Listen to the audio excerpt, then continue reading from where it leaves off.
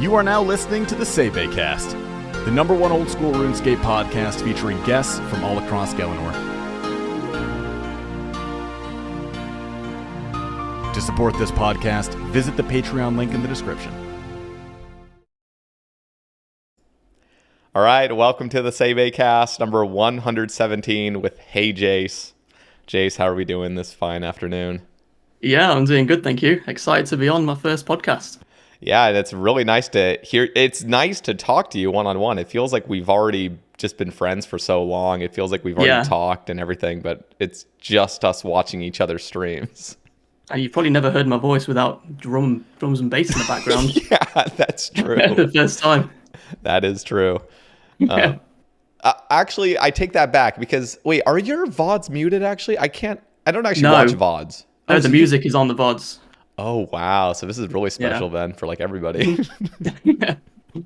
Maybe people in the audience will just have to turn on some drum and bass, turn on your playlist or something. While Make it feel familiar. Yeah. Yeah, I'm very excited. So I guess there's got to be maybe like one person out there that maybe hasn't heard of you. So if you'll just like briefly introduce who you are and yeah. Okay. Well, I'm Hey Jase. I'm ranked 2 overall in old school RuneScape and been playing the game for about 16, 17 years now, so over half my life. Started playing old school day one, minute one, as soon as it came out. And started streaming about 7 years ago, in a few days actually. 5 days and it'll be 7 years. Wow, that's crazy. 7 years. Yeah, anniversary coming up in a few days. Excited for that. Does it feel like it's been 7 years? No, definitely not. It's flew by. Yeah. Absolutely flew by. So let me ask you, because there was a part in you playing this game, in playing old school, where you weren't streaming. What made you want to decide to do that? Was there like an inspiration behind it? Well, I was always a viewer of Twitch, since the early days of old school. And honestly, I didn't really have any plans on streaming. I was a high rank, so I was kind of known in the community already, though. And yeah, one day I was in Boaty's stream, and he just asked me, he said, Jase, do you have any plans on streaming one day? And I said, no, not really. And after that point, people kept telling me, they were like, Jase, I'd love to watch you stream, I'd love to see what you do in game.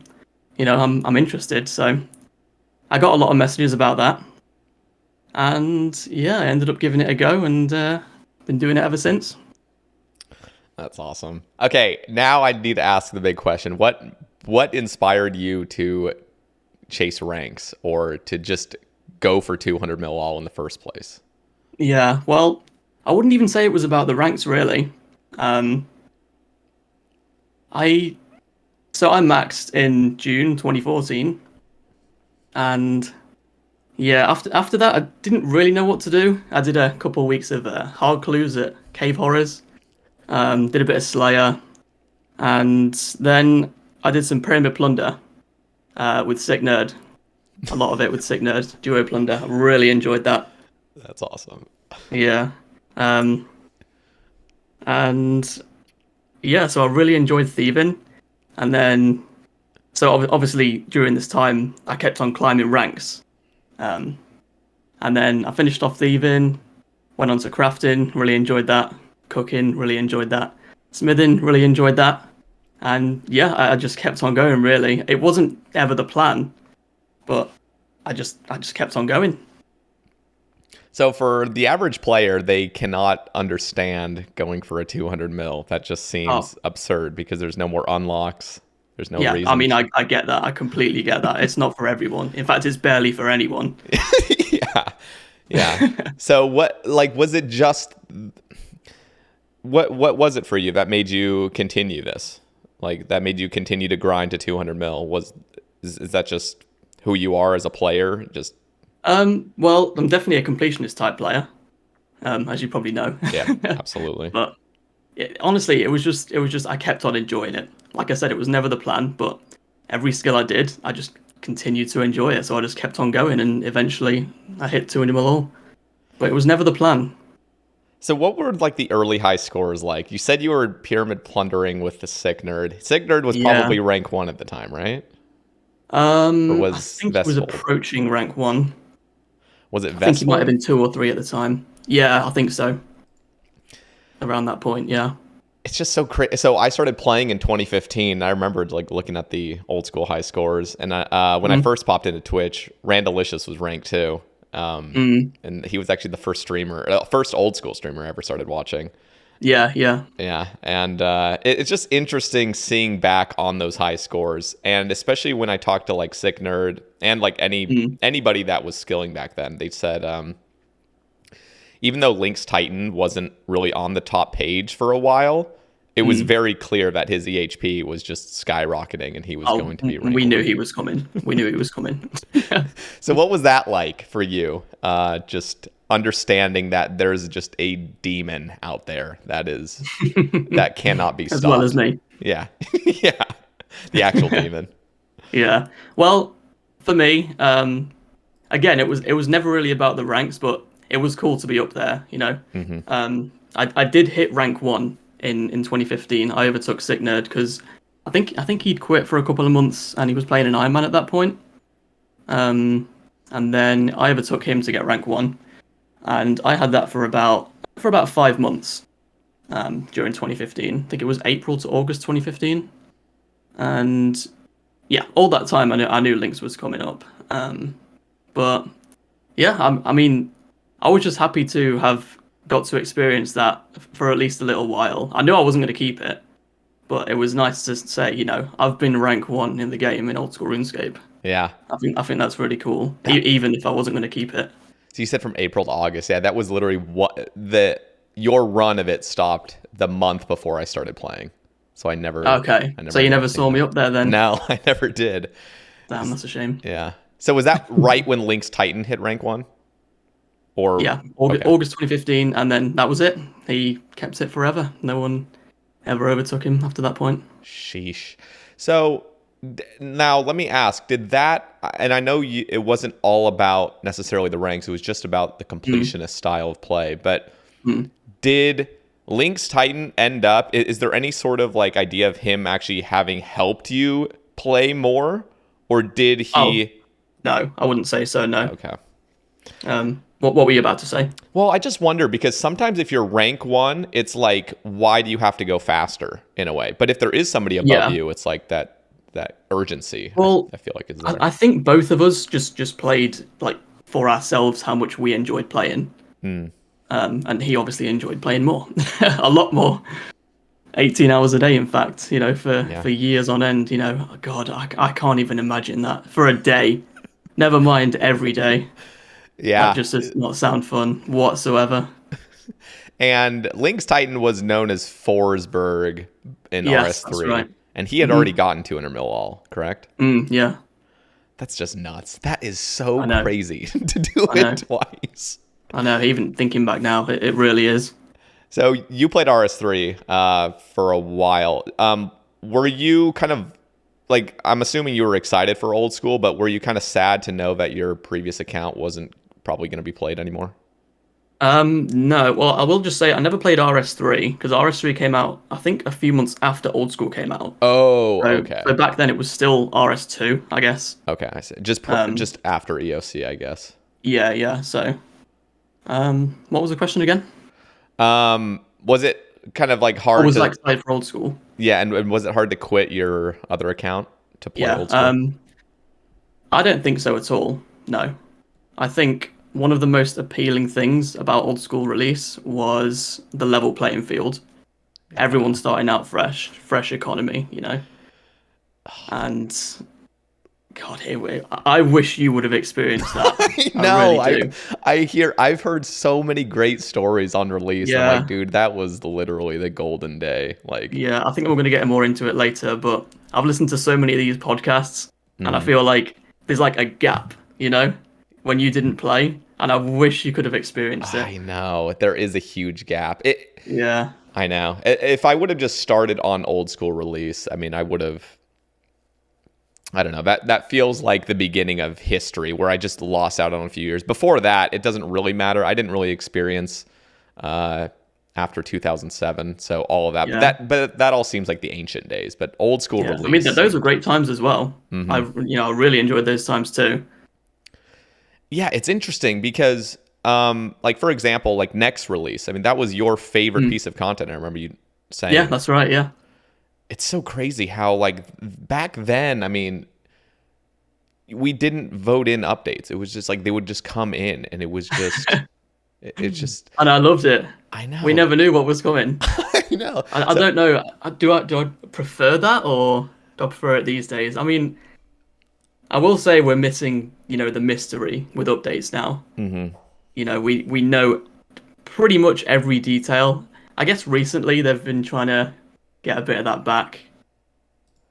Yeah, they've gotten a little bit of it back. I mean, at least with like I think of the updates that actually were spoiled technically, but they're not spoiled enough because you don't actually know how the content's going to be. TOB was a phenomenal example because like we understood exactly what we were getting, but not being able to complete it for a couple days was just insane, and you have no idea what to expect on day one. Yeah, and we don't really get that anymore.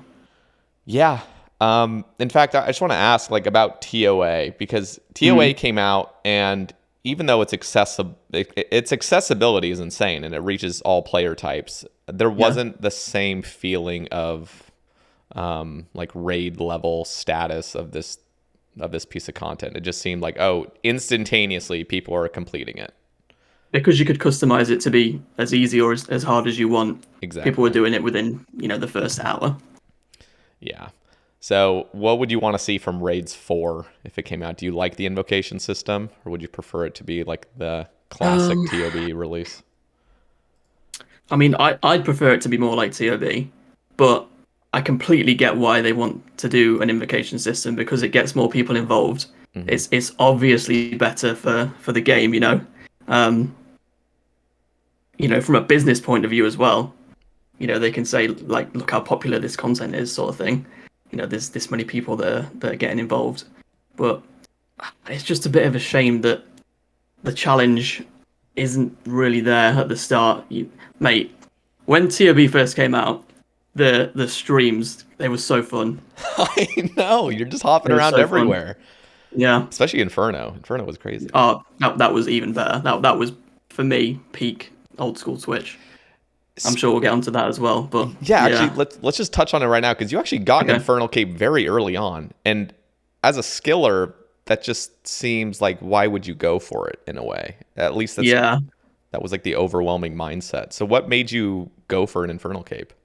Well, it wasn't actually that early on. It was the year after.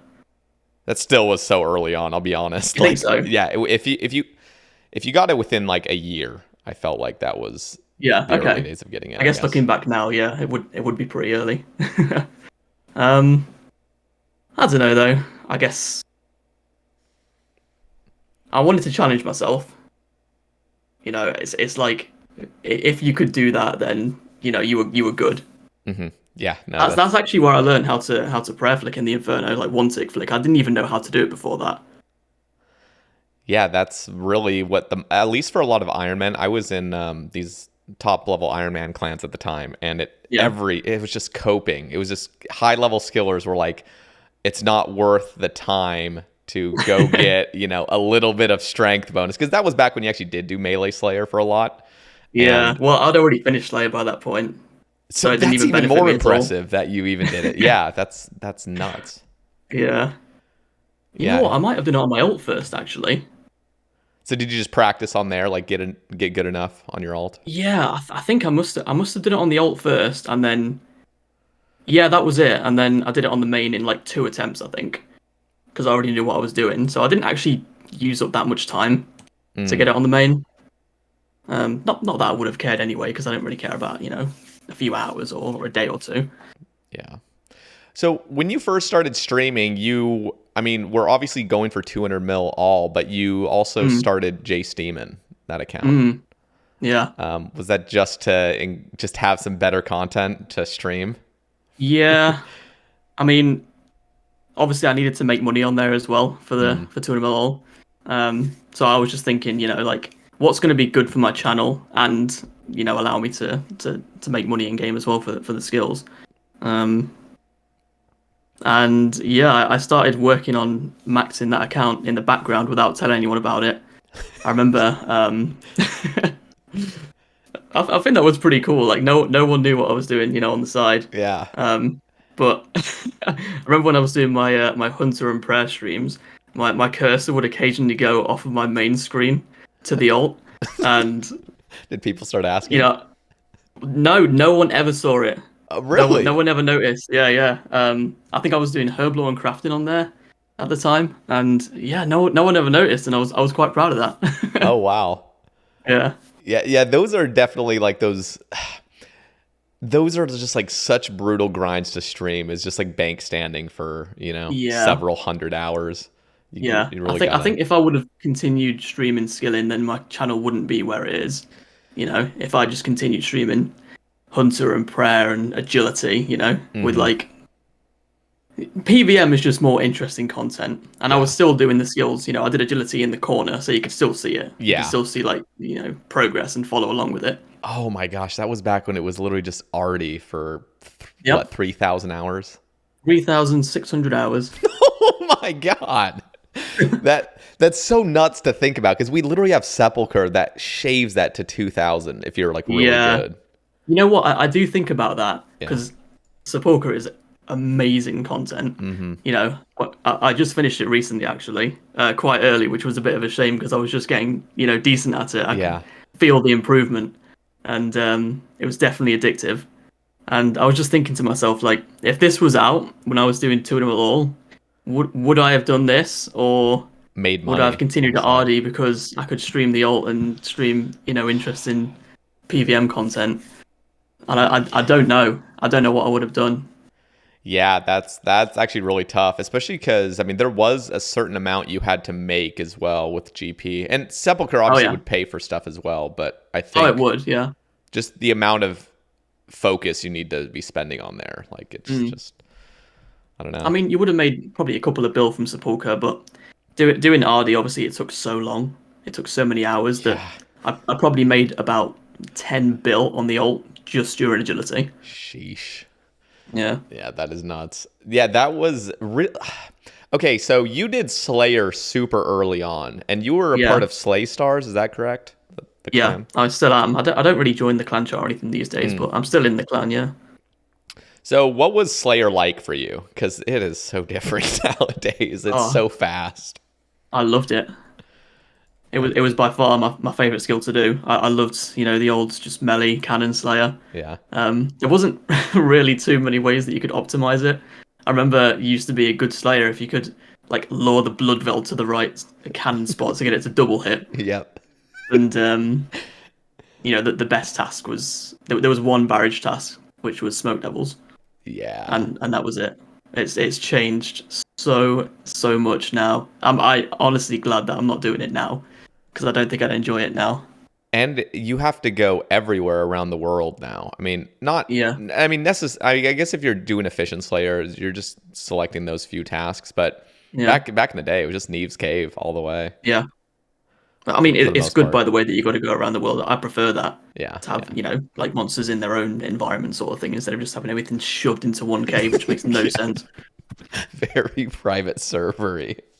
Yeah, I still miss it though, because it's so nostalgic. Like you think about me too. Neve's Cave. Yeah, I loved it. It made no sense, but I loved it. Yeah, that was good times. And you just know that like everybody's there, like everybody's in there. Mm-hmm. So it was just kind of cool. It was like this little dungeon where everyone goes. What were your thoughts on the Catacombs release, where it drastically sped up Slayer because of all the barraging you could do? Yeah, it did. I don't like the Catacombs at all. I think we're going to bring that up a bit later as well, but might as well talk about it now. Yeah. So like I just said, it doesn't really make much sense just to shove everything into one cave. I'd much prefer if it was, just in their own areas. It just makes much more sense. I do remember though, when the Catacombs first came out, we didn't really think it would be efficient to slay there, but that was before, I guess, barraging task wasn't really known back then. Mm-hmm. But obviously now it's a huge part of the meta. Yeah. Yeah, that was, I mean, because when they said, oh, yeah, you're not going to have a cannon in the catacombs, everyone's just like, oh, Yeah. that's not going to be great then. Exactly. Yeah, I think the idea behind it really was like just a more chill, kind of like for the noobs to go into the catacombs, and just slay Yeah. without a cannon. But Mm. that's so interesting how just completely different. Yeah, Totally sped it's things up. very, very different. Like when I was doing Slayer, it was all about just melee and cannon, and it was really, really chill. Yeah.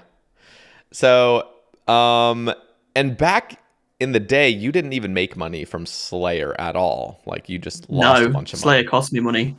I think it cost me about 1.8 bill. Sheesh. Okay. Also, I want to talk about the release of Zeah back in early 2016. Were you hyped for that when they announced it? When they first announced it? Yeah, I was. But then it came out and it was fucking terrible. Acres and It was acres of just, just tithe farm. yeah, just a big square divided up into four. Nothing to do there. No content. Didn't look like the rest of the game. Didn't fit in. And it was So hyped bad. up so much for months and months, even years maybe. Yeah, that was bad. That was a real. I remember day one logging into Zeah and I was like, this place is endless. Like I'm just walking through Yep. fields It of was just just space full of yeah. nothingness. Yeah, it was bad. It was bad. And that was back when favor, you would lose. You could only have Oh 100% god. in one house at a time. Yeah. It I was don't just know the why there's even a, slowest. a favor system. They should just remove it.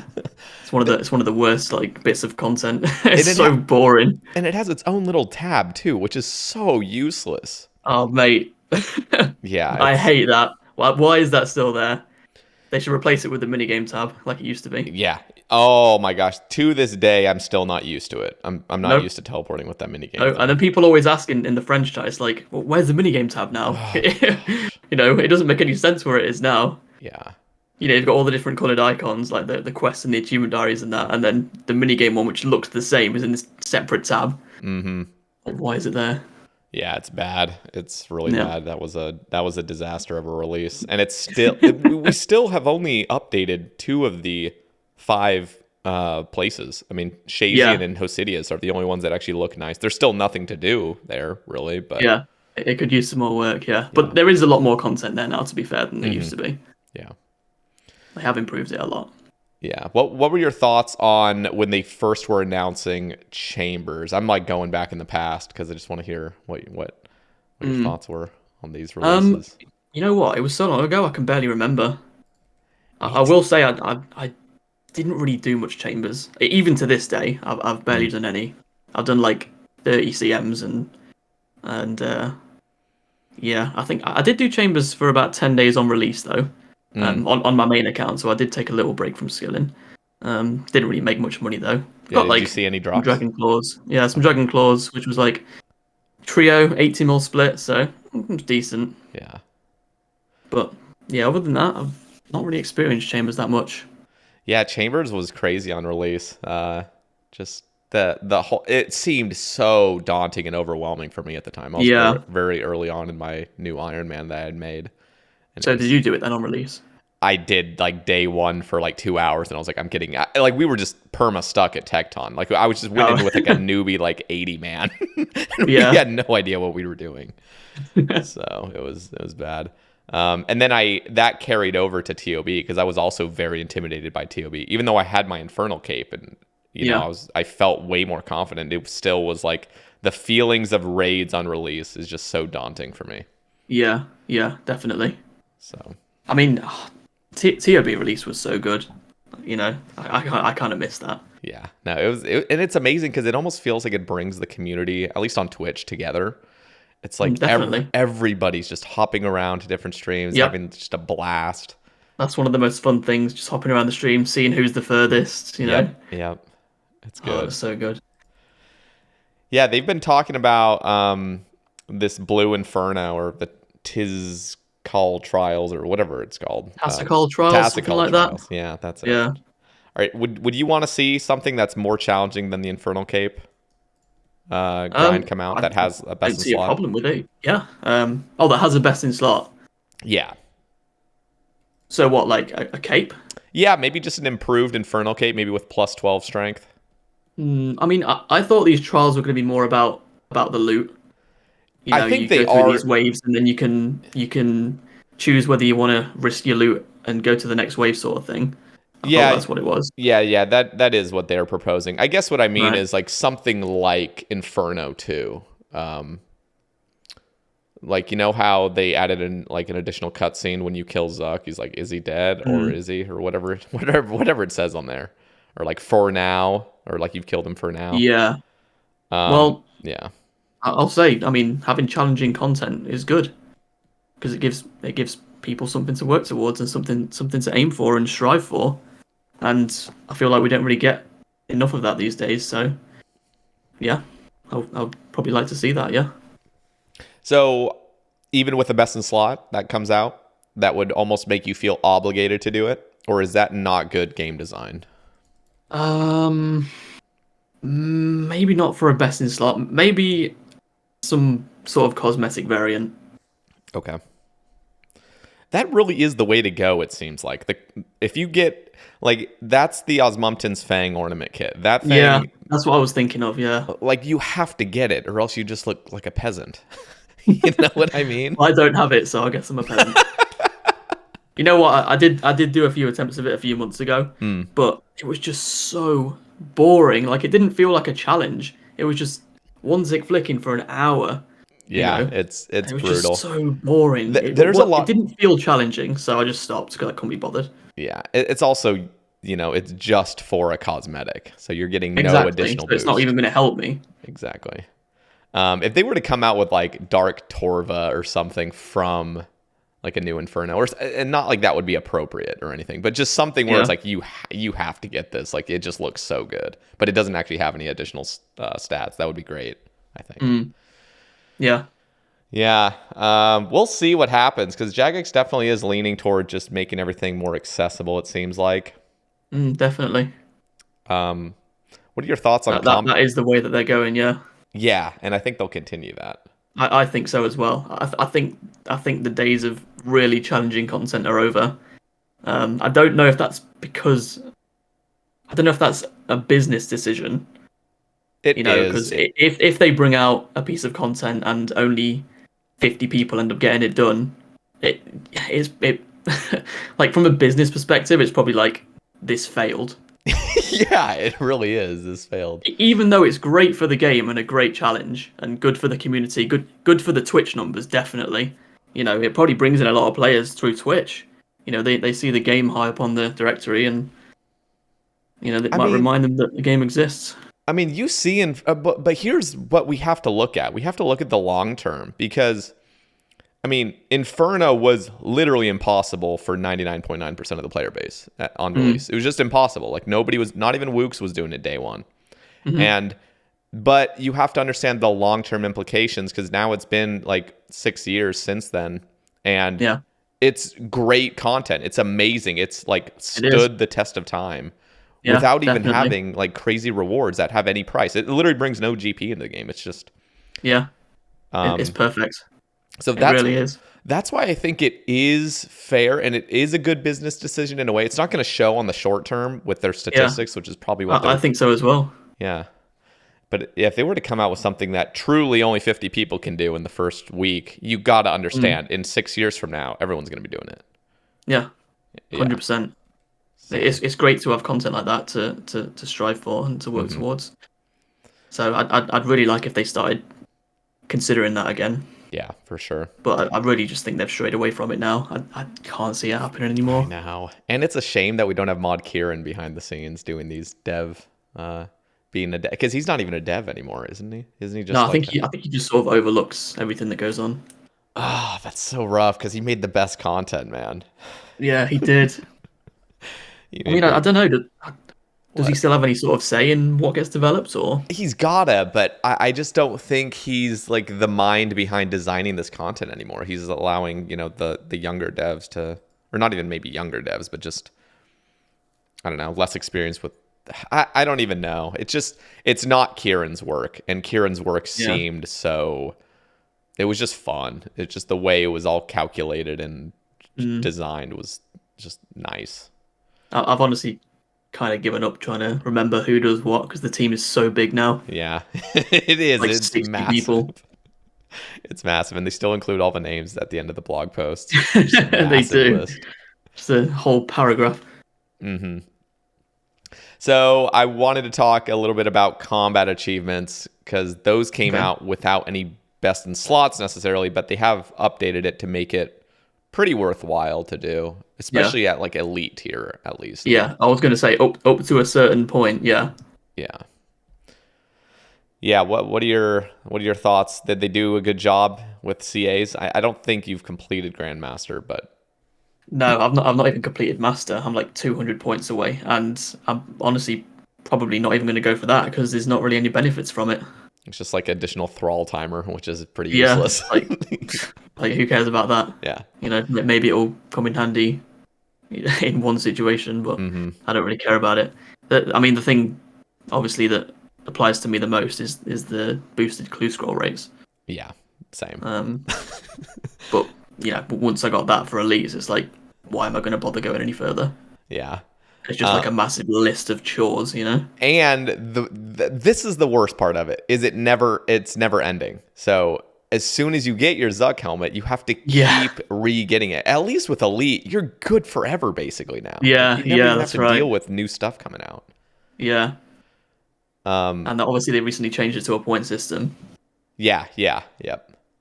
so you should be safe on that. What are your thoughts on that, on the point system? Do you prefer it?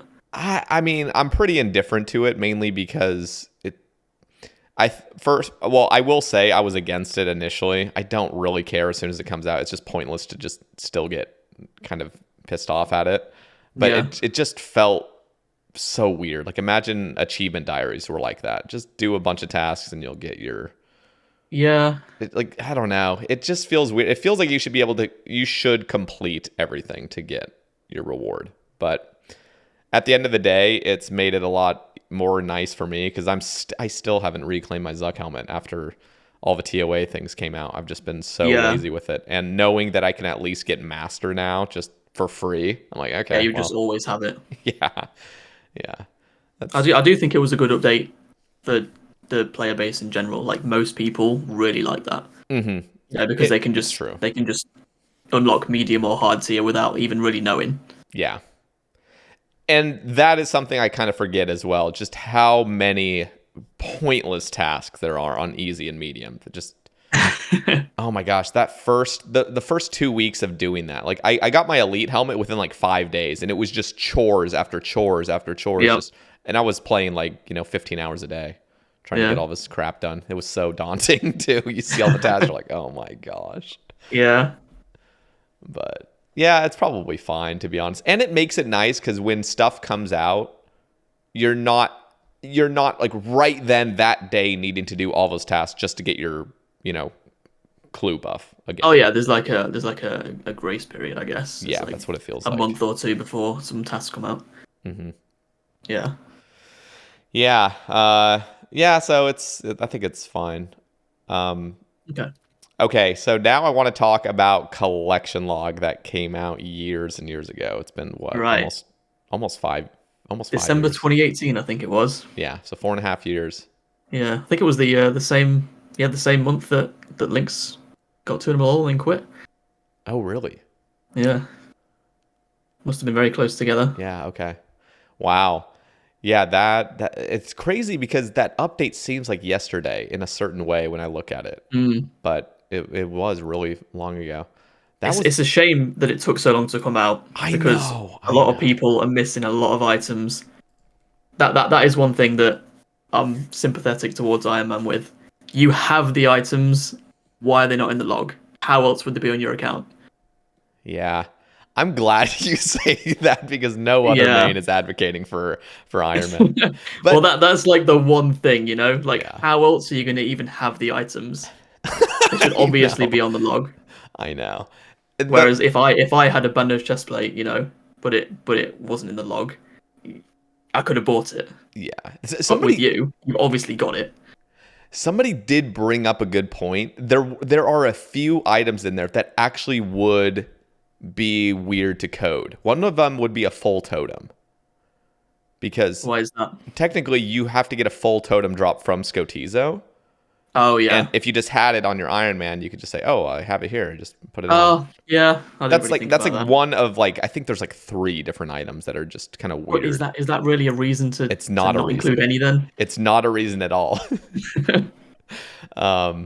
Yeah, that's a little bit annoying, especially having killed like 40,000 revs, completing Yeah. completing the quote unquote Oh log that wasn't god. there, and then it coming out the Well, next day. at least it's much quicker to get them back now if you're on task That's anyway. true. That's true. And I just think, I mean, it's been so many years now. Who knows? Jagex at this point could just say, okay, now we'll let Iron Man do it because, like, why not? But at the same time, it's already been so long that so many Iron Men have already reclaimed all their stuff. Yeah, anyway. yeah. So regardless of what happens, it's like, okay, this is way in the past. It was a bigger deal, and it'll continue to be less of a big deal as time goes on. Yeah, as time goes on. Yeah. Yeah, there have been like some strange arguments against it, which I understand it, but at the same time, nobody's ever going to complete the collection log currently. So the idea of like it being unfair for Iron Men to have items unlocked, it's like what are we unfair? How like they're no closer to completing it. That doesn't affect anyone else, so yeah, and they're no closer to completing it either because it's literally incompletable. So, exactly. Yeah. I don't see a problem with it personally. Yeah. You know, if someone else has items on their log that they obtained, you know, why is that going to affect me? Mm-hmm. You know, it has no effect whatsoever. Especially when it's an Iron Man that is already at a severe disadvantage anyway. Yeah. Collection log really changed the game though. Now, it seems like there's a different play style. At the beginning of old school, everything was about skilling. It seemed like. And then I think that's inevitable as time goes on. It's going to become more completionist. Mm-hmm. You know, when a game is out for this long, it's always going to go down that road. Yeah. And I'm all for it. I love it. Yeah, it's kind of cool just logging in and knowing like there will always be something that you need to complete that isn't complete endless content. Yeah, somebody was asking, and you've probably gotten this question a million times in your chat, is Go on. Will you ever complete the collection log, or is the collection log completable? What do you have to say to that when people ask? No.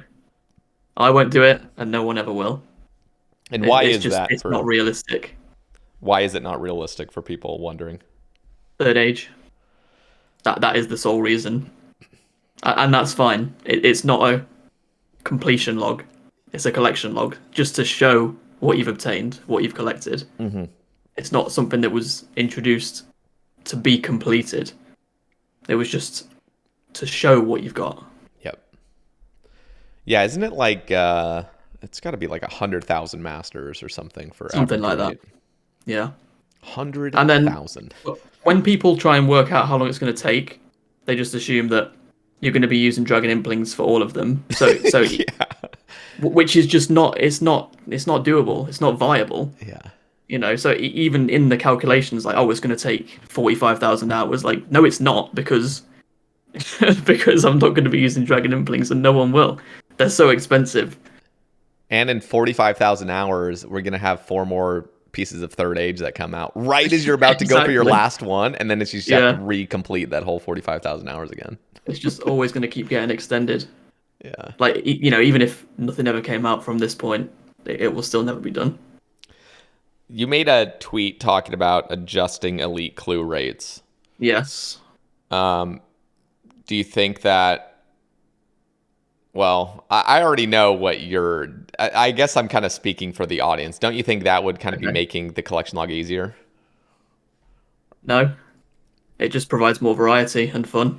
That's what I think. Amen. Because Amen to Shades of Morton, it would still remain the best, or maybe equally best. And yeah, it's just so far ahead of any other method right now. And I've been doing it for 18 months now.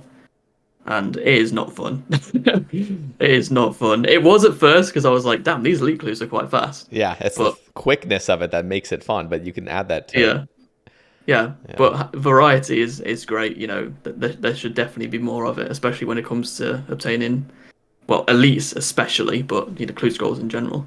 Yeah. I know. It really comes down to just fun. Whenever I try to speak about clue rates being messed up, especially because like Iron Man and main is different. I mean, for mains, it really feels like elites are the only ones that truly need to be adjusted, because the other tiers you really can just buy the Just implings implings. for. Yeah. Yeah, But with Iron Man, it's like there are 4 dominating metas for all 4 tiers. And it's just, Yeah. there's nothing else that comes.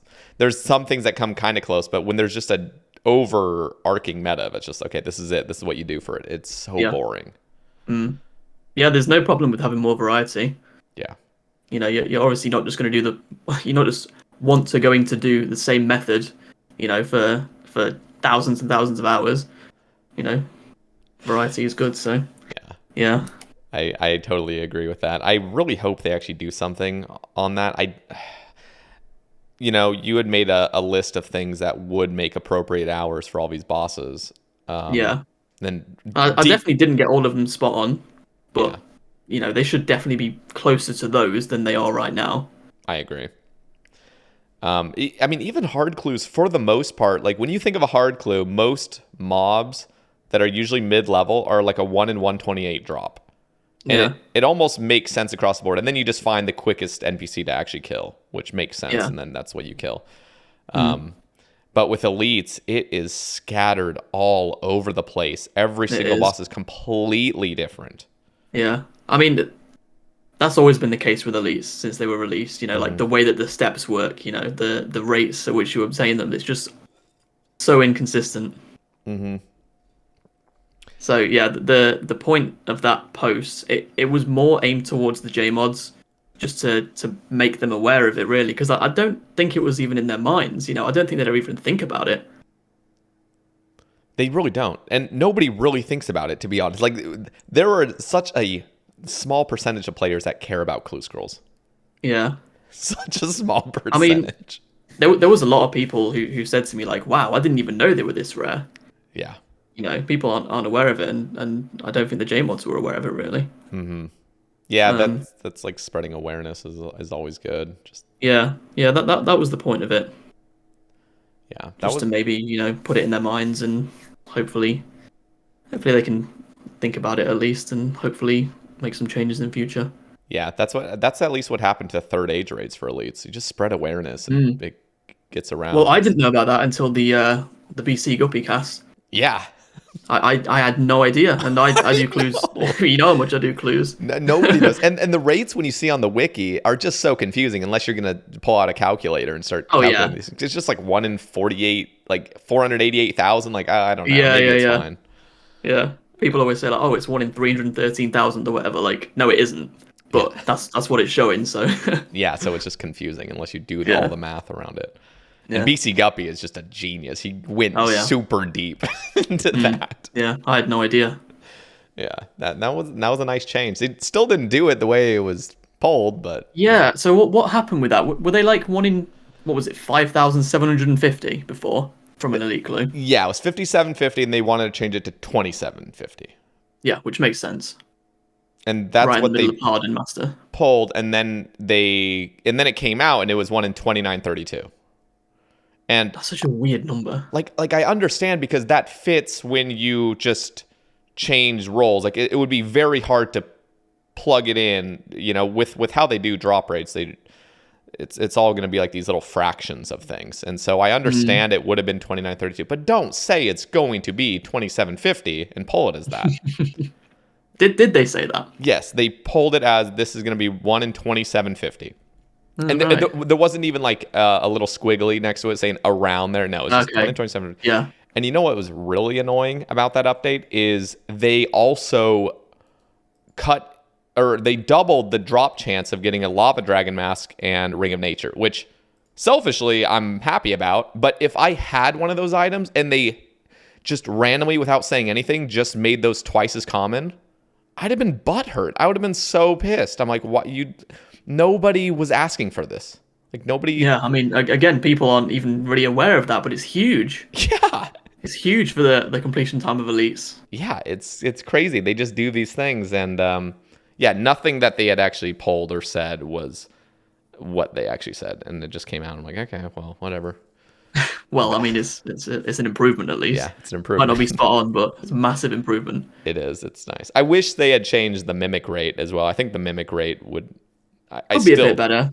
Yeah, I think 1 in 25 would be really Yeah, nice. 25 or 30, something like that. Mm-hmm. I think that would be appropriate. Yeah, because masters really are just so dominating, especially if you're really going to go for full completion, because you're offered every piece of third age with masters. Yeah, and masters are generally easier to obtain than elites in a lot of cases. Yep. Yeah, we'll see. What are your thoughts on Grandmaster clues? Do you think those will come out? I mean, it's not really something that I want. I think clues are in a great spot, apart from the elite race. Yeah. But I think in terms of tiers, I think it's perfect as it is. I don't really see a need for a higher tier. Okay. And stackable? No. Why? Because it completely goes against what clue scrolls are. I agree. Yeah. But you've been more. You wouldn't mind it recently.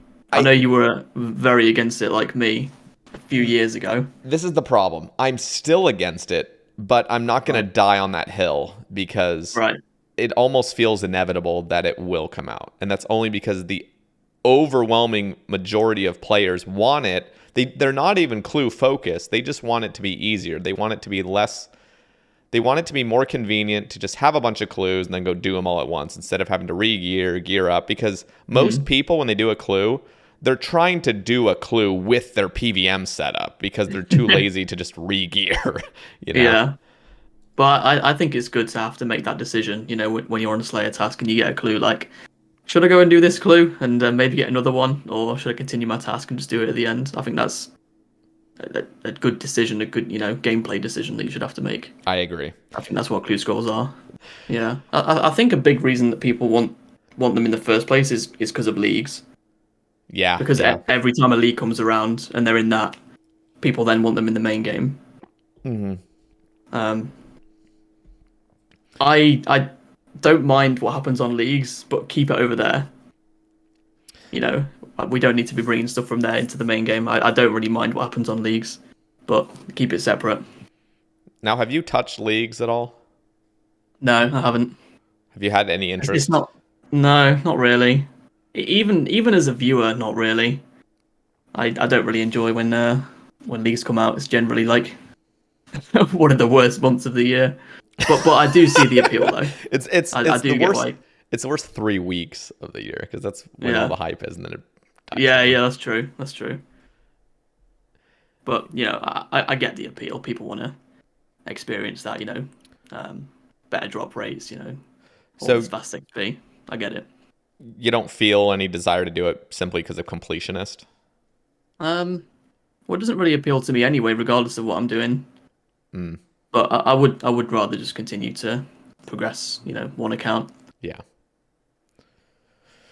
Yeah, one of these days, I'm like, if they come out with a league that truly sounds just like really fun and short, that's the biggest thing. It's like, I almost just want it to be shorter. Especially like a week or two. I think like 2 or 3 weeks would be super fun. 6 weeks, almost nobody plays till the end of it. Well, I can't say almost nobody, but like way more than half quit by the end of like week 3, week 4. And then when they do these extensions as well, it's like, oh my gosh, like this is dragging like it's on already too much. dead. Why are you extending it even more? Yeah. Well, they extend it by the end of week 1 because they just think it's hype. It's like, dude, just calm down. Like, just wait a little bit. Yeah. Yeah, we'll see. I mean, I do want some of those rewards. Just there's some cool ones. And I do want to get all the Slayer helms too. But I'm with you. I just can't. It's really tough for me to play a temporary game mode. Yeah. Yeah. I mean, it's probably fun to experience it for a bit, but you know something else about leagues actually, it burns people out because they've had that taste of of the better drop rates and the fast XP. It's like when they come back to the main game, it just feels so slow. Yeah. So I think that's one one big negative of leagues. That's really true. People come back and then they'll start being more okay with super easy escape updates coming out of the game because Yeah, they're like, it's anything to speed this up. yeah. Yeah.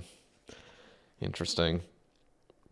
You were around the time when there was a lot of changes with rune crafting. ZMI, people could trade there and you could do ZMI runners. Mm.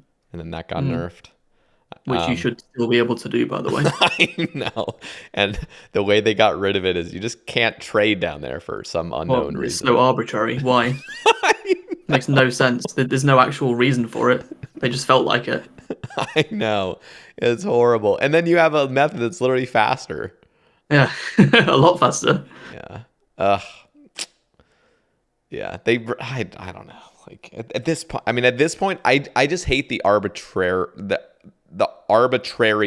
That's not even a word, but you know what I mean. Just these updates that come out, and it just feels weird. It feels like Band-Aid fixes, and then they never get recovered from. Like they're just in the game forever at that point, and everything. It's strange, and it just feels weird. So a new player. Like, it makes sense if you play this game every day for years on end. You can kind of, in your memory, just be like, oh, yeah, you can't do this here, can't do this here. But if you're a new player, like, there is so much wacky stuff going on, especially Wilderness. You know what? I was just about to say, the worst thing for that is the wildy. Like, I don't even understand, and I play this every day. I don't know how things work in the wildy. Like, the PJ timer now, I don't even know what it is anymore. Because it's been changed, like, 5-6 times. It's a mess. It's a mess. Yeah, I'm not even sure how it works now. No, it's true, and you play this game for so long that you almost feel like you know what it's like to be in the wilderness. And I remember just like a month ago, I was doing green dragons just for fun out on stream, and without me even killing the green dragon, I got TB'd. Like I was in mid combat with a green dragon, I got TB'd. I'm like, oh yeah, because Well, I feel like some NPCs, work with that. Like you're in combat and you can't get attacked, and then others you can. I don't know. It's inconsistent. I feel like. Yeah, I'm trying to think. Maybe it was just like as soon as I had killed it or something, I got TB'd. But it really felt like I was still in mid combat and I just got TB'd. Yeah. But the worst part is you can't like attack anything else. Like no monster is gonna aggro you because you're in like this. Yeah. I still don't know how it all works, to be honest. Yeah. Well, do you know what the worst thing is? Like what? I mean, there's so many weapons that work different in the wildy, but one thing that I hate is not being able to eat an anglerfish while you're in combat until this amount of time has passed. Yeah, that's so annoying. In stupid. Different situations, you just got to stand there and wait, and then you can eat your anglerfish. It is so stupid. Yeah, it's almost like you have to have not been in combat for 10 seconds. Like as soon as you can log out is when you can eat the anglerfish and actually heal up. Yeah, that was an odd change. Yeah, and then they had this random update where you couldn't like immediately teleport in the Rev Cave for some. Yeah, there's like that's there now, isn't it? I think it's like 2 or 3 seconds. Yeah, I still don't even know what that is. Like if I go out there, I have to read up on all this stuff before I go out there if I'm really trying to be safe because I honestly don't understand it all. Wasn't that was for bots, wasn't it? I think so. Yeah. But then actual players are out there and they just don't understand why it's like that. Yeah. And they've played, they're trying to, I don't know. You can't just come out with like updates like this all the time and just changing things around. I feel like it's so inappropriate to do that. It's hard to keep track of. Yeah. Like I said, I play pretty much every day and I don't know how a lot of it works. Yeah. It's getting weird and it's probably not going to get any better either. Yeah, there's quite a few inconsistencies, like just throughout the game in general. Mm-hmm. And you heard of the scaly blue dragonhide that came out? Yeah, we're talking about that in my stream the other day, weren't we? Yeah, it's just funny. It's such a private server item. Like, what is this? Yeah. What is this thing? What was it? Like, you use a knife on it and you get 50 noted blue dragon scales. Yeah, but you can only do it at a bank.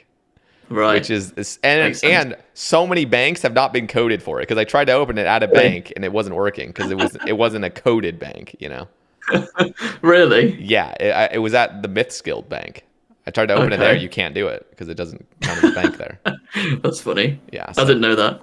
I mean, that's what they have to do. They have to literally like go in and like every single bank just be like, okay, is this a bank? Yeah. Is this a bank? Yeah. What an odd, unnecessary item. I know. It's like, why don't you Yeah. just give it noted? Like, why is there even a scaly blue hide? Just literally give 50 noted blue dragon scales. Like, if Yeah. you really Or- wanted or to come just out of not a at game all. like that.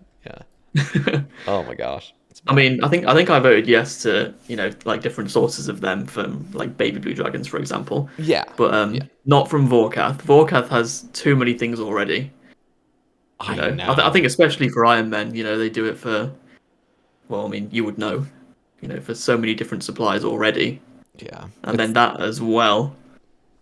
It's a good thing I haven't even completed Vorkath. Not even close. I don't have Pet, Jar, or Skeletal Visage yet. So now I'm like, okay, well, Oh, yeah. I guess I'm Okay. getting spoiled now because I'm getting all these blue Dragonhide scales for What's your free. KC there? Like 2,200, I think. Okay, so you've done quite a few then. Yeah. So that'll be nice. At least I'll get all those free because it's like 5 every kill on average. You get. Yeah. I just want to ask, do you miss having to actually go out of your way to collect things as an Iron Man? Or do you like it where everything is just sort of provided on drop tables now? Yeah, it's almost like passive. Everything's Yeah, passive. passive. It feels like. That's the word, yeah. I'll be honest. Like, it's cool when something's really valuable and there's like, and the way to get it is going out of your way to get it. It's interesting. It makes things interesting. For example, they added like blue Dragonhide scales in the Myths Guild, and this was back when Wrath Rune crafting was really useful because the Harm Staff existed.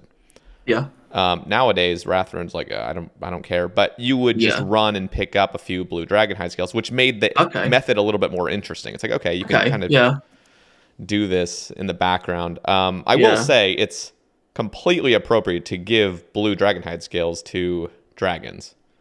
But the way they did it was just odd. Like, why don't you just give a random drop of just the noted version of it, like just here and there? Yeah, it's just weird. Yeah, that whole weird thing, that item just is a literal private server item. Yeah, people kept asking me what it even was. I know. It's so weird.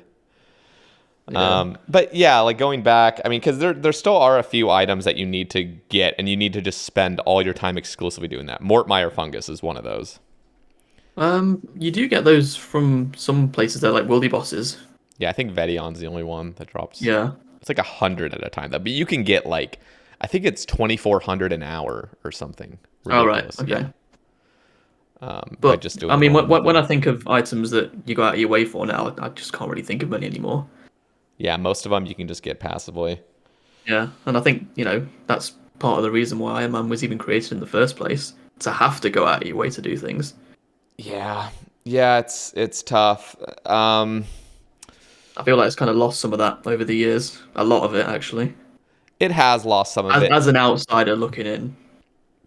It's lost some of it, and it also, like, some of it's really appropriate. Like, the sand grinder that came out was nice. Giant seaweed was nice, because before that, it was just, like, Shopscape. Okay. It was like Shopscape, which I hate. I don't like it. Yeah. I get that. Yeah.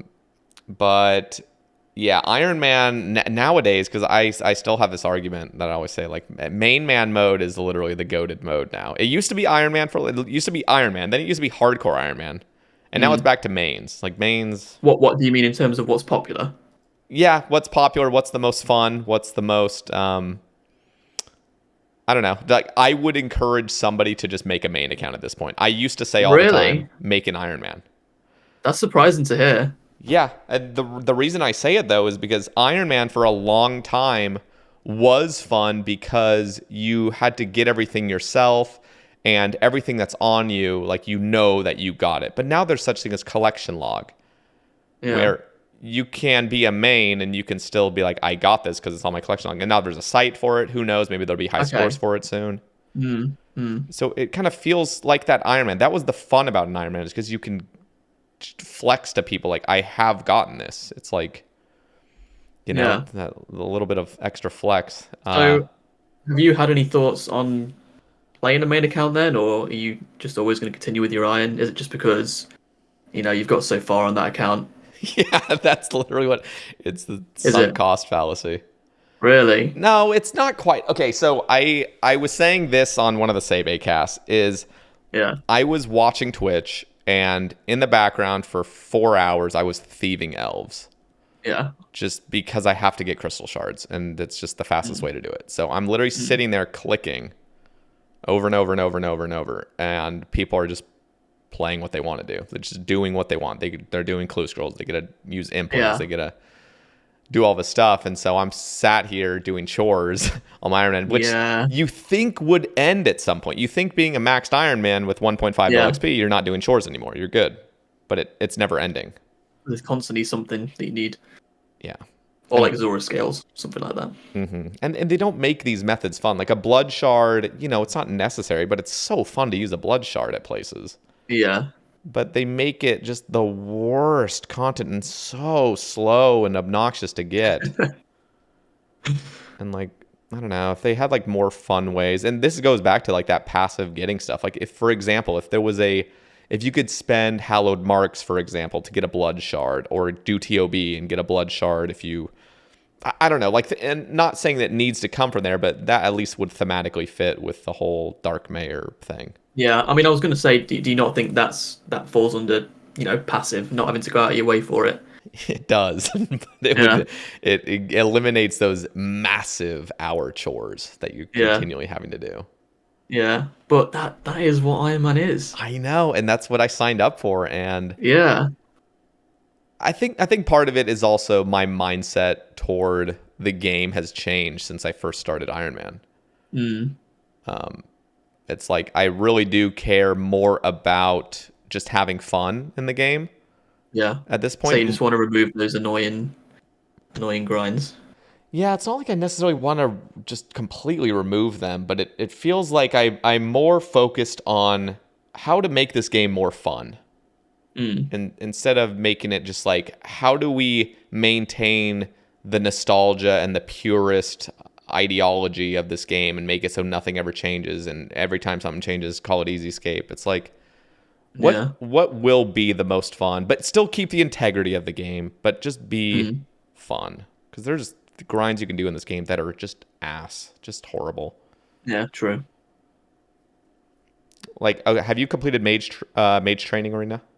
Yes, I have. Yeah. Oh my god, how did you do that? That's horrible. Well, I did it on stream, so I had people to talk to at least. Okay. But yeah, it was probably one of the worst things I've done. Like that is, this is the problem. I always think of this example: mage training arena. We cannot have it changed because it'll devalue other people's grinds. But it literally, it's not even subjective at this point. It's subjectively bad content. It's horrible. Do you know what the worst part is? What? It's just the color of it. It's so depressing. That's the as well as the catacombs content being shit. It's just so depressing. Yeah, it's not good. No, didn't really enjoy that, but especially Graveyard Room. Fuck that room. And it doesn't feel like it'll ever change either, because there's too many players with the idea that this cannot be touched because it's very old school, which I kind of can understand. Well, not only that, but they're always focused on the next thing. That's true. I feel like they're not going to go back to old content and retouch it up. I don't know. I don't think that they would think it's worth to go back to Mage Training Arena and change it. Like, how many people are going to appreciate that compared to working on something new? Even though it would be nice. Yeah. So let me ask you: are you more of would you prefer updates continually get pumped out, or would you want them to relook at old content and give it change, like beneficial change? Definitely the latter. Okay. 100%. It's like that Mod Mark quote from a few years ago. I think it was in 2015. He said you need to make sure what you have is working before you think about releasing something new. And Damn. I feel like these days they are just focused on the next thing. They do fix some things, to be fair, but I feel like a lot more care could be put into that. And I feel like there's so many J mods now. Like, surely they have the resources for that. Yeah. I don't know how they distribute their work, but I'm not going to talk on that because I just don't know. But I would like to see older content, not necessarily fixed, but just more care towards it. Yeah. And at least have it in mind. So they are releasing Forestry very soon. Yeah. And I think in at least Jagex's mind is thinking this is going to revamp what old school woodcutting is. And what are your thoughts though on it? I'd forgotten about it. I'll be honest. I just thought about it when you brought up like revamping old content, and that came to my mind. I'd honestly just completely forgotten about it. It's not something that I'm exactly hyped for. Could it be good? Maybe, but it's not going to be revolutionary. Yeah. As long as they don't change the graphics and make every tree look like Toontown, then I'm okay with that. No. I mean, I think you made a video on this. It was difficult to even understand what it was. I felt like it was very complicated. It's a mess. It's very convoluted. What even is it? It's more community focused woodcutting where you can go to spots and the more players you have will benefit you. So there's incentive to do it with players. Now that goes perfectly hand in hand with what bots already do, which is crowd into little yew trees but now they're going to get benefit for it. But for the bots then. Yeah. But then there's also benefit with like lighting a fire there and getting a little boost from it, which again just makes like it more bonfires used to be. Mm-hmm. And then there's a bunch of currencies and there's like upgrades for things. It really has to come out of the game before I can talk on it because it is so complicated. Yeah, I feel like it's difficult to understand, so we can't really have any sort of opinion on it yet. Yeah, and you know what the worst part is? You probably remember this from the video too, is they're not even sharing like in-game pictures of it. They're all Blender models of stuff. Oh, I hate that. It's like, what is going this isn't even helping to like illustrate what you guys are trying to put out because everything's Blender and it just feels like a completely different game. Yeah, it's how they market things. I know. But I would much rather them actually show what the game looks like, you know? and you can even turn on like 117 or something for it because I will say usually when they're showing off what the actual game looks like, they're still using like no render distance, so everything's black. And like, okay, that looks pretty depressing to be honest, but I don't know. They could do better with that instead of just putting Blender pictures everywhere. Yeah. Not really an update that I'm looking forward to be fair, but I don't know, it could be all right. I guess we'll just have to wait and see when it comes out. Mm-hmm. I still have a lot of wood cutting to do, and I don't know. Maybe it could be fun to just chill out and chop some trees with the boys here and there. Maybe on like Sae Bae casts and stuff. That'd be kind of fun. Mm. Actually, so what are you up to right now? I have no idea. I'm mining amethyst. What about you? Okay, nothing. I'm fully focused. Wow. I'm not even logged in. Wow. I know. Dedicated. I'm honored actually. Yeah. Not many things can make me log out. Yeah. Okay. There's actually a question on Twitter. Let me actually. That sounded bad. Yeah. Let me. I do log out a lot. You clearly I guess when I'm just watching right football, or and then for this, and that's about it. Mm-hmm. Okay. This is it. Duck Chris asks, when living a lifestyle that mandates a lot of online time, what are the best tips for keeping your mental health positive? Well, it's all about the balance, in my opinion. You need other things to do as well, rather than just sit in your room all the time on RuneScape.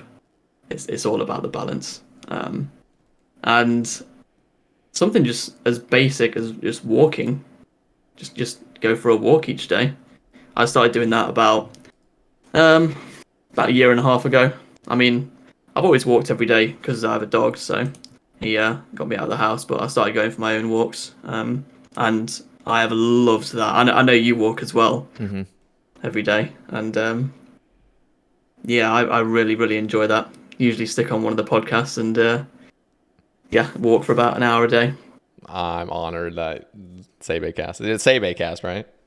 Yeah. I appreciate it. Yeah, you provided a lot of walking content for me, so thank you for that, and all the guests. Awesome. Yeah, the guests are who you have to thank. But yeah, something as basic as that, and then there's other basic things as well, like drinking water. Having a good sleeping pattern. So I have a very consistent pattern. It's not in the right time zone, but it's consistent. Mm-hmm. It's more like an Eastern, East Coast time zone. But yeah, it's very consistent at least. And I would say the other thing is surround yourself with good people. You know, if you're in an environment with uplifting, positive people, as opposed to, you know, toxic sort of environment, then, you know, that could definitely bring you down, especially if it's what you're spending most of your time doing. Yeah. So, did you ever have any struggles with that? Starting off streaming, having negative influences Um, in viewers? not really. I mean, at first I didn't really know how to deal with certain people. Obviously, I'd never had a community before. I'd never had a stream before. So I would say that I did keep around people that I shouldn't have kept around for quite a while. But as time goes on, you realize who you want around you, who you don't want around you. So you just learn how to deal with that. Yeah, But there was never anything too bad for me personally. that's good.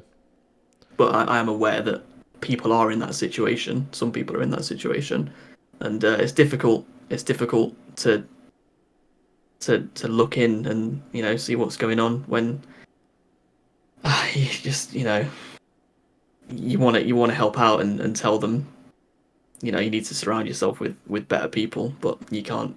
It needs to come from yourself. Yeah, You need to want to get out of that environment. 100%. Yeah. So, are you a water drinker, or do you have any other beverages you enjoy?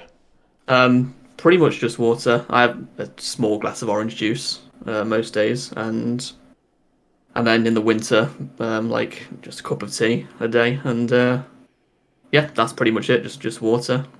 Wow. It wasn't always that way though. What did I you? used What to did it hate used to be? drinking water. I feel I'd like say about everybody went through a phase where they hated water. I yeah, feel like as an yeah, yeah. 5 or 6 years ago, it was just Pepsi Max, like 4 or 5 cans of Pepsi Max a day. And then whenever I drank water, I was just like, this is so tasteless and boring. Yeah. Like, why would I drink this? But eventually, I got off the Pepsi Max and changed it to just water, which I'm very glad that I did. Yeah. Well, the Pepsi Max has max in the title. So you're trying to max your RuneScape account. That's true. Kept you focused. Maybe I wouldn't be doing them all without it then. Yeah, who knows? I will say, I mean, your consistency is insane when it comes to just playing, when it comes to streaming, and it sounds like your sleep schedule and everything is just remains very routine. Yeah. I mean, it's not like, you know, when Lynx was still playing, he would log out at midnight on the dot every single night. He would log in at 6 a.m. every single morning on the dot. I'm not like that, you know. I go to bed around the same sort of time, but nothing like that. Yeah. What was it like after completing 200 mil all and realizing like you can just breathe, like you can just kind of do what you want in the game now? Well, I didn't really feel so much like that. It was more just the freedom to do what content I want now, because I really enjoyed skilling so much, and I mean, I was glad that it came to an end, but that's because I had so much content planned. You know, there was so much freedom all of a sudden. All this content was open to me, especially with the log coming out a few months before. Oh yeah. You know, yeah. So there was about an 8 month gap between the log and when I finished two in them all. So yeah, there's not really many things on the log that I'm missing that I did obtain previously, because most of the time before the log I was just skilling. Mm-hmm. So yeah, that's there's a couple of things, but like Pharaoh's Scepter, for example, I got quite a few of those. How do you Even. how do you still not have that? You've done a Well, ton of I'm gonna masters. get it. Like I got my Rocky pet through the Master Clue step, Yeah. so it will just happen at some point, Oh, like Rocky did a few months ago. I missed the Rocky Pet clip. Oh There's yeah, a clip of it probably, huh? yeah. I'll have to go back and look I at mean, that. a lot of people get really surprised, like, oh, you got it on the Master Clue step. That's so cool. But that was always the plan. You know, it wasn't like a surprise or anything. Yeah. That was always how I was going to end up getting it. I'm like low key hoping that those agility pyramid steps and wilderness courses, I'll eventually get the giant squirrel. Yeah. Well, I've not even had I've not even had a dupe squirrel on the agility pyramid step with 200 mil. Wow. Yeah, and I think I've done it about 1,200 times probably. Yeah, you've done 30,000. Wait, did you do all your agility pyramid steps, or did you occasionally drop? No, of course I did them all. Okay. I'm not going to drop a hard clue. Fuck that. There's people that do that. They see it and I know. yeah. I mean, It is a pretty shit step, it's Not so only is it dumb. long, but there's just so much clicking and camera turning and shit. And then sometimes you might forget your stash unit and you got to go back down. Yeah, and you get pushed Bit by of the an annoying block step. when you're trying to just Yeah. yeah. Oh, it's bad. Yeah. Dude, Yeah. I'm not gonna lie. So they changed Brimhaven agility where you can't fail even crossing the like rickety planks. Right. At 99, you just never fail. I wish they would do that with agility pyramid, where like if you're about to get pushed by a block, you actually just dodge it at 99. You just keep going. I would like that personally. Doesn't that just remove the mechanic though? For 99, yeah.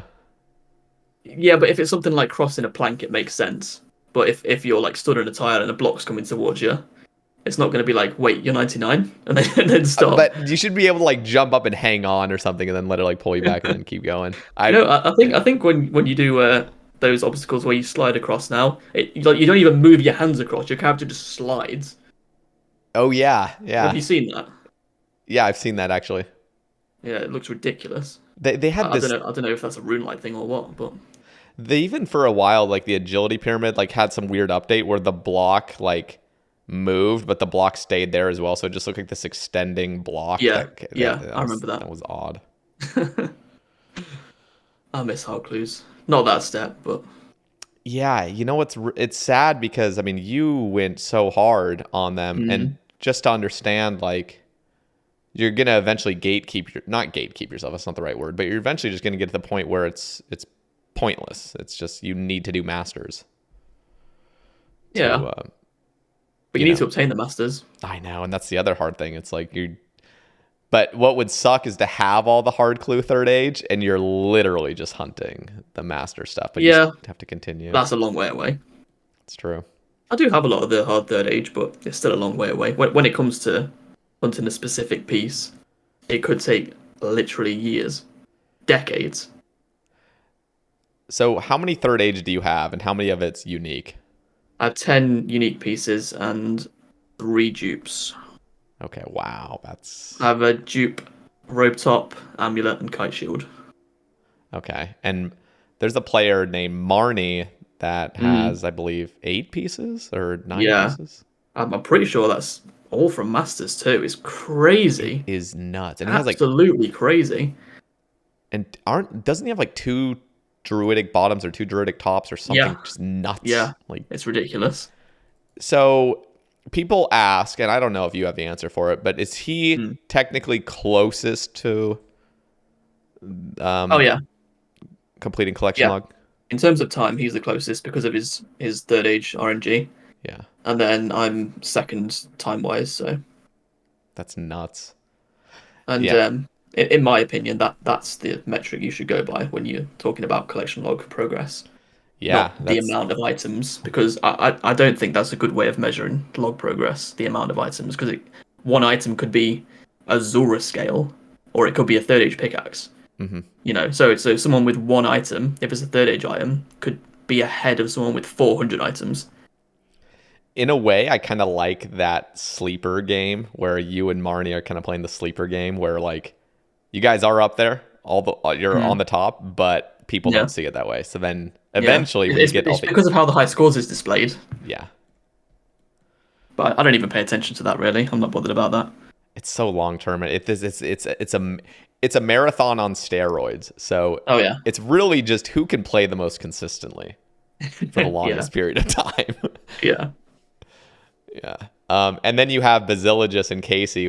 They just both hate clues, it seems. Well, Basilogist especially hates clues. I'm like, that is not good if you're a collection logger. Well, that's most of the log. Good job that I love them. Yeah, that's my favorite content. So you need to love them if you're going long content with that. Yeah. Yeah, collection log is great. Do you want a high scores, an official high scores of collection log? No, because like I just said, it's not an accurate representation of progress. That's true, but it eventually, as time goes on, will be an accurate measure. The more years go on, the people that have gotten those really tough ones will eventually just it'll be a game of like whoever is just one ahead, you know. Yeah. Personally, that's not something that I want to see though. Okay.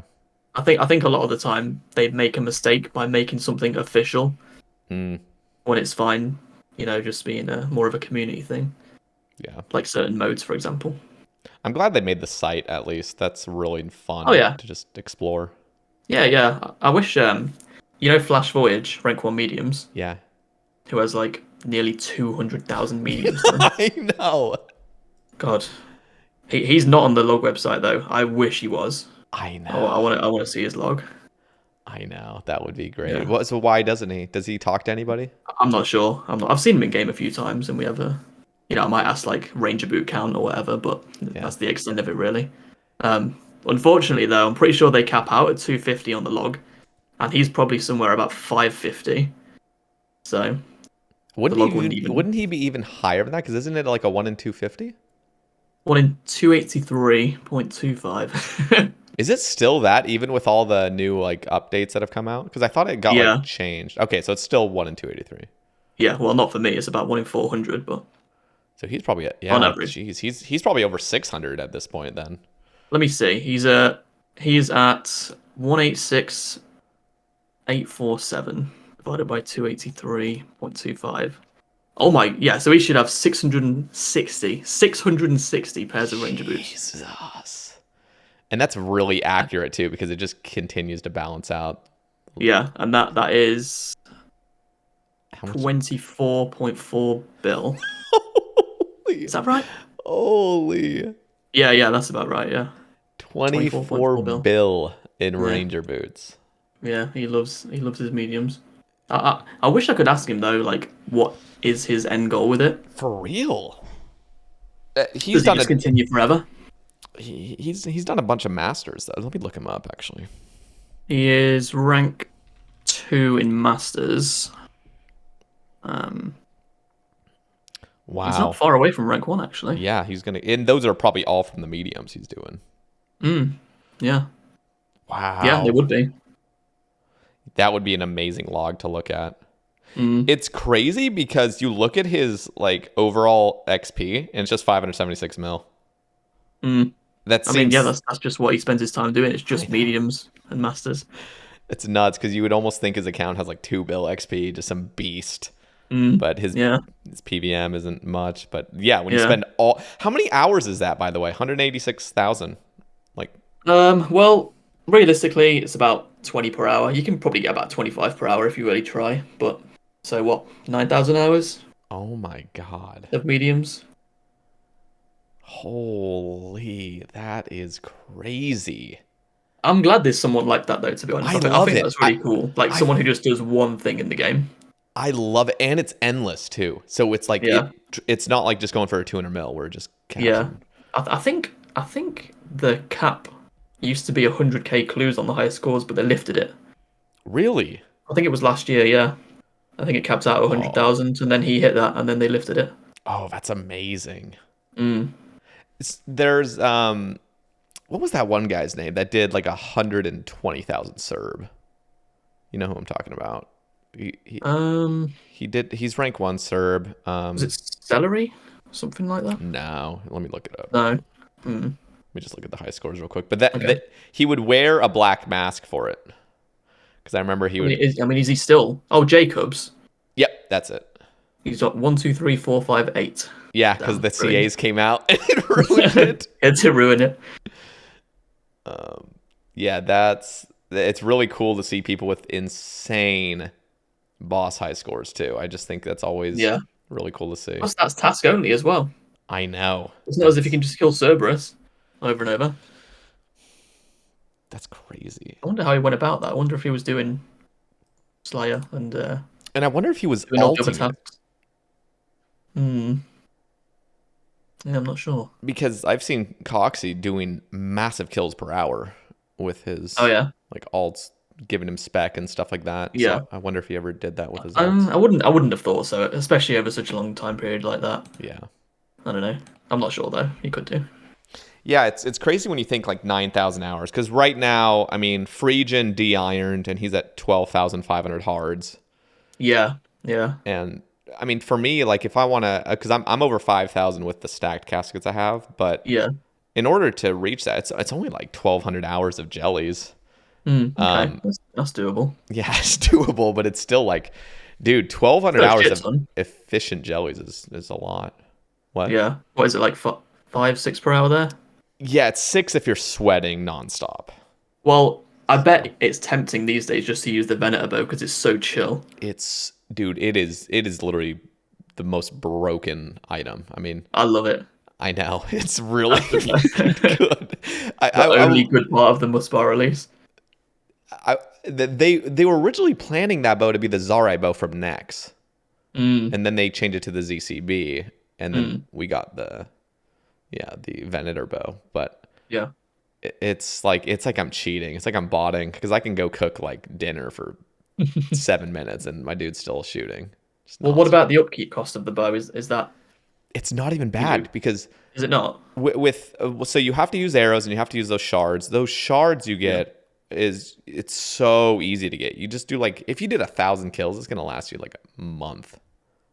Just a Jesus. 1,000 muspa or something. Like it would Yeah. last so long. And then all you need is rune arrows, which you just get endless amounts of. Damn. Okay. That's So all right then. yeah, the only sad part is I'm 200 mil range, which inevitably you're gonna Uh, max out all your XP, so it just doesn't feel as yeah. good getting nothing. But yeah, that's Yeah. that's inevitable. Yeah. I bet that's tempting over Barragen, even though Barragen's a little bit better. Yeah, but I would eventually hit 200 mil, and that's the other thing is, I mean, my combats are so much higher than my Slayer. So I always try to kind of hold back on Slayer because I just feel like Mm, inevitably there'll be more and more Slayer updates and more uniques that I need to get, like Konar. definitely. Yeah.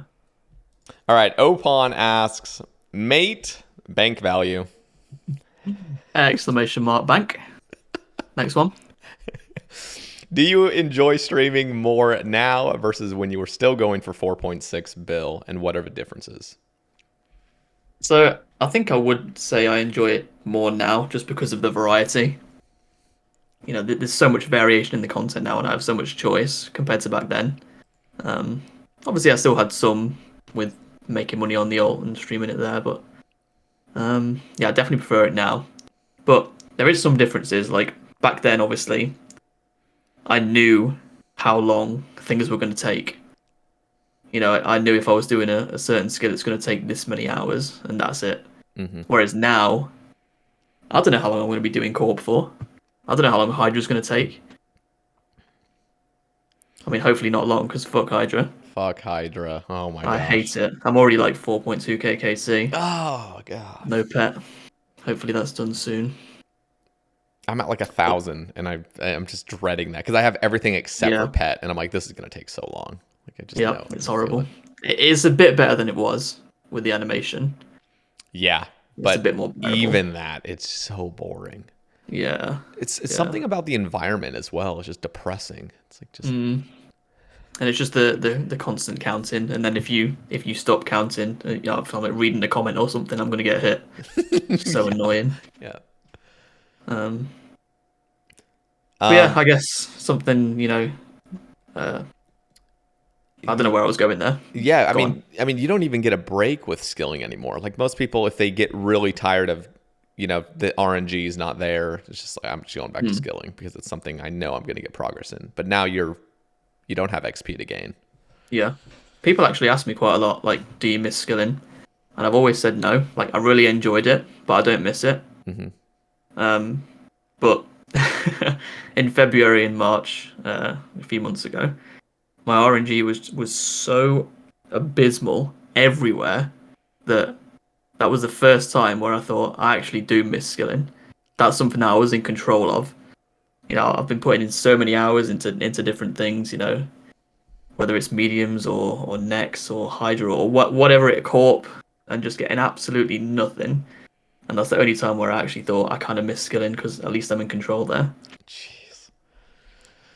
Yeah, skilling is nice though. I mean, it's therapeutic, especially if you have a goal for it. I mean, a massive Mm, goal like 200 mil all must have just when you've set your mind to it. It's just like, hey, I'm logging in. This is what I'm going for, and this is what I'm going to get done if I put in the yeah, hours. and I did like that. Yeah. by the way, I know this wasn't actually a question asked, but did you ever have thoughts of burning out to going for 200 mil wall? No, not at any point. I'd Wow. say the most like burnt that I felt was when I was trying to organize runners for runecrafting, and there was just no one available. Like that was so difficult, working around people's schedules and trying to get multiple people together at a certain time for a certain amount of time. Ugh, yeah. And then like if someone drops out last minute, you're like, oh God, scrambling around to find someone else. That was the most like burnt that I felt, but I still continued with it, obviously. Yeah. But yeah, fuck that, never again. Yeah, having to yeah, it's the same way I kind of feel about like teams with raids. It's not even like that bad, but it's that feeling of like relying on other people and you being relied on. It's like yeah, I've not done too much team content recently because I'm kind of feeling like that as well. I just cannot be bothered to organize people. Even though I've got a lot of team content to do, I just can't. I just rather do things on my own, Mm-hmm. So much more chill, and I don't have to rely on anyone. All right. He also asks, what makes you love clues so much? You just never know what you're gonna get, and there's no feeling like getting third age. I love it. There's no feeling. That's so true. No, it's so good, Dude. and I actually enjoy doing them as well. Like I enjoy most of the steps. Yeah. They're it's just it's fast paced for the most part. Yeah. Again. And you're going around the game, different areas, like environment changing. Mm-hmm. Might sound dumb, but and the cool thing is like it takes thousands of clues for you to really start optimizing things. You know what I mean? I like that. Even at this point, I'm still optimizing things. Mm-hmm. It always feels good to just know like, ooh, like I could get here faster, or even better, like an update comes out that gives you a new teleport somewhere, and it's like, ooh, I could change this out for this and go here for that. It's like it's fun doing that. I mean, even recently, people have mentioned to me like, "Oh, have you tried this teleport for this step?" And I've done like 20,000 mediums, and I wasn't even aware that it was the best way of getting there. I'm like, oh shit, that's actually better. I'll start doing that now. Just have to change my muscle memory, but I like that. Yeah. And there's been an update on RuneLite recently where you can change the options of like trees. Instead of chop, it's just walk here, like trees, doors, crates, things like that. And I've been basically customizing the whole game. Yeah, that's really nice. I even just recently discovered you can save another tick at where you go up the stairs. In the what's that lady's name? It's where you barbarian fish by the mythical dragons. Like that crate upstairs in that house up there. What's that place? Oh, the Backstory Falls. Backstory Falls. There it is. Yeah. But you can save a tick by, instead of just clicking on the ladder as soon as you enter the door, you click on the tile that's more to the west of it. So just I remember you included that in the Edgeville door as well. Yeah. Oh, dude. Have you even seen it yet? I don't know if you watched my ramble. There is an instantaneous obstacle where you can cross Yanil North Wall. Oh, yes. I had no idea. Yeah. 30,000 hard clues. You had no idea. I didn't even know it was there. Me neither. I tried it and I was like, how is this a thing? It's been there since 2002. No, it hasn't. Yes. It's been there for 21 years. And no one's ever used it. It's just because there's a tree right there that blocks that site. Nobody's ever looking at it from a different camera angle. I always went underneath. I know, same. Oh my gosh, like that is literally such a huge time save, and like nobody was blown when I saw that. Yeah, that is nuts. Yeah, so thank you for showing that because I had no idea. I know, and I didn't have any. I'm trying to even think where I saw that from. It was like some video or some stream. Somebody's like, "Oh yeah, just go over here." I'm like, "What?" Yeah, I love little things like that. Like that is unbelievable that just came to light. I refuse to believe it's always been there. It hasn't. Dude, it's always been there. I even looked at an old video where I was doing hard clues like 3 or 4 years ago, and it's still there, just sitting there. No, nobody ever touches it. No JMods ever mention it, and it's just there. Yeah, unbelievable. Definitely gonna be using that from now. Yeah, it's nice. It's. I still always want to click on that underground wall, but no. Yeah, just instincts. Yeah. Yeah, that's part of the cool thing about clues, though, is that they're not solved. It's like you can, I mean, technically there has to be a solve, but it would be so much detail. Like there would be so much to actually like work out in your mind of like, okay, what are the odds of getting this step and this step and this step? Like what's the most average of these? Yeah, it'd be insane. So it's cool because everyone has their own different setups. Yeah. And it feels like you can always improve. Definitely. But yeah, just the anticipation, when I'm stacking caskets, I don't know what's going to be in there. What was the best third age piece feeling? Third age druidic robe top about 5 months ago. It's the best thing I've ever had in RuneScape. That's gotta look so good. It does, yeah. I think I was there live for it because you held that screen open for just minutes. Just have it as the thumbnail for about 15 minutes. Yeah, that was just the best feeling ever. Yeah, there's something. And there's only one thing that can top that: the third age pickaxe. That's the only thing that can top that. It's cool that you still have that to go too. It's like always there. Yeah. How do you still not have a bloodhound? Yeah, that is crazy. I don't really mention it that much, so I don't think. Well, people are aware, but I don't make a big deal out of it really. But I'm nearly 4,000 without it. That is which crazy. is crazy. That is so crazy. Nearly 4 times the rate. What if you went drier than Casey? Can you imagine that? Like, it's possible. Yeah, that's the weird thing. Is like you're actually kind of getting close. I think you'll get it beforehand, but who knows? Yeah, I think so as well. But for me, it's not the thing that I'm going for. It will happen at some point, so I don't mind. Yep, and you'll continue to do them. Yeah, as long as I get it one day, it's fine. Yeah. That'll be cool. It's always nice when you're gonna do a grind, regardless of the pet or not, and you go really dry. Yeah, I mean, if anything, it makes it more interesting. Yeah.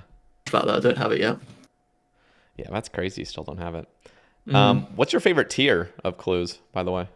Hards, 100%. Just the third age rate being as it is. So you're including everything in that, like.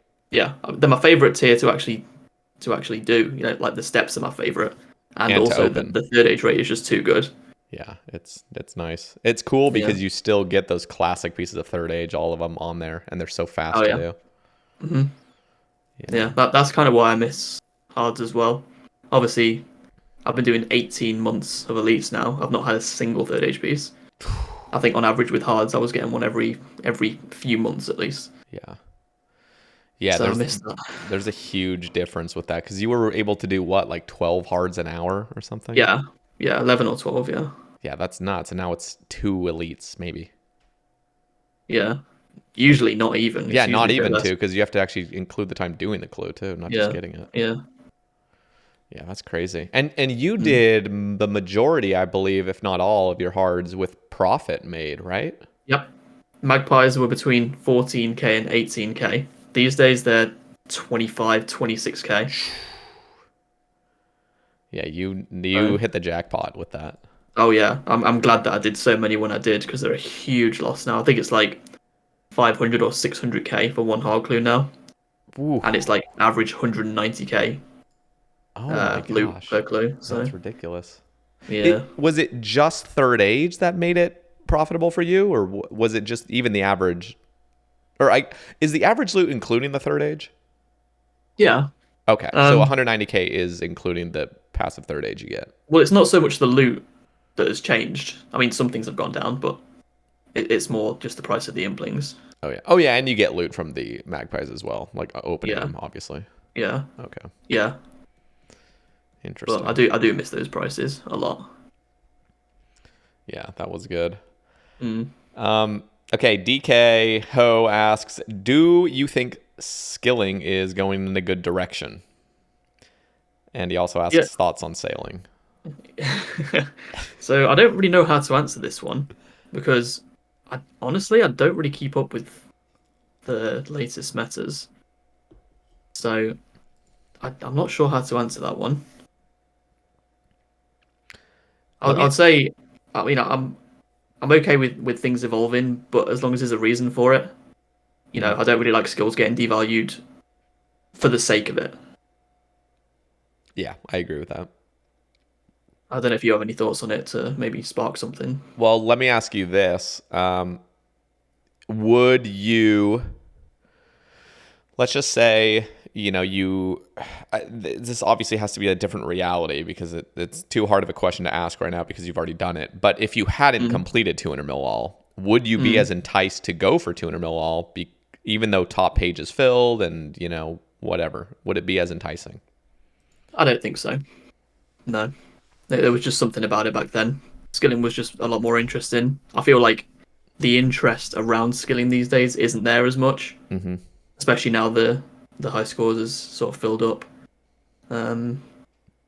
Skilling streamers used to do quite well on Twitch. Yeah. But I feel like the interest, I don't really see many skilling streamers anymore. Yeah, and I literally have desires to do skilling streams here and there, but I'm always like, like people aren't gonna probably enjoy this as much. Well, I think that's fine. What I meant more was people who only did skilling on stream. I see. Like that was their thing. Yeah. I think if you did it, it'd be fine. People would still tune in and have a good time. Yeah, but it still is that idea. I feel like it's subconsciously in all content creators' heads, like, don't do skilling bad on stream. And so it's... Yeah, I mean, you do have to kind of accept you are going to get less viewers doing it. But you should do it if you want. Yeah. Just do what you want to do. Thoughts on sailing? It was the least worst of the three.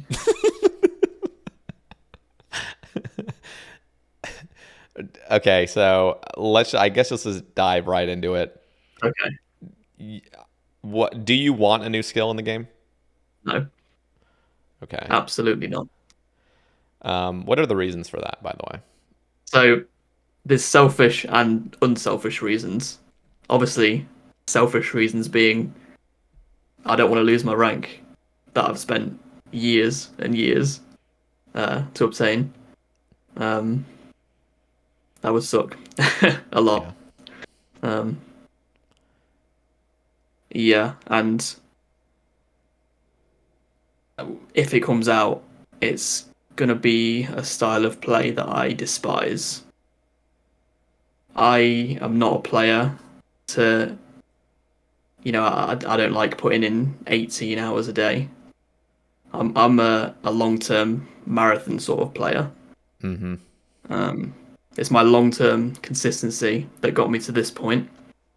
And that would not be helpful in this situation. So what it feels like is I ran a marathon years ago, and it was, the long-term consistency that got me to that point. It got me to that finishing point. And then now I'll have to do a sprint at the same starting point as 60 other people to even get somewhat close to my finishing point in the marathon. Is the best way that I can describe it. It's the least appealing thing ever for me personally. Yeah. So that's the selfish reasons. What about unselfish? What about just other reasons, I guess? I don't think it'll be beneficial to the game. I think it's mostly for marketing purposes, like just to plaster new skill everywhere to try and, get people to come back to the game and try and create some hype. But I don't think it will actually be beneficial to the game. Yeah. It's interesting because you've probably heard this either with Sae Bae cast or some of my rambles that you've maybe listened to, but just I always get really excited about the idea of things. Yeah. It seems like I get really overly excited. And then when I start seeing it starting to get implemented or see previews of it, I get really nervous about it. I'm like, I don't know if this is healthy. Yeah. I don't know if this is good for the game. Yeah. And so something that I've noticed is whenever they talk about new skills, they never mention the actual skilling. How are you going to get XP from it? What's the gameplay loop of it? They never mention it. They always just mention the rewards, what it's going to unlock. And that's because the reality is most of the player base don't really enjoy skilling. So I don't really get the obsession with wanting a new skill so badly. Yeah, that's interesting. I appreciate your take on just the selfishness of it Yeah. because it's just fully honest. And to be clear, like I've even heard people that are like, "Oh, well, who cares?" I mean, the Yeah. people that cared were the ones that did get top page overall, like that. So I guess what I am trying to ask is like, how should they go about it with the high scores either being immortalized or being changed, or do you have any Well, suggestions for that? I mean, an idea that I've seen, and I mean, I would want from my position, would be to lock in the current ranks. So, um, so I guess they take note of the current high scores, and then whenever you hit 200 million that skill, you jump back up to your current rank. I don't think they would ever do this, Yeah. by the way, but as a player in this position, um, that would be something that I would want. Yeah. But I can't see many other people agreeing. Yeah, it's interesting because I bet like the top 10 players would agree with Yeah, that. But then it's yeah, like, or even maybe all of top page, depending on if yeah, they're willing to put in the time. Yeah, yeah. that is the most, But that's like the I do think those toughest. opinions should be taken into account because we're the ones who it will affect. Exactly. It affects People with the nobody opinions else. who So, don't want it, it's not going to affect them. So yeah, little yeah, Jimmy and little Timmy that have an opinion on the matter don't, like, it's so yeah, pointless. yeah. So yeah, the whole new skill, talk. I just don't like it. It's not something that I want. It's not something that I want to talk about, think about. I don't want to like disrupt my pretty decent life balance now. I would say. I don't want to have to force myself to play unhealthy hours. I don't like doing that for a day. Yeah. Never mind for potentially months. You know, so that it's Yeah. so unappealing. Would you want to play like that? I Would you mean, want to try and force yourself to play 18 hours a day oh for no, that would be months and horrible months? right now. Yeah. I will say, like, so first of all, I can't even do that long term. I can do that for like a week, Mm, just go super sweaty mode for a week. But mm, then your body starts deteriorating and you need to just yeah. catch up on sleep and you feel sick. Yeah.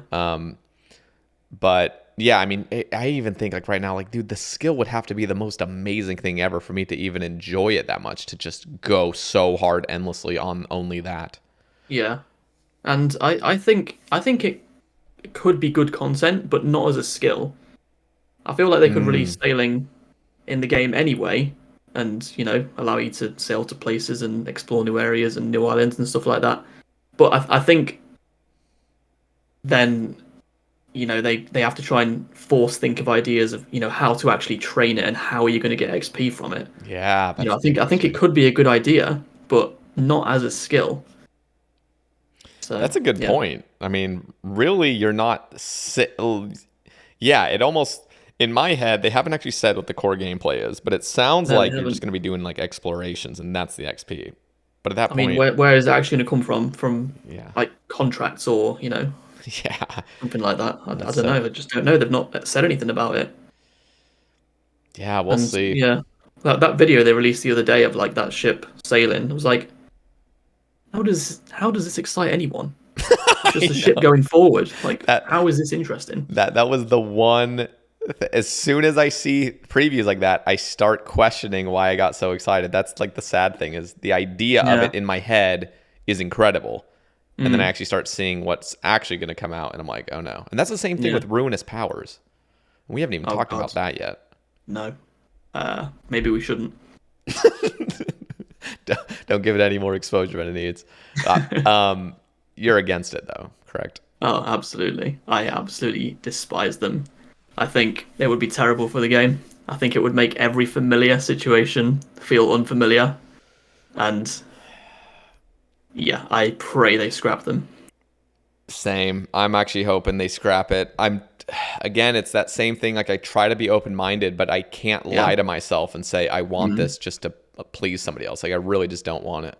Yeah. It's such a shame because I'm not really looking forward to any updates at this point in time. It's a bit of a shame we did the cast right now because there's not many updates that I'm looking forward to. Yeah. It's more dread at this point. It's like how are they going to ruin the game? Yeah, it's a little scary right now in the Yeah, it is. in the game. And I was talking, I've mentioned this so many times, of the idea of old school RuneScape, kind of as a joke in a way. But at the same time, the more this game progresses, the more I actually really start wanting like that real old school feel again, where it's just RuneScape. Yeah. You're whipping monsters with your abyssal whip and just Yeah. having a good time. And I don't know. I get a little bit nervous, especially Ruinous Powers completely changing how PVM works. Yeah. You That's shouldn't terrifying. need a spreadsheet to know what prayers to use in each situation. I Situations know. that you've become accustomed to over the past 10 years. I know. It's really true. Like It's worrying. there's a very fine line of making this game like not too complex, but adding just enough complexity so it's engaging and fun, but still simple, and you can just understand, what's going on. I mean, the appeal of this game is simplicity and familiarity. Yeah. Yep. Those prayers are neither. I don't think they fit in the game. Oh my gosh. I hope they scrap them. Can you imagine if shamanism was coming into the game? So on top of the new prayers, there's all these weird, untradeable, upgraded armors and stuff. It's literally just RS3 at that point. I hate all that. I don't like that it's even being considered and spoken about. It's so unappealing to me. Like, I try to understand the super, super insane speedrunner, PVMer type gamers that really just want to see a ton of stuff come in for PVM. Like, I can understand their appeal and their want for it. And I think that can happen, but not with prayers. Yeah. I think gear-wise, there's room. Oh, there's so much more room for gear. I mean, But not prayers. Yeah, just the Venator bow. I mean, that was a great addition to the game because it's so different than most weapons, and there is use in random PVM situations. Like, yeah, I mean that basically made non-aggressive monsters aggressive. Yeah. I've seen people ask for like the aggro potions sometimes. The Venator bow is basically that. Yeah, literally. I still want that aggro pot, or just, or even like a ring or something, or it's, I don't know, something you're wearing that makes you always aggressive or something. Yeah, I don't know what I feel about that. I'm not sure if I like it or not. But yeah, the Venator bow is a mini that.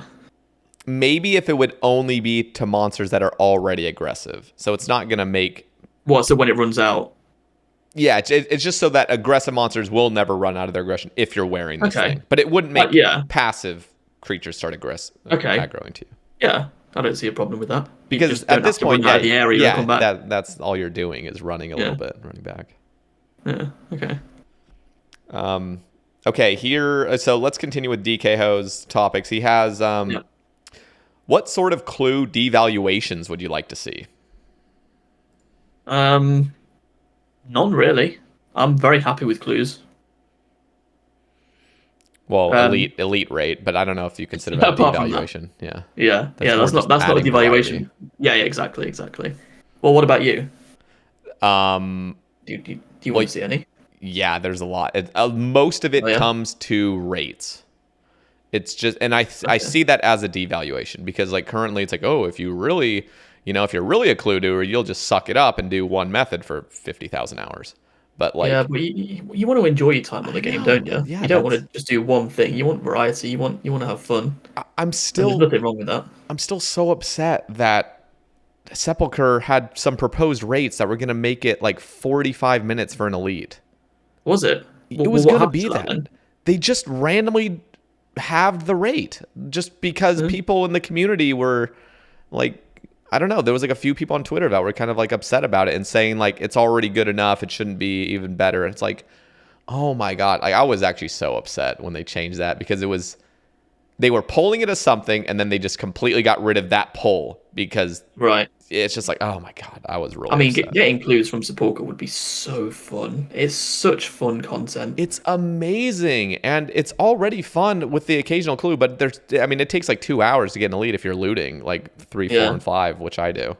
It is very good already. It's good GP, it's good XP. It is, does it need to be with clues as well? It does. It does. But here's the other thing that I'd want is this would technically be a devaluation, because you'd be able to passively skill while getting clues, which people could argue, even though the rates, you're just adding variety, it would still be like, oh, well, now you can just get a bunch of clues on your way to 200 mil all.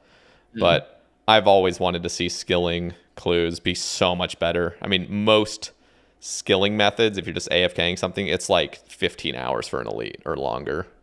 Yeah, don't see an issue with that. Yeah, so I would want to see that. And I'd also want to see rune crafting get clue scrolls too. Just like almost every gathering skill I'd love to see get clues. So that's me. Would that make sense thematically? Absolutely not. But I still want it. But you just find a clue like wedged in the altar or something. Yeah. Just you craft it and you're like, oh, you crafted a little broken fragment with a clue sticking out of it. Just like clue geodes are. Just, oh, there's a random clue in your rock. Yeah, I guess it makes sense if you're like fishing or something, but yeah. No, but even if they're trying to be thematic, here's some great thematics. Pyramid plunder. Give those clues. Because you're literally looting stuff. Like, imagine getting a little clue scroll. Same thing with, like, I think herbivore would be a great place for medium clues to be given. Well, would you rather some method that isn't usually done be a better source than, like, plunder, for example? Yes. Like, I don't know, Sorcerer's Garden. You're not going to do that ever. That would be cool. Same thing with Arctic Pines. So Arctic Pines are like the worst XP of all time with woodcutting. Oh, yeah? But it would be amazing if they were to just like balance the clue rate and be like, hey, this is really horrible XP, but you're going to get a bunch of clues from it. Well, that's how it should be. You know, there should be a trade-off. And I want big net fishing to be that too. That you're just gathering a bunch of stuff from the sea. You should get extra clues. Yeah, that seems okay. I mean, that would make skilling more enjoyable too if there were methods where you get plenty of breaks all the time and you're just constantly doing more clues. Like, I would love that. So that's okay.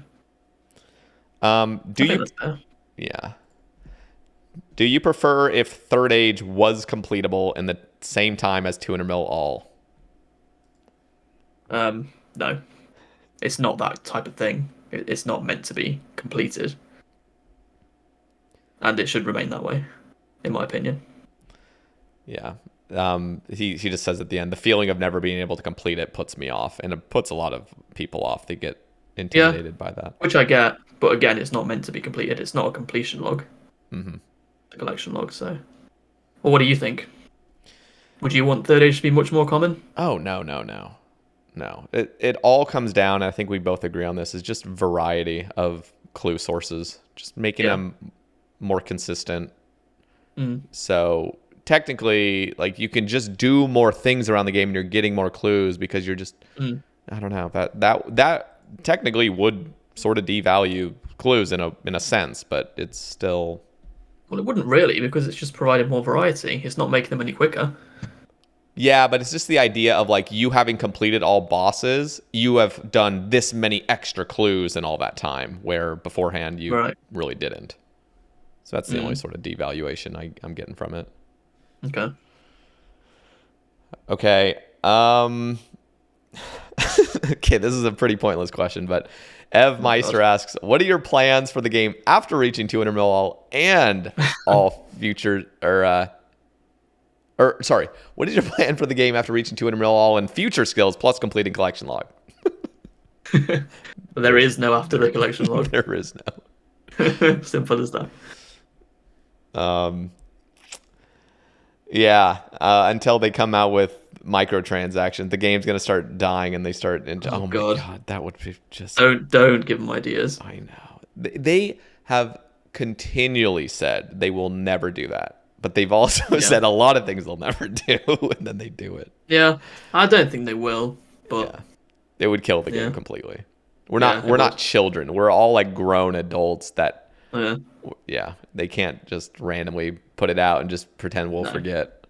No, because that would take away from what makes the game, what it is in the first place. Ben asks, how would you market the game to new players? Do you think it appeals to those who have never played any RuneScape? In this day, no, I don't think so. I think all the marketing that they do is to appeal to people that used to play and try and get them to come back. I don't really think there's too many new players these days, and I also don't see the appeal, versus other games as a new player. Mm-hmm. We're in a different time now. RuneScape was, 20 years ago, it was probably much more appealing than it is now. Yeah. Especially because a lot of people care about graphics. Yeah. They're like, they see a game that looks old, why are they going to want to play that? Which is not my opinion, by the way. I love the graphics. I love the old graphics. I Yeah. prefer, older games.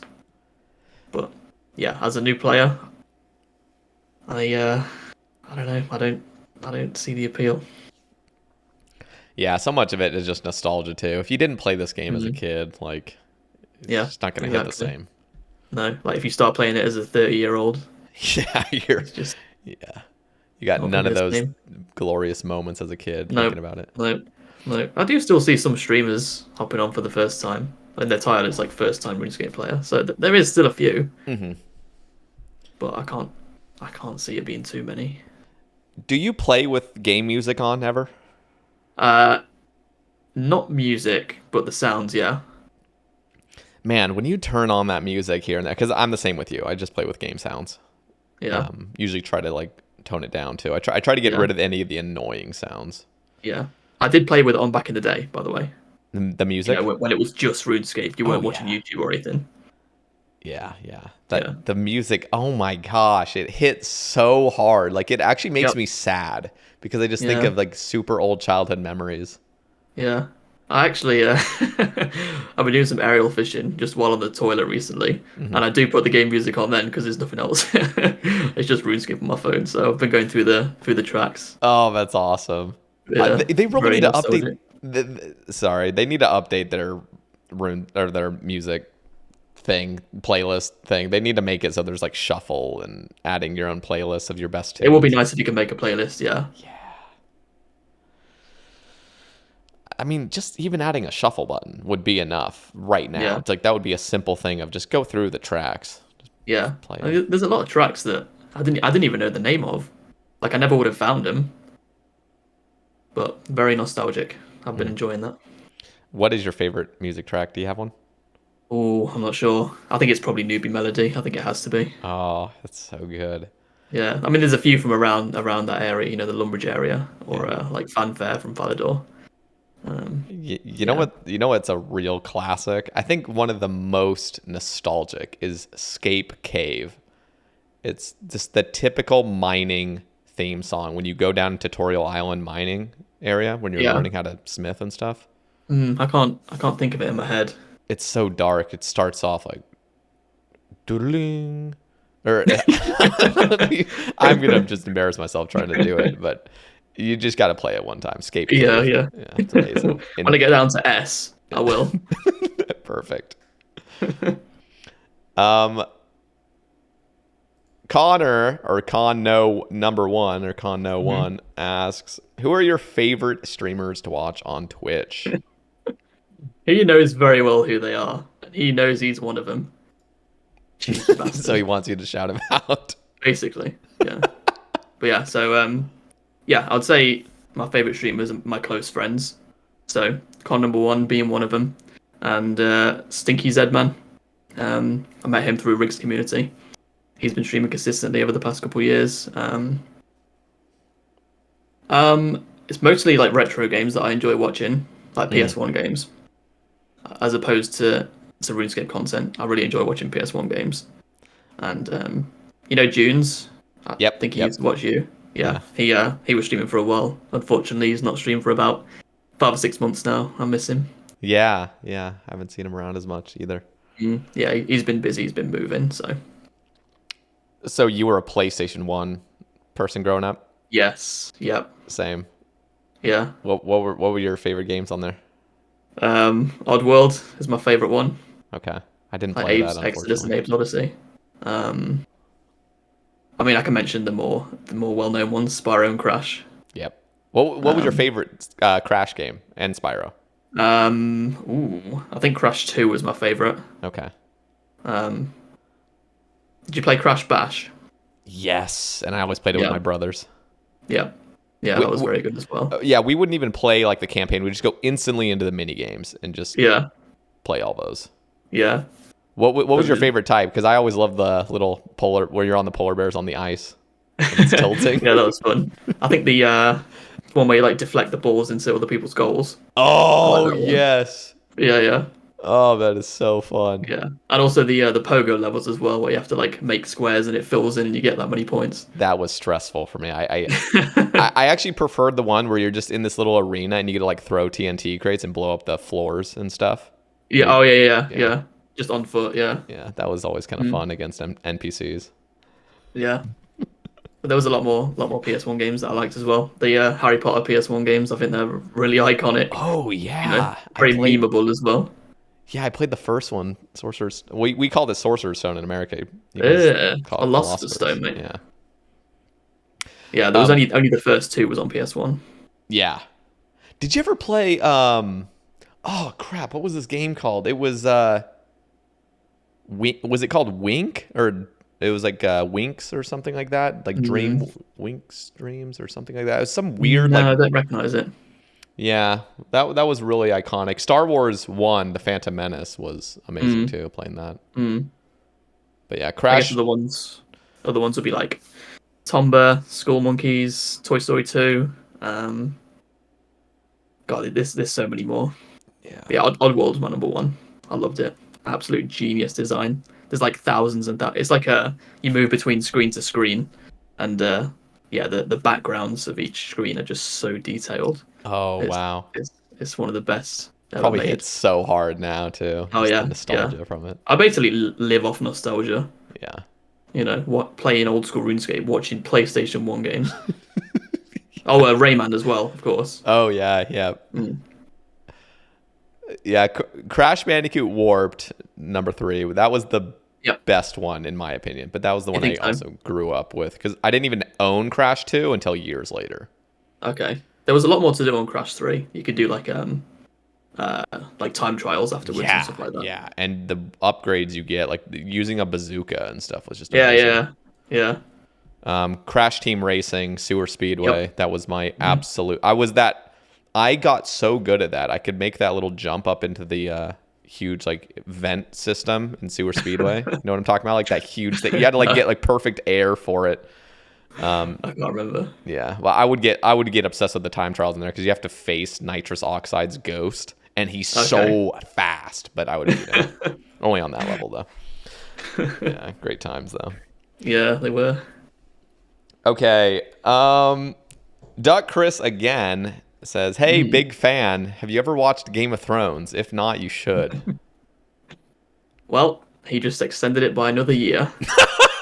We have this thing where when someone tells me to watch Game of Thrones, I'll watch it a year after that point, and I've never got to it, so I'll watch it on 23rd of May, 2024. All right. If no one tells me to watch it in the next year. Oh my god. It'll just make you. If you ever do end up watching it, it's just gonna disappoint you if you watch the whole thing. Well, to be fair, people used to tell me to watch it all the time, but that's kind of stopped recently. Yeah. After the last season, people don't tell me to watch it anymore. It was dread.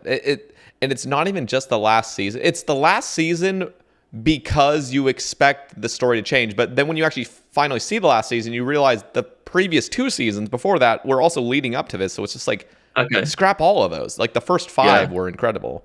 Yeah. Some shows can definitely drag on for too long. It was upsetting. It's very. I still think about it. I get sick to my stomach because of how obsessed I was with it and just ruined it. Yeah. I know a lot of people were. Keyword. Have you ever watched Breaking Bad? Yes, I think 6 times. Woo. You ever watched Better Call Saul? I haven't watched Better Call Saul. What? The recent season. I've watched the first 2, but it was quite slow. Ooh, man, you gotta keep going.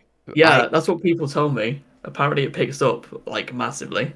It's especially if you've watched Breaking Bad 6 times. Yeah. I mean, the deep lore with all of that. Like, you can watch Better Call Saul and see these things that are like, oh, I remember that from Breaking Bad, and like even like hidden things that normal people wouldn't pick up on.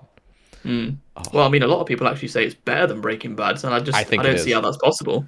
Do you? Yeah, I'm one of those people that think it's better, just Oh slightly though. wow. Well, I think if I was to watch it, I'd have to rewatch Breaking Bad again because it's Yeah, been quite a while. do it So I have to seventh like time. refresh. Yeah. Yeah. It's amazing, but that's also because I just think Saul's character is so unique, Yeah. and he's like it's so hard. He's so gray, you know. He's not good or he's not bad. He does bad things, but he's a Mm. good guy, kind of. You know, it's Mm. weird. I like I'll have that to get though. around to that. Yeah. And the football season's ended now, so I'll have a bit more time during the summer, so I might get around to that then. Oh, it's good. Yeah. Okay. Glenny asks if you could make one unpulled change to the game right now, what would it be? No limit on how drastic the change is. Okay. It would definitely be drop tables. I have a big problem with quite a few drop tables, and I think they're missed opportunities. Um, Obviously, recently, Muspar, I fucking hate that drop table so much. I think PVM should be, the uniques. It should be about the uniques. That's why you do a boss, Hmm. and the rest of the loot should be just about enough to cover your supplies. Maybe you'll get a few more, to continue your trip. But it should be about the uniques, and it would be about the same GP an hour, but just distributed differently. So the uniques would have way more value if they're Yep. the only thing that you're going for. But if the rest of the drop table is littered with resources, it's going to massively bring the price of the uniques down, even if they're amazing. See, Yep. Zora. Imagine if Zora wasn't littered with resources, the blowpipe would probably be 100 mil plus. And scales would be super expensive, and like it would be Hmm. worth to. The thing is like even if they nerf Zora's table, it would still be mad profitable. And like you said, it Hmm. just distributed differently. Hmm. And Muspar as well with the ancient essence. Like Yep. that's enough in itself. Oh yeah. And I also I don't get why they give everything a fucking double roll.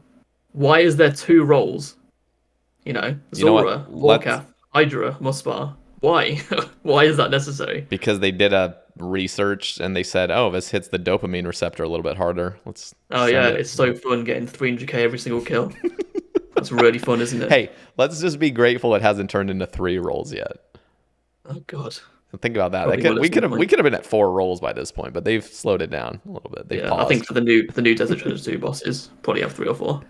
Yeah, oh yeah, there's gonna be one at least that has 3. They're Yeah. pushing it. Yeah, I'm quite worried about those. Like I am looking forward to them, but I was looking forward to Muspar as well, and the drop table is the complete opposite of how I think a drop table should be. Yeah, I think the only redeeming factor at Muspar is the Venator bow is a cool weapon. yeah. It's And the fight is okay, like the mechanics are all right. yeah, it's But not bad. It's I think the only thing I would like to see change from Muspa is its consistency. I actually really like really consistent bosses. Because mm, Muspa's fun enough, but I think one of the most annoying things is when you're trying to do the safe spot and those spikes are still coming at you. It's like, oh my yeah, god! they Like, last for too long. I know. It's They just like last for like a minute. It should be 10 or 15 seconds, I totally agree. Just they're so annoying. especially when it like goes to the next phase and you got to like hide behind the other I spikes and they're know. still coming up. It's obnoxious. Yeah, it is. But Also, yeah, I go wish on. I wish the skip, the little smite skip, was a little bit more consistent. I agree. Yeah, 'Cause yeah. that's really fun. I like that's a thing. That's cool. I agree. But yeah, going back to the question, it would definitely be changing drop tables, because like not only does it harm the economy massively, but it just removes excitement. Hmm. If you get a Tans Fang that's worth 2.2 mil as opposed to 100 mil, like that's what PVM should be. It should be anticipation for getting drops like that, and then the rest of the drop table is just enough to cover supplies, and then the GP an hour would end up being the same, but it would just come from the uniques. instead, and the economy would be much healthier and in a better spot. Mm-hmm. And obviously that all started off with Zora. Yeah, and I think prior to that it was wyverns. Yeah. Just wyverns were like the tipping of like, oh, we should update this drop table and then update all the Slayer mobs drop table and then update. Yeah. Those were the first thing I ever altered for money. I miss wyverns actually. You used to camp there with range, I think, didn't you? Yeah. You just build up the stacks and just stay there forever. Oh yeah.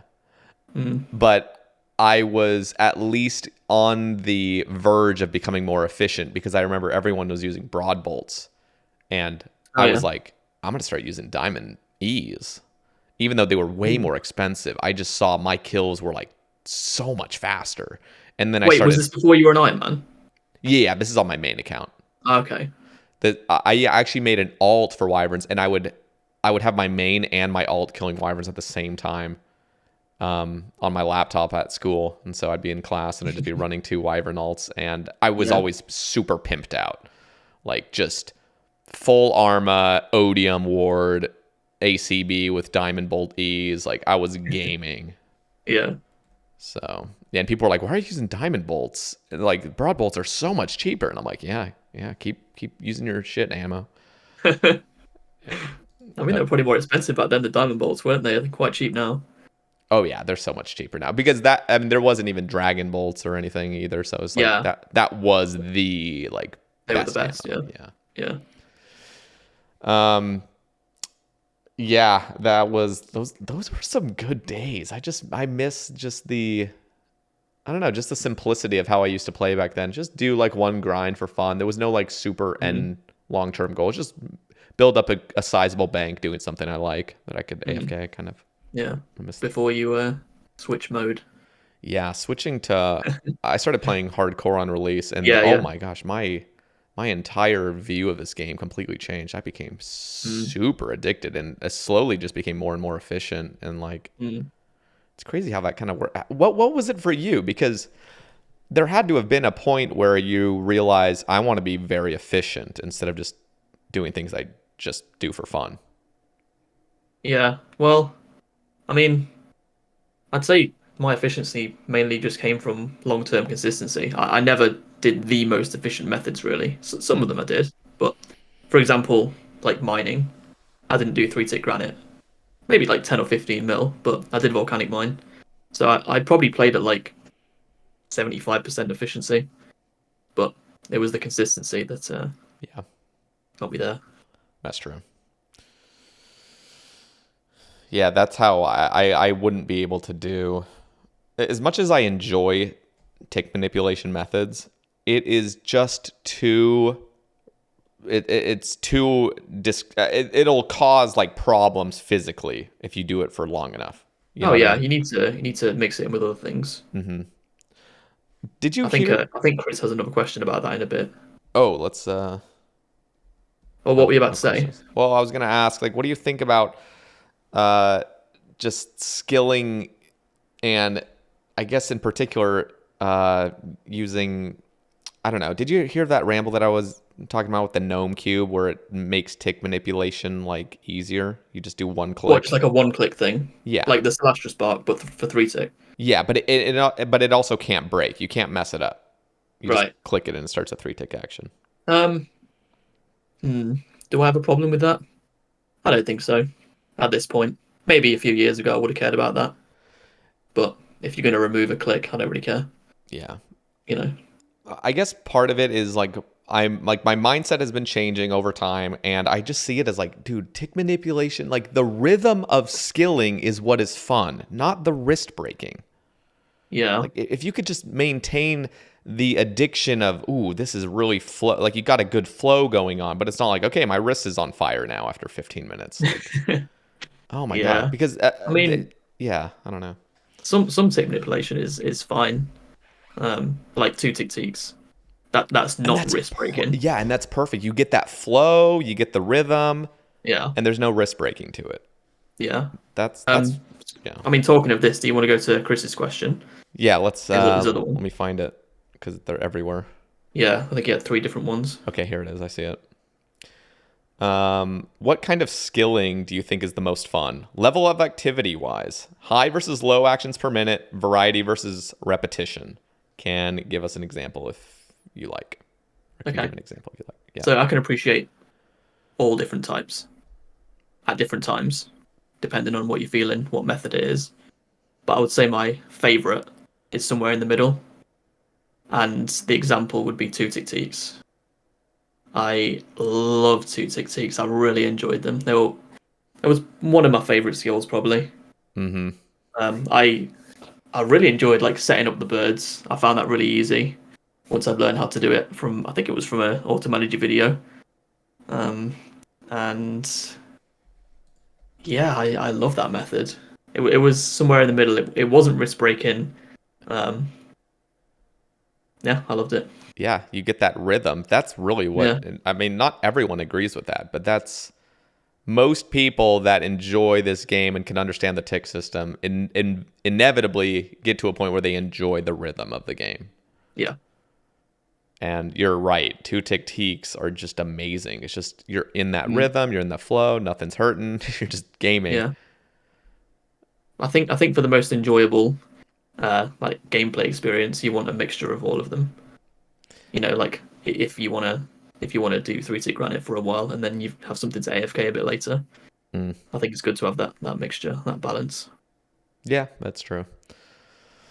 Yeah, I think, man, if there was a method like gem mine, you haven't done any three tick gem mines. I've not done it, but I've seen it. Yeah. Like there's that method, but I just think, man, if there was just a gnome cube or some item that just makes Why this gnome cube? I just say gnome cube because that video I covered with the skill mastery, that was one of the reward ideas. Was it looks like a little Rubik's cube. You just it's called the gnome cube. I just always think of that now. But you just got to get into that rhythm. Like it's just the rhythm of it. Yeah. And I remember making a ramble as well where like gold ore, instead of just going to a shop and buying it a billion times, like what if there was a nice route that was manufactured by Jagex, a little circular route, and there's a bank deposit box at the end, and you're just going through it. Just make it flow a bit better. Yeah, and what if it was like, I don't know, the skulls from TOA, where there's not even a gnome cube involved. It's just you got to follow the rhythm, and as soon as you lose the rhythm, you lose some of the ore. But if you can continue that cycle nicely, you're getting more and more reward. It just, I don't know. It's all about the rhythm, and skilling could be completely transformed in this game if they were to just focus on fun, rhythmic, enjoyable, addicting, just rhythm of stuff. I don't know. Yeah. I feel like people would enjoy that. I feel like a lot of them are accidental though. I don't feel like true. they It's make true. things with that in mind. That's 100% true. But I think if they were to actually keep that in mind, it would be amazing. I mean, 4-1 Ulm and the Ulm fight in general, so many people think that's one of the most just enjoyable fights. It's so simplistic, but it's just a pattern. Yeah, and that was an accident. That's what is a miracle about it. But if it was planned to be that way, like, I mean, that's the way to do it. I think even if they tried, they couldn't plan it that way. Mod Kieran could. Mod Well, Kieran's a Mod Kieran is a go. Yeah. Yeah. See, I remember years ago people were like, "Oh, you should become a J mod or something," just as a joke. And of course, I don't know how to code or anything, so that's not on the plate at all. But I do think of if I was paid, even if I wasn't paid, if I could just have like an idea of mine come into the game just as a test. You know how they used to do that with like MLM and Rooftop Agility? They were player ideas. Yeah, the player design content, yeah. Dude, if they could bring that back, I would literally make the best skilling method of all time. Like I literally would. I would plan it out. I would get some graph paper and just make everything perfect and make it the most rhythmic fun and give it some flow, give it some smite skips, not smite skips like cuz it's a skilling method, but things like that where if you get this right, you can skip this section and it would all be about fun. It would just fun, addiction, skipping stuff. Oh. Yeah, that's what I want, man. What was the last player design content they even did? That's a good question. Even remember. That's a good question. It was probably actually back then, wasn't it? Yeah, I think it was. Was MLM after Rooftop Agility? Oh, I can't remember. I just remember them being around 2014 time. Okay, well, Rooftop Agility is the very end of 2013, I believe. That's when they were pulling it, at Oh, least. okay. The only reason I know that is because I watched a super old Jebram video when he was I think he had just maxed or something like that when he was Right. getting it. But Yeah. Anyway. yeah, moving on. Anyway, let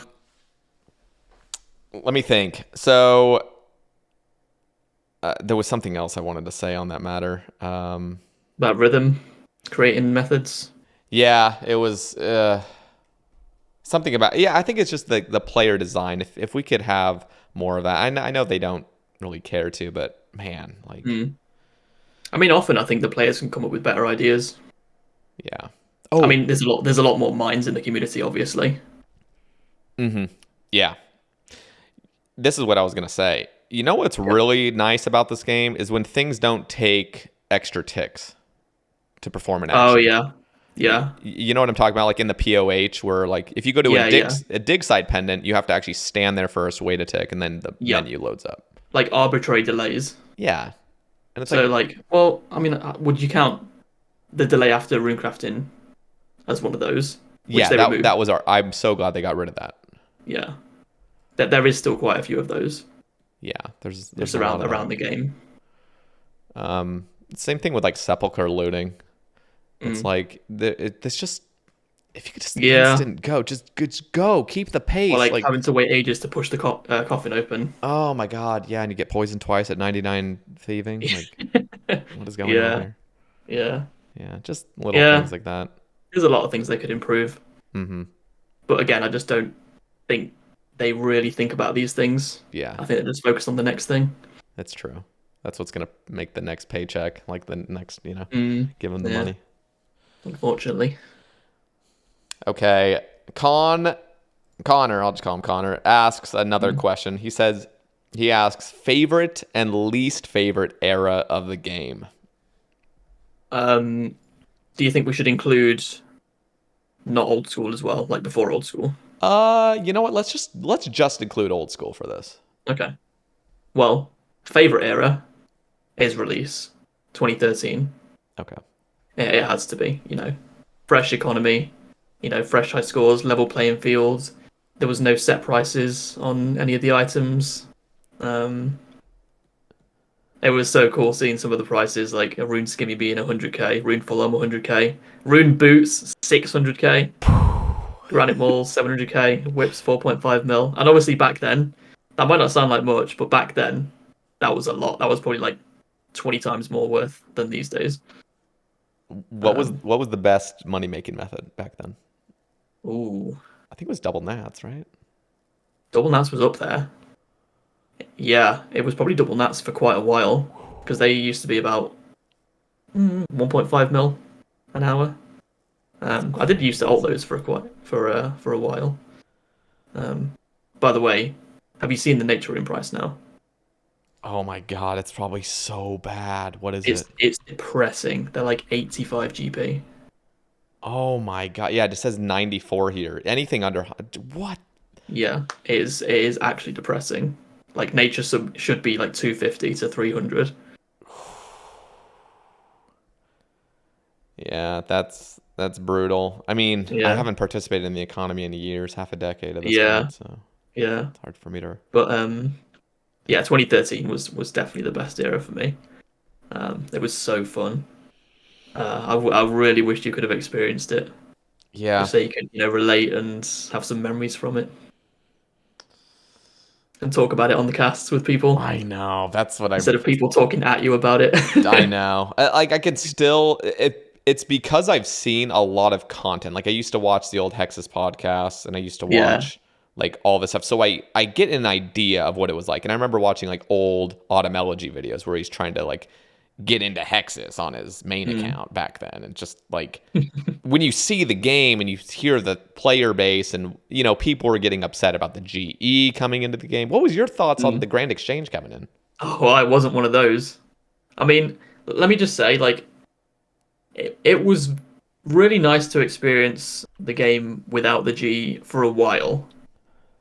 Like I know you've mentioned that a few times, where that's something that you would want maybe from like a different server somehow. Yeah. And it was cool to experience, but we used to use the Sae Bae's website, and it got so annoying. Like when I used to do farming, I would post on Sae Bae's buying 100 U seeds for 80k each, and then I would get someone PM me in game saying, "I've got one U seed. Come to my world, Edgeville." It's like, really? For one seed? That's how it was back then. Yeah, that's You know, it it. was so annoying. It was cool for a while though. No, and you're right. And I think part of it is I've gotten the feedback from skillers that were really trying to push the maximum XP possible. So I can understand the frustration when you're trying to be efficient. It's like, this is so ass. Yeah, it was. But yeah, I really, I think the G was one of the best updates in the game. I absolutely love it. Just the convenience of it. Mm-hmm. You know, being able to buy and sell whatever you want within seconds, rather than having to post on a website, go to someone's world for 1/80th of how many you want to buy. Mm-hmm. No, You know, you're totally right. I've made plenty of videos talking about old school RuneScape. Do you have any thoughts on that? yeah. I think it's a pretty bad idea. I think it would appeal to a 20 few people. people. Yeah. But the thing is, Yeah. there's barely any content. Like, there's nothing that's going to keep you around apart from XP, which the rates would be horrendously slow. You know, that would be the only thing that you could work towards, really. You know, there's no pets, no log, It'd be not much progression, really. it'd be XP and bank value. Yeah, and that's about it. Yeah. I mean, maybe like going for third age pieces could be cool. Yeah, that'd be amazing. That's exactly what I would do. Yeah. Not even just go for them, but I would buy them too. Like I would I'll try collect to. them, yeah. Yeah. Okay. Yeah, other than that, there's not much to do. There's like KQ, Barrows, DKs, KBD, Yeah. and that's about it. Yeah. No, it really would be about, like, when I think, this is how I would play. It's like I would go there, try to find hidden money makers that really make just tons of money, that valuable stuff that people really want. Yeah. Try to be the third age guy. It would be easier as a content creator, obviously, and just try to collect it. And then, like, if you get third age, it's like you have to go around and be like, I'll sell you this for a fuck ton. This is really the most expensive thing Yeah. in the game. And just, I don't know, there's something about just the classic, like, maxing but don't have a max cape, and just Yeah. there's something like fun about it. But I do understand that it would be fun for a couple months, people would burn out, but then they'd come back to it. It's the same thing with, it's just how the game would go. It's like people would burn out, but then they'd get that addiction back. And just knowing that it won't change content wise, Yeah. it sounds appealing to me. I feel like if you experience the start of old school, you wouldn't want it. Mm, You know, interesting. there just really wouldn't be much to do. I think there'd probably be a small community for it, Yeah. but yeah, it wouldn't last very long. Yeah. Would you play it No, at all? no. Interesting. Not even just to You? make an account and just mess around on the side. No. Hmm. I mean, it could be okay for like viewing for a while. And I think I think my take on quality of life. I want all the quality of life. I don't want to. That's another thing. Yeah. Where would they draw the line with that? Yep. And I would No. want it to just be all the content with all the quality of life that we have right now. There's left click drop. Yeah. There's moving your camera angle with a Yeah. mouse. But then some people wouldn't want that. But the don't know. problem is, even if people didn't want that, there's no getting around it, because there's such thing as RuneLite now. So Yeah, no that's matter true. what, there would be updates for it with RuneLite, Yeah. third-party clients. So it's like you can't even enforce it. So just don't enforce it. Just make it so you have all the quality of life, all the plugins that you want. You still have Clue plugins if you want, but it's just the content will never change, and that's the promise. Yeah, I can't see that. I don't think they'll do it. I don't think so either. I still want it though. What are some things in the game you would change if you could? I know we've kind of already touched on that, but Yeah. is there anything else besides Um, just the top one? yeah, there is. I mean, drop tables is the big one, Yeah. but yeah, there is other things I would change. Actually, I think we kind of touched on this as well. The catacombs. I know Con himself is very passionate about this one. He really wants the catacombs to be split up and everything to go to their own area, sort of Yep. thing. I think I like what they did with the Giant's Den. Yep, that's good. That's cool. I Yeah, also like that it still gives totem pieces. yeah, yeah, It's still under. You've heard my take on this. I think yeah, Fortress Dungeon should should give totems too because it's still underground Zeah. yeah, yeah. It is. Okay, best piece of content in the game.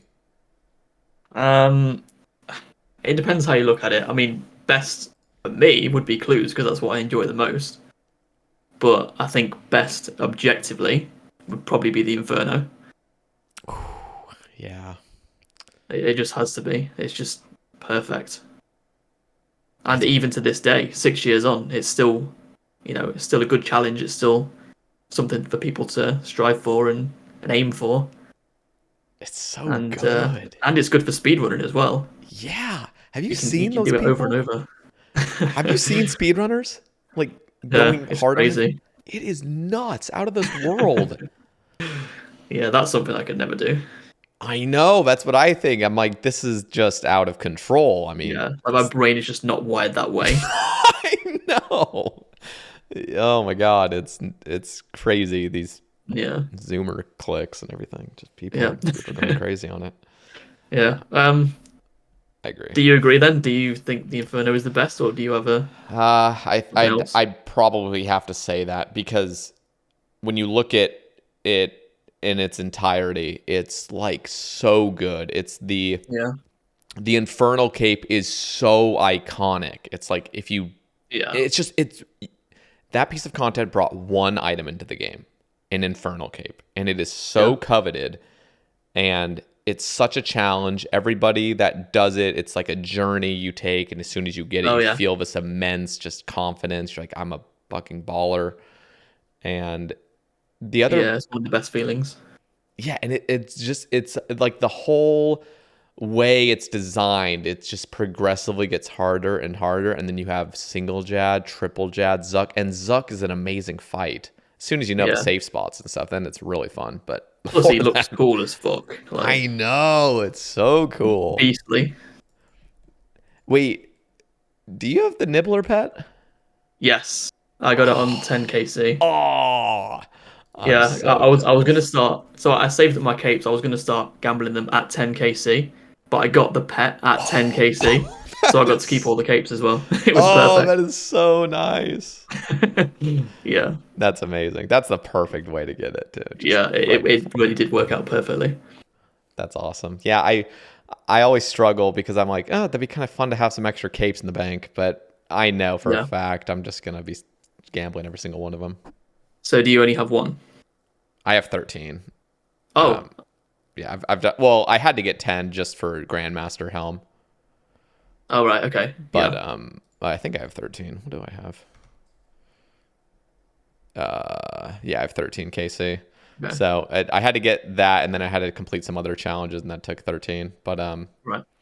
yeah, and I gambled all 12 capes and didn't get it. Fantastic. Unfortunate, yeah. But one of these days I'll get it. But that's kind of cool. It's like in the back of my mind, I do want to go back to Inferno one day. Mm. But preferably, it's like no rush either. So I'm thinking, well, when I get just some really pimped out gear in 2 years from now, maybe I'll go for the pet and just have a cakewalk of a time in there, you know? And hope you don't go as dry as Thurko did. Oh my god! That was an awesome like time period of him going for. I know he was suffering, Yeah. but I that mean, he was was fun. losing his mind. Yeah, I mean, what so was would it? I, doing It was that like many. 200. Oh, something like 200 at least. Oh my god! Yeah, Actual torture. that really is. Yeah, that's crazy. What are your thoughts on pet hunting? Because you're a pet hunter now. I mean, you're a completionist. Yeah. You're a collection logger, but Yeah, but often the pet is the last thing that you need. Mhm.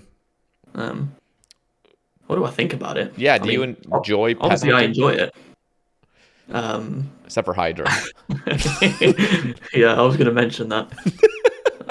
Yeah, like, yeah, I love it, but there's some that can be cruel. What are the pets you're dreading the most? BA. Okay. What about But Temperos? at the same time, oh, I've got Temperos. Oh, you're so lucky. Oh, I don't want to get Oh, that mate. pet. Like, Temperos, I completed everything within a few days of release, What? which was such a shame because it was like a fun thing to do with the stream. And I completed it within like 4 days. Oh, you're so lucky. And you still have Yeah. that, like, you had the feeling of you wish it didn't end, too. Oh my God, you're Yep. blessed. You are I mean, blessed. basically, my RNG in the game is the opposite of what I want it to be. Everywhere, consistently. If I enjoy something and want it to last for ages, I'll complete it really early. Except for Bloodhound. That's the one that you got going for you. Yeah. But I do clues anyway, so, Yeah. Regardless. Mm-hmm. But yeah. Holy. Yeah. Okay, so BA is the... Yeah, I was just going to say about BA. I'm dreading it, but that's because I've never learned the content. I think I could end up enjoying it. Yeah. But at the same time, the fact that you need like you need a team, you need to organize 4 other people. Mm-hmm. That's an off-put in itself. Yeah. There's not a solo option, so Yep. You're right about that's that. organizing that I'm gonna have to do. Worst piece of content in the game. Worst piece of content in the game. Let's see. I mean, one update that I really wish did not come out was Soul Wars. You haven't done Soul Wars, have you? I haven't even touched it, like, at all. I don't even know what to do. I don't even know what the objective is. Like, I literally don't know anything about it. Back in the day, it was quite fun. But people used to do mini games for fun back then. They don't anymore. Yeah. I don't know why they thought it was a good idea to release. And oh my god, and the pets as well, they look atrocious. I know. They're so bad. They're so ugly. I hate them. They're Toontown pets, dude. Yeah. So I just did Soul Wars like with my ult. There's like a nice ult method. I think No Monkey has a video on it. Yeah, that's... I gotta do that. Are you gonna alt LMS? No. I've actually started LMS. I started it a couple weeks ago. Are you enjoying it? Mate, I hate it. And I love it.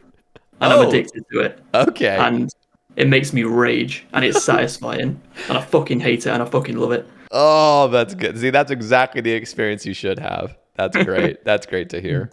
Yeah. Yeah. I will say though, I'm not going for 1,000 wins. I'll go for 100. Okay. Because the cape progression is 1, 10, 50, 100, 500, 1,000.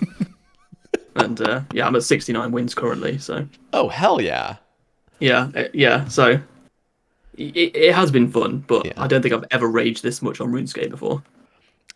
I will say, I think if you can just do it like passively here and there, because I think I'm at like 200 some wins, and it's felt like a breeze because I only do it when I just get that little itch to do it. Like, ooh, this would be kind of fun. Like, so I don't know. I wouldn't hold yourself back at 100. I would say just continue whenever you want. Maybe I'll do it here and there just over time. Mm-hmm. But for now, like within the next week or two, I'll get 100 wins, and then that'll be it for a while probably. So, are you surprised with your kind of love-hatred for it? Like, are you surprised you love it at all? Yeah, I've never experienced tribreeding before. And like I do enjoy it. It's been fun, like feeling the progression, Mm-hmm. like knowing what to do in situations. But I will say a lot of it is just RNG, which is fucking infuriating. Oh, like when you just end up splashing 7 times in a row and just look like a complete twat, just taking so much damage. It is absolutely infuriating because that's what a lot of it is about, just freezing and stepping under and trying not to take any damage and getting hits in on them. I know. If it's so whack when you got a guy that's genuinely worse than you, and it's so Yeah. apparent, and he's Oh God. just bolting you down, and you can't Yeah. catch a freeze, and you're like, what is It is happening? infuriating. Yeah. I will say though, it's pretty nice when you are actually facing a guy that you can kind of tell is like on your level or better, and Yep. your DDS just goes off, and you just get like Yeah. some amazing hits. And you're like, oh Yeah. yeah. Which is your favorite bracket? Oh man, I actually refuse to do LMS now because I don't want Really? to use Eagle Eye and Mystic Might. Yeah. I can't get used to it, and Yeah. I refuse Yeah. to get used to it. Okay. Yeah. At first, that really pissed me off. Hmm. Like being limited on what prayers you can use. Like I thought I could never get used to that, but I'd say I have now. And Pure is actually my favorite, just because Mm, it like the fights don't take very long. that's You know, true. you're not sitting there hitting zero after zero after zero. Like sometimes I can be bolting someone and they're not even praying correctly, and I've just hit 10 zeros in a row. Yeah, that happens. I would want to play those pure modes and stuff as soon as we can organize prayers. I will go back and I'll enjoy Mm, it. But I'm not mm. gonna try to muscle memory learn something else. And then they come out with switch prayers, and then I'm like, oh well, now I don't know. There's other things I want to do anyway in games, so I'm just waiting until they allow that. Okay. I mean, do you think they will? I think if Ruinous Powers comes out, they're gonna enable moving around your prayers because there's no way they're What, gonna what, have their why does it have to current be grouped layout. with that? Why can't they just do it anyway? I mean, they should, but guaranteed, if Ruinous Powers comes out, it will be implemented. Right. If Okay. Ruinous Powers is scrapped, they're probably just gonna forget about moving around prayers. Yeah. What one change that I hate they did was change the next prayers. Have you seen how they look? Oh, and for like a week or two, they had changed what Smite looks like over your head. Luckily, they Yeah. reverted it back. Oh my Yeah, they did god. revert that. Actually, I don't know if I've seen what you're talking about. The next prayers Yeah. being I changed. mean the melee deflect on next. It's not even a deflect anymore. It's Oh, just did they melee. Like you wouldn't even know. I don't even know why they really? changed it. Like why would they change that? Because they brought a beta into the game for new prayers, which might not even come out. So they changed the prayers from next that are in the game now because some new prayers might come out. Ugh, Like I don't what? know. That's annoying. They're so ugly. Yeah, I'm so scared of Ruinous Powers coming in and out. Yeah. Yeah, me too. Anyway, we covered that earlier, so Yeah. Wait. So what was the worst piece of content? I already am spacing it. Soul Wars. Oh yeah, Solar. That's a good one. Yeah. That is good. Okay. Dog shit content. Yep, it's pretty bad. Mm. Okay. Greg asks, "What are your most memorable moments related to gaming?" So he's not even including just RuneScape. It's probably RuneScape still, but Yeah. So specific moments. yeah, yeah. So yeah, I probably will keep this just to RuneScape then. Um, so a few like pre EOC. I'd say getting my first Ellie. I did a lot of court back in the day in 2008, 2009, and a lot of corp. Free for alls, loot share, coin share. Um, do you know about loot share and coin share? Enough, I think. I know that they did that, Right. and yeah, I think I kind of understand the system, how it worked. Yeah. So coin share it would split the drop instantly between the team, and then the drop would be sold on the GE for the medium price So the coins would just appear in your inventory, or on the just floor. okay? Um, and then loot share, one person would get the drop, and then the other people within the team would get some loot share potential. So what people used to do is they would go like to bandos, for example, and let's say you were a duo and your teammate got a bandos chestplate, you would then have like 20 mil LSP, and then you would go to a court mass, and then if a sigil dropped, then it was more likely that you were going to be the person to receive it because you'd built up a bit of LSP. Oh, that's such a weird system. Was it It is. fair? Did it work out like Um, statistically, like for well, everybody? we didn't know exactly how it worked. Like, I mean, no, like some people had zero LSP and they were the one to get the drop. Like it wasn't a guaranteed thing. Yeah, it by any wasn't means. guaranteed, but in the end, you would eventually get Yeah, your like you were more likely if you had LSP built up. interesting. And then obviously sometimes some people miss multiple like Ellie's, even though they had the most LSP in the team, and it would just build up even more and more. I think it did sort of drop over time. You know, like if you didn't, you know, maybe like each day it would drop a little bit. Oh, that's horrible. So you have to. Yeah. Oh my gosh. So you really don't want the loot share potential. You just want to get the drop. Technically, it's like building it up. You're just losing it over time. Yeah. I think these days people would work out exactly how it works, and it could definitely be abused. But back then we had no idea. So did you get an Ellie or did you get a loot coin share? Yeah. So I did have splits of Ellies, yeah, but the first time getting an Ellie, I'm not sure how much my bank was, probably between like 200, 300 mil. I remember I was around my mate's house and we were just playing on the laptops, like in his room upstairs. And I think there was some sort of like family party going on downstairs. And you see where this is going. I ended up getting my Ellie there, and I was screaming, and he was like, "Shut up, shut up!" Like I was going mental. And he was just trying to get me to be quiet. And I was so hyped.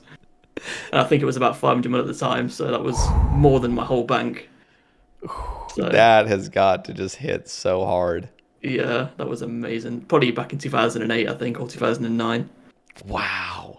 Yeah. Like true childhood, just boom. Like it hits so hard when you're that young too, and you have no idea. Like, oh my God, that's incredible. Yeah. Another thing that they used to do is they used to do double drop weekends. So, I mean, it's just what it is. If you were to get one drop, it would drop two of them instead. Not too often, but they did it a few times. Mm-hmm. And another memorable moment for me was I was doing Nex, which is my favorite content ever, back in 2011. And there was a double drop weekend, and I don't think we'd really had anything all weekend. And then it was coming up to the end of the weekend. It was like 11:55, I think, on the Sunday night, and we were nearly out of supplies, and we thought, fuck it, we'll try one more kill, and we ended up killing it with 20 seconds left of the double drop weekend. What? And we got a double Pernix body, which was the best possible drop. That was 1.3 bill with 20 seconds left to go. Like, it doesn't get any more clutch than that. Holy. Yeah. So that was very, very memorable. That's like when you expect like something's up with this, you know. You almost think like some JMod is just plugging it in. Perfect. Wow, that's awesome. Yeah. Imagine if they did that these days. Double drop weekends. Wouldn't go over too well, would it? Oh my gosh, that would be so broken. What about in old school? Like favorite memories? Or... Yeah, so I'm going to come on to that. Okay. I'm sort of going in like chronological order. I think another one would be killing Sparkmac in the Crucible, which was in 2012. It was like a sort of bounty hunter sort of thing area. But what? I was just saying, favorite moment, killing Sparkmac. Just love it. In game, of course. Yeah. But you could bring your summoning familiars in there as well. And so he was doing a YouTube live stream back in 2012, and used to get a target in there, and I remember getting like paired up with him, you know, whilst he was doing this YouTube live stream, and God, it just worked out so perfectly. I remember like he was in max gear, you know, like freezes and shit, and arcane and claws and that, and I was just in my Darok set, and I remember I was sat at like 2 HP, or back then it was probably, what would it have been, 20 or whatever, like Constitution or whatever it was. Yeah, for like 5 or 6 hits, you know, his steal time was on me. He was barraging me. I was in my Daroks, like, how is a barrage not hitting? And yeah, I ended up, you know, doing an axe swipe, and I hit him for all his HP and got about 150 mil worth in loot on his live stream. My you know, God! After tanking 6 hits. Is there still video of that? Yeah, I've got a command in my chat. If you do ! Sparkmac. Oh my! Okay, I'm saving that for later. I'm watching that. It was so good, and his reaction was amazing as well. God, that was so good. So yeah, 150 mil made there, and I think he said like, I just lost my bank, and then he opened up his bank and he had like a blue party hat and a green party hat. It's like, Yeah, you were chilling. He was Yeah. chilling. I mean, So for old school, I would say the obvious one. I mean, the one that stands out. It has to be 200 mil. yep. Nothing will ever match that. Ever. There can't be anything that will match that. Especially live streaming it and having 12,000 viewers when I actually hit it. You know, Holy. working towards a goal for that long and then being able to share it and that was a perfect day, by the way. Everyone was so nice, like so supportive. Even the Reddit post, like there was so many nice comments, which I was really surprised about. It was just the perfect day. That's awesome. Yeah, after all that time, I couldn't have asked for it to go any better. It was amazing, Yeah, I and that was almost remember. 4 years ago now. Yeah, that whole like weeks after, I just remember your viewer count was just massive. It's like Yeah, everybody was talking about it. Everyone knew. I remember doing Tebow only Zora for like 1,000 viewers. A method that I would think is pretty shit to watch. Yeah. Holy. And oh my god, yeah, that is insane. I still remember because was it fishing? Was your last thing? Remember you were like It catching was, some yeah. shrimp or something like Yeah, that. and we were crashing the world, and it took about 5 minutes to catch one anchovy. That is nuts. What was Yeah, the? Because I know Link's Titan, or I think Link's Titan. Did you get a message as well? Getting 200 mil all? I think it was only me. I don't Was think it he got only? one. Yeah, okay, maybe it was only you. I think somebody theorized that maybe Link's Titan got one as well, but Yeah, of I course mean, we'll we never didn't know. know. Yeah. No. Yeah, it said like, "Congratulations, hey Jase," and then it had a picture of a beer. I think Mod Ash replied to someone on Twitter saying that he made that and he hopes that I appreciated it, Oh, which I did. that's awesome. Yeah, so that was cool. That's really cool. Um, um, I was just gonna say, is there a question about starting out streaming? Because we've not really talked about that. If there is, I mean, let's just talk about it. Mm, Yeah. okay. What were the I mean, early I days think I like? think I think we Or touched on it. okay. I said I was in Boaty's stream and he asked me, if Hmm. I was going to start streaming one day. But yeah, so starting out streaming was the complete opposite for me, as how it is for most people. Most people like yourself, they start out with a couple of viewers and build their way up. Mm-hmm. For me, it was the complete opposite. It started out like an explosion of viewers. I remember my first stream, I had about 300 viewers. I was doing Slayer, That's working on nuts. 200 mil. First stream. Yeah, the first stream was 300, and the second stream, Curtis MMORPG, he raided me for 1.6k viewers, and I had 1.6k viewers for the entire stream, and Oh my God, god. I was like overwhelmed, like the adrenaline, because I'd never like people didn't know what I was like, what I sounded like, what I was like Yeah. as a person, and then all of a sudden I'm in front of thousands of people. You know, it was crazy. So it was like the complete opposite to how streaming usually starts out. How did it go after that? Um, it was great. Like it did settle down after a few months. Mm-hmm. Um, and yeah, so I did about 5 months of Slayer before I finished it off. Um, yeah, it was so good. It was such a fun time. That really is just a nice. And I mean, so back then, I'm trying to think. Was there such thing as gifted subs and bits? Nope, nope. They did come in quite well. Bits came in quite early Yeah. after I started. I feel like I started at the perfect time.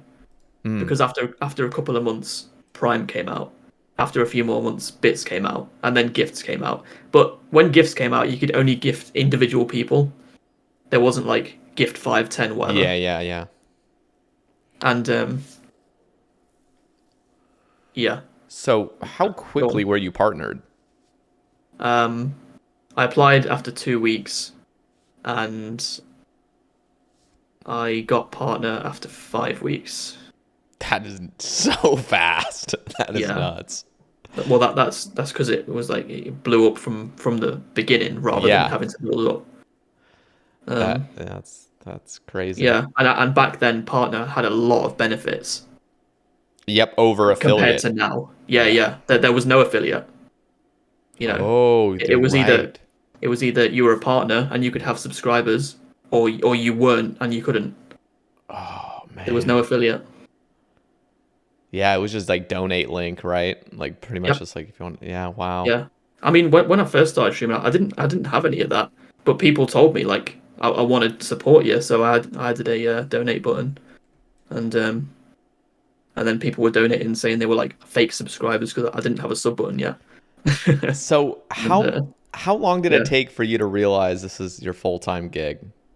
Well, about a year later, I would say, when I got premium partner, which means that I get the 70-30 split, Mm-hmm.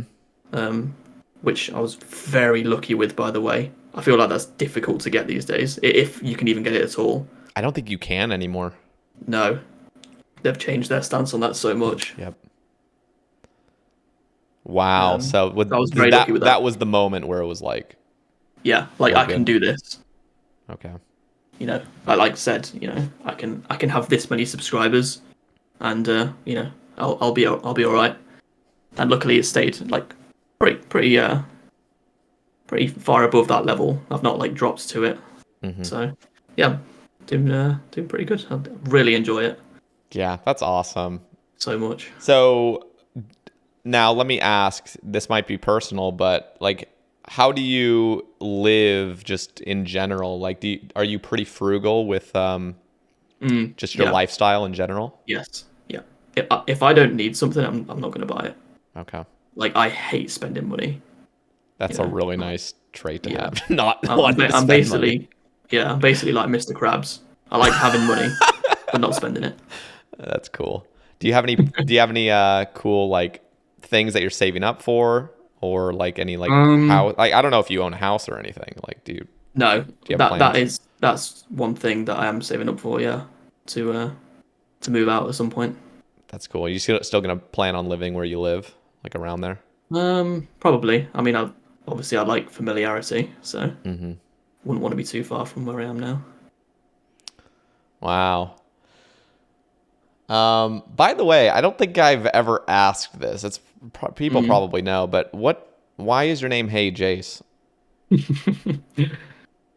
So back in school, when I was a young kid, I used to have a friend called Lee, and he changed his name to Hayley to sound like Haley, the girl's name.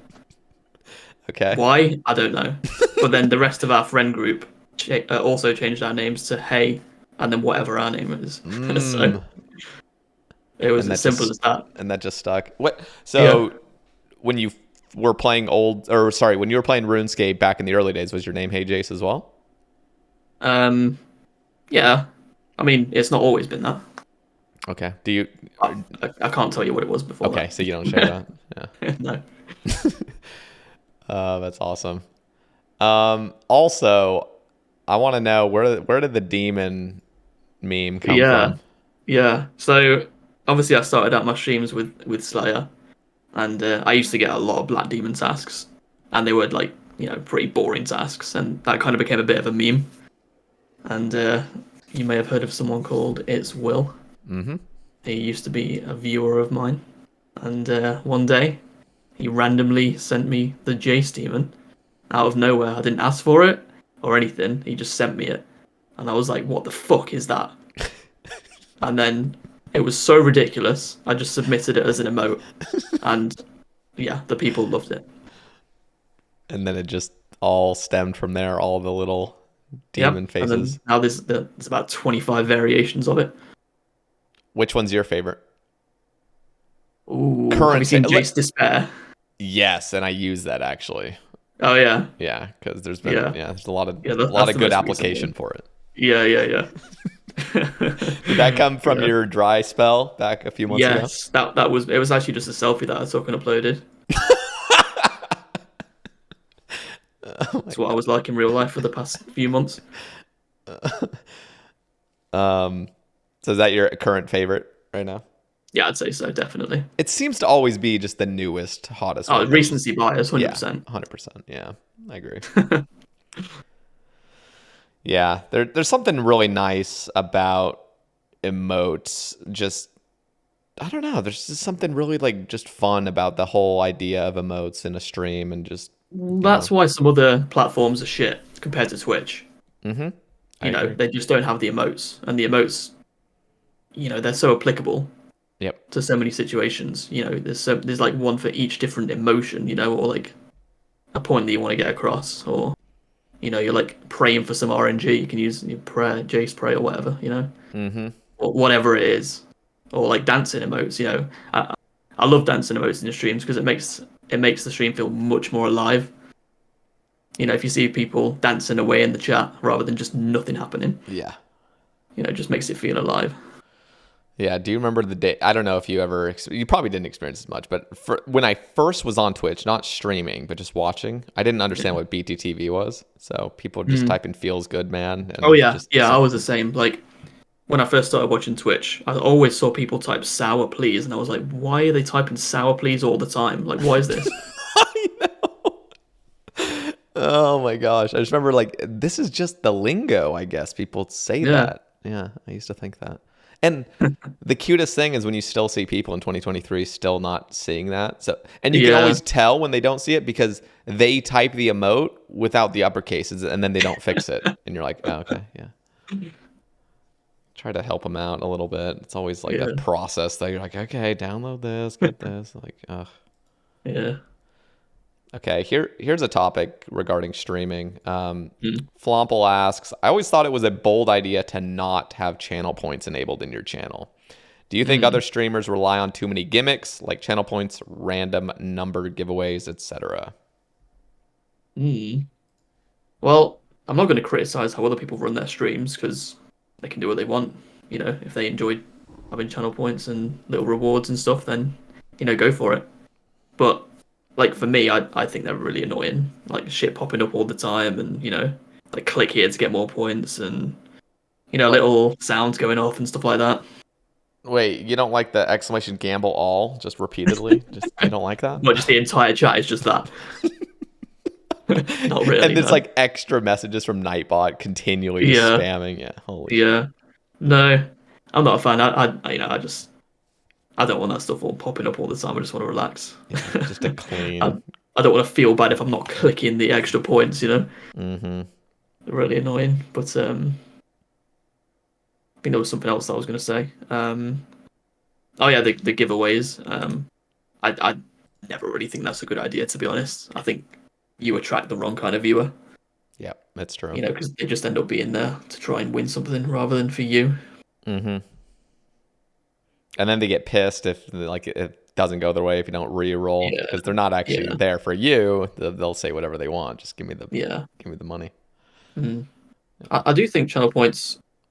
I think there's one good thing, and that's just to sort of gauge how long you've been in a stream for, how long you've watched for, just Mm-hmm. to collect them. I think that's kind of cool. But I think, and this would be my own. This is not like meaning to be advice at all, or even a suggestion hardly. But I will say one of the nice things about channel points, when I simplified it a few months ago, I'm planning on bringing some of the fun ones back again because people have been asking for it. But just a simple like GM or a simple like something like that has brought out yeah. lurkers. Mm. It's like something where you don't actually have to type and you don't even have to respond, but you just say like it's just like a Okay. good morning or something. And that Yeah, I think seems Sturko used to have that in his stream. mm-hmm. I think it was like 5,000 channel points, and it would say the "Good Morning" from Scooter, the song. Oh, nice.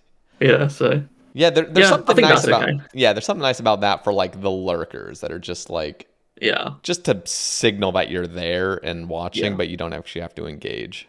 Mm. Mm. But Yeah. I mean, if people want to hmm you know want to do that, it's fine. But I just find them annoying personally. yeah. Okay. Maru asks, which artist do you credit most for your love of drum and bass? We haven't even talked about your music style this Mm. whole time. Yeah. Yeah. So definitely Netsky. I first heard his music. I heard the Netsky Essential Mix, which was released in 2010, I think, on Radio 1. It was like 2 hours long. And honestly, by this point, I must have listened to it 200 times. It was so good. My favorite mix of all time. It introduced me to the whole genre, really. So that was the moment when you started loving drum and bass, 2010? Yeah, definitely. And I ended up seeing him live a few years later, and I think it was probably the best hour of my life. I was completely sober as well. Just so enjoyable. Holy. Yeah, like drum and bass live is probably my favorite thing in the world.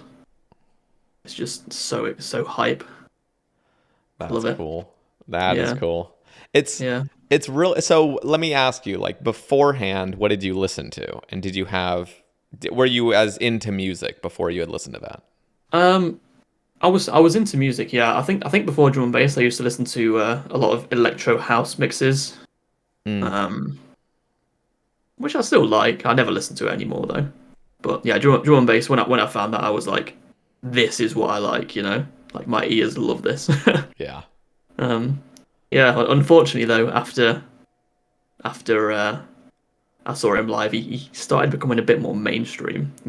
And like sort of losing his what made his music, and he started to just produce more mainstream music that I mean it worked. Like he got much bigger as an artist, but But it's um not it's the not him. yeah. Yeah.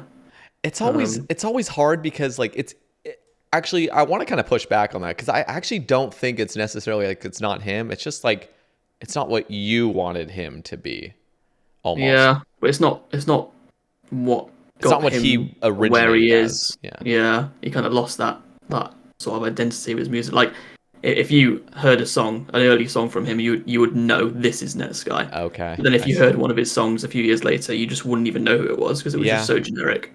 That's a good, there is definitely, yeah. So I'm not claiming to know exactly, but there seems to be Mm. music where they end up being just generic and it's very clear Yeah, that it's like this is just a money grab at this point. yeah, it's Like such just a shame. It's probably necessary for some artists yeah, to grow. that's the sad, especially like if it's an artist that now relies on an income from music because Exactly. that's Yeah, yeah. yeah.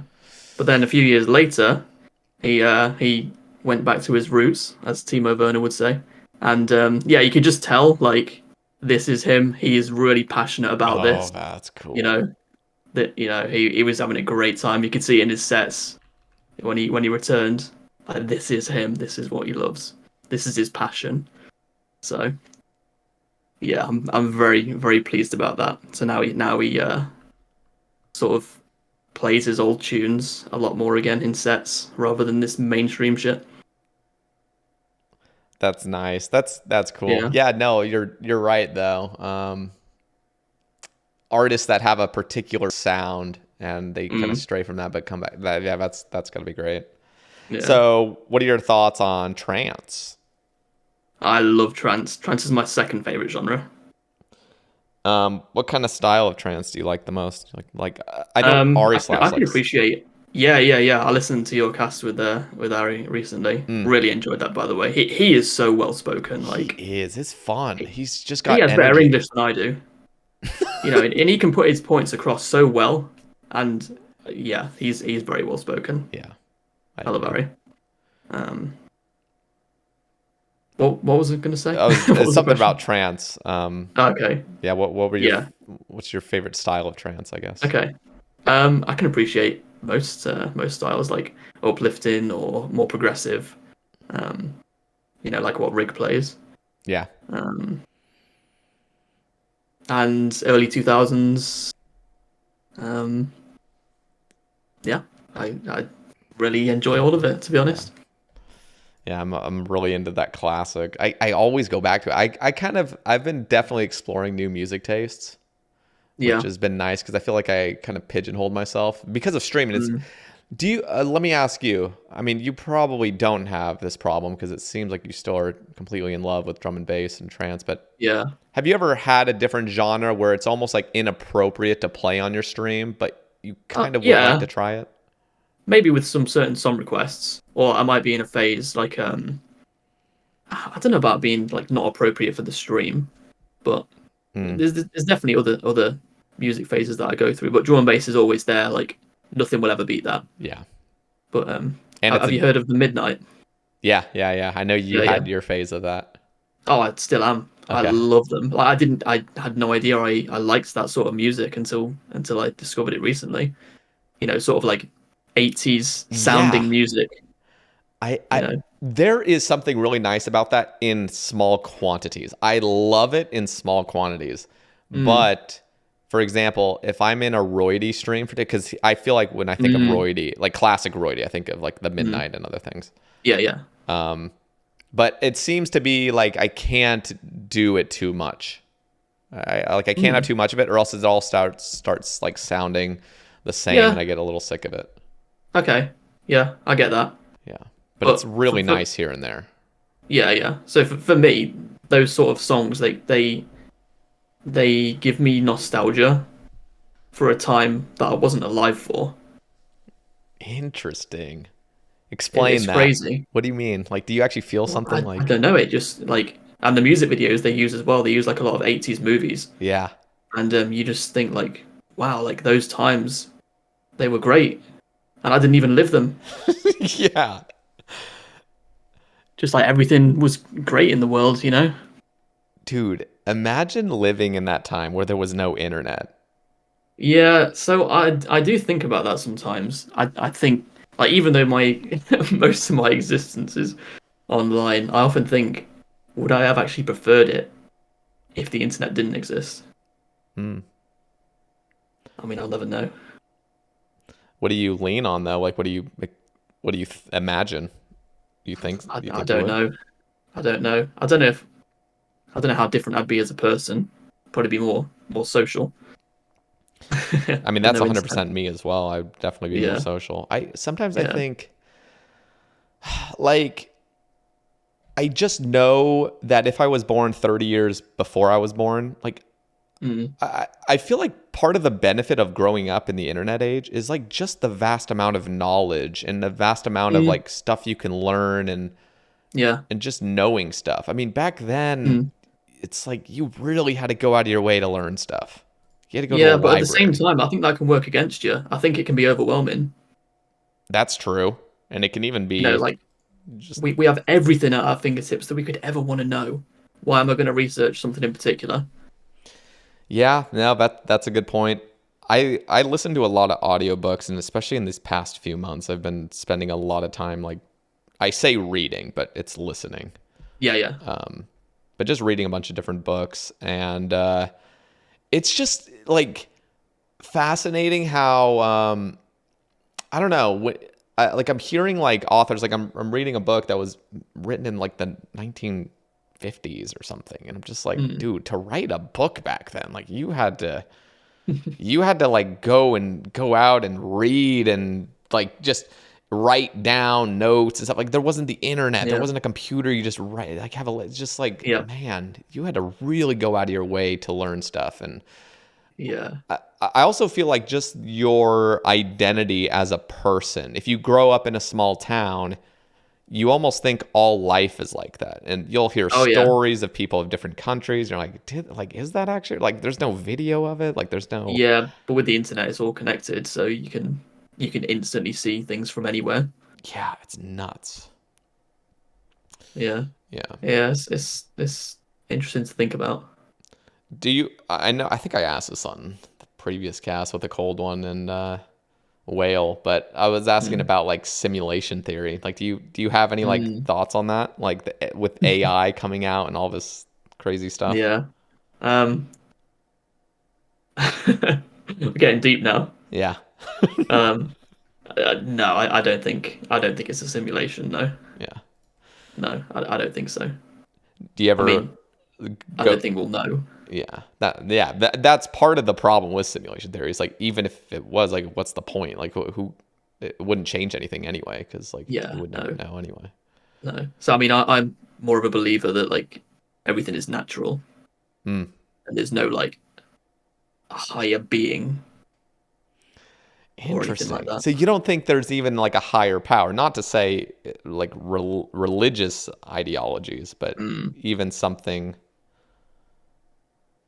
I don't know. no, So no, not do you personally. ever, let me ask you this, do you ever just contemplate the just miracle of you existing Yeah, and yeah. think really, it's just this is what I come out with, because if you're like a total like materialist, or you think everything's just physical or natural or whatever,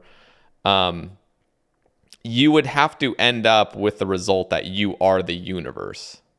You know what I mean? Because if you're from Right. the earth, you're from the universe, you're from the stars, you're from the universe. Yeah, you're made up of it, yeah. It almost makes you feel like you're immortal at that point, because if you can come from the universe, what's to say you can't come from the universe again? Again, yeah. Yeah. Yeah. It's So there was actually a Twitter topic from Bending Time. He said, "Is there any topics that you like to talk about that you don't get to talk about on stream?" And it's appropriate for this. I think I'm very interested in space, the universe. It's probably like my biggest interest outside of RuneScape. I love just learning more and more. I just want to know more and more all the time. I love watching videos you about anything space related.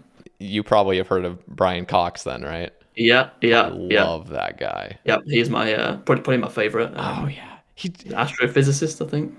Yeah, he just radiates, like, as corny as it sounds, truth and love. Like, that dude just values science and truth. And he's You always hang on asking. to his every word. Yeah. The way that he explains things is it's mesmerizing. Oh yeah, he's so well spoken. He knows how to get his points across very articulately. He's incredible. I love him. Yeah, I've listened to a few podcasts with him, and just so interesting. Yeah. Such an interesting person, and the way that he explains such complex topics to us who have no idea what he's talking about. I know. He gets his point across. Inspires people. Yeah. Yeah. Now, the older I get, the more I just love discovering new things and learning about new ideas. And I try to remain very open-minded about everything. Obviously, when something's completely disproven, it's pointless to continually rely on that, or just keep going back to it if you've learned beyond that. But there's something about getting older and just becoming more and more aware of just like, wow, what is this? Well, and you don't really think of these things as a kid. You never do. Yeah. It's like as you get older, things just become more interesting. Like, especially for me, I didn't used to care about history, especially because in school they made it so fucking boring. Yep. But as time goes on, you just realize, like, God, I've got so much to learn about that's happened. I know. That's actually happened to get us up to this point. Yeah. It's crazy to think, like, you were literally born into something that's been going on for just billions of years. Just like, you did not come here and start building everything from scratch. Like, you're here and everything has been continually being built by humans that are just small. I mean, we live for a tiny little portion, and we live for no time at all. Even though it's long to us, it's no time whatsoever. It's no time, and we've built like civilization, and it continues. I'm like, what? Like, man, it is absolutely mind-boggling to. Yes, it is. Yeah, it's so fascinating. Yeah, and so do you think there's life out there then? Oh yeah, 100%. I believe there's life out there, but that's believing. The more I've kind of read about like quantum physics and stuff, I just think like I lean on the idea of there being a multiverse, because I can't. I almost can't imagine the universe not being infinite in a strange sense. Like, not our universe, but just everything. I mean, just every single thing that's out there. It almost feels like it can't be not infinite. But who knows? And I'm not claiming we will never know. Exactly. Like, we just can't. We're too small. Yeah. Our knowledge is going to be so limited, just because of the vastness of it all. Mm-hmm. Yeah, I obviously everyone knows in the community I had a phase of psychedelics, and that, I think, and I try to be very like objective with it. I'm like, okay, clearly this is a chemical that's affecting my brain, and my brain can create whatever it wants to technically. And, that's not to say that there is life after death or anything, but the stuff you experience, like a lot of people, well, here, let me just ask, like, have you ever done it? Like any sort of psychedelic? I knew you would ask at some point. You have to. Yeah. I want to ask just so I'm not like I'm just talking to somebody that, like as if they haven't. Well, no, I haven't. Okay. Well, Never. it's mind-boggling. Like it's mind-altering. It's like just to be brief with it, because I understand like there's dangers to it, and it's not something that should just be done just for fun. I think like there's value from it though. But like one of the things that you experience is this deep familiarity. It's like you're in this place that's above, it's like the fourth dimension, and you go there and it's more familiar than reality. And then you understand everything. You're like, oh, like this is so, like, why was I stressing out about life? Why was I? And then you go back to Earth and you want to like take it, but you can't. Like you can't take the knowledge you got from there. You're back in the 3-dimensional space, and it's like, oh, I was just hallucinating, or I was just. But it's strange, man. It's very familiar when you go there. Yeah, I bet experiences like that just make you think, of insignificant things, like why am I worried about, like why am I anxious in this situation or whatever? Like why the fuck does it matter? Yeah, it can have incredible benefits. Yeah. But, it's also like, like I said, it's got its risks as well, because you don't want to like use it to cope with reality. You want to reality is what's important, So not really something that I'm interested in like doing myself. And that's, I mean, everyone has their own thing. That's like when I had my horrible trip, it's just like I'm taking a break, but I'm not gonna go out and tell people to not do it. It's just everyone has their own life course. But it's, so I think part of it is, and I grew up religious, so me getting out of religion just because of rationality and starting to really think deeply and try to be a free thinker and open-minded and understand, what's actually true or not. Like that was tough for me, and it like continue. It's like deeply psychological in my brain of like these religious beliefs that I was born into. I was brought up into it, and so well, if you're born into it, you don't know any different, really, do you? Yeah, but it's what's even stranger is even when you know different, it's still there. It's like. It's just because when you're born into it, it's like it's deeply in your brain. It's just like So I think leaving that and then having like a fourth dimensional, I say fourth dimensional, who knows, but I have this out of control experience that's like completely different than the reality I know. It really brought back this idea of like, okay, there's something out there. There's something deeper than this. But I don't know. Okay. And I'll never know, and nobody knows, and that's the beauty of life. Nope. But it is something that we can continually learn and discover more and more things. Like I was so excited for the James Webb telescope. So I was excited about that for years and years. I just want to just keep on learning, I know. I like pray that I see new videos in my sub box. Something that was really fascinating about space is, this is some video I just watched recently, is like the photons that radiate from the sun on the backside of the sun that we don't see. We'll never ever see those photons because they're traveling at the speed of light the opposite direction. So like no matter what, it would be physically impossible to ever see those photons. And that's just, but they're there, so that's like kind of the idea of like something that you can't actually prove is there, but because of science, you can know that they are there. But that's why there's a lot of things that we can't see because they're just too far away, going faster than the speed of light away, even more. Oh, it's so crazy. Dude. Okay, so let me ask, do you ever get to see the night sky, like with all the stars? Not really. Me neither.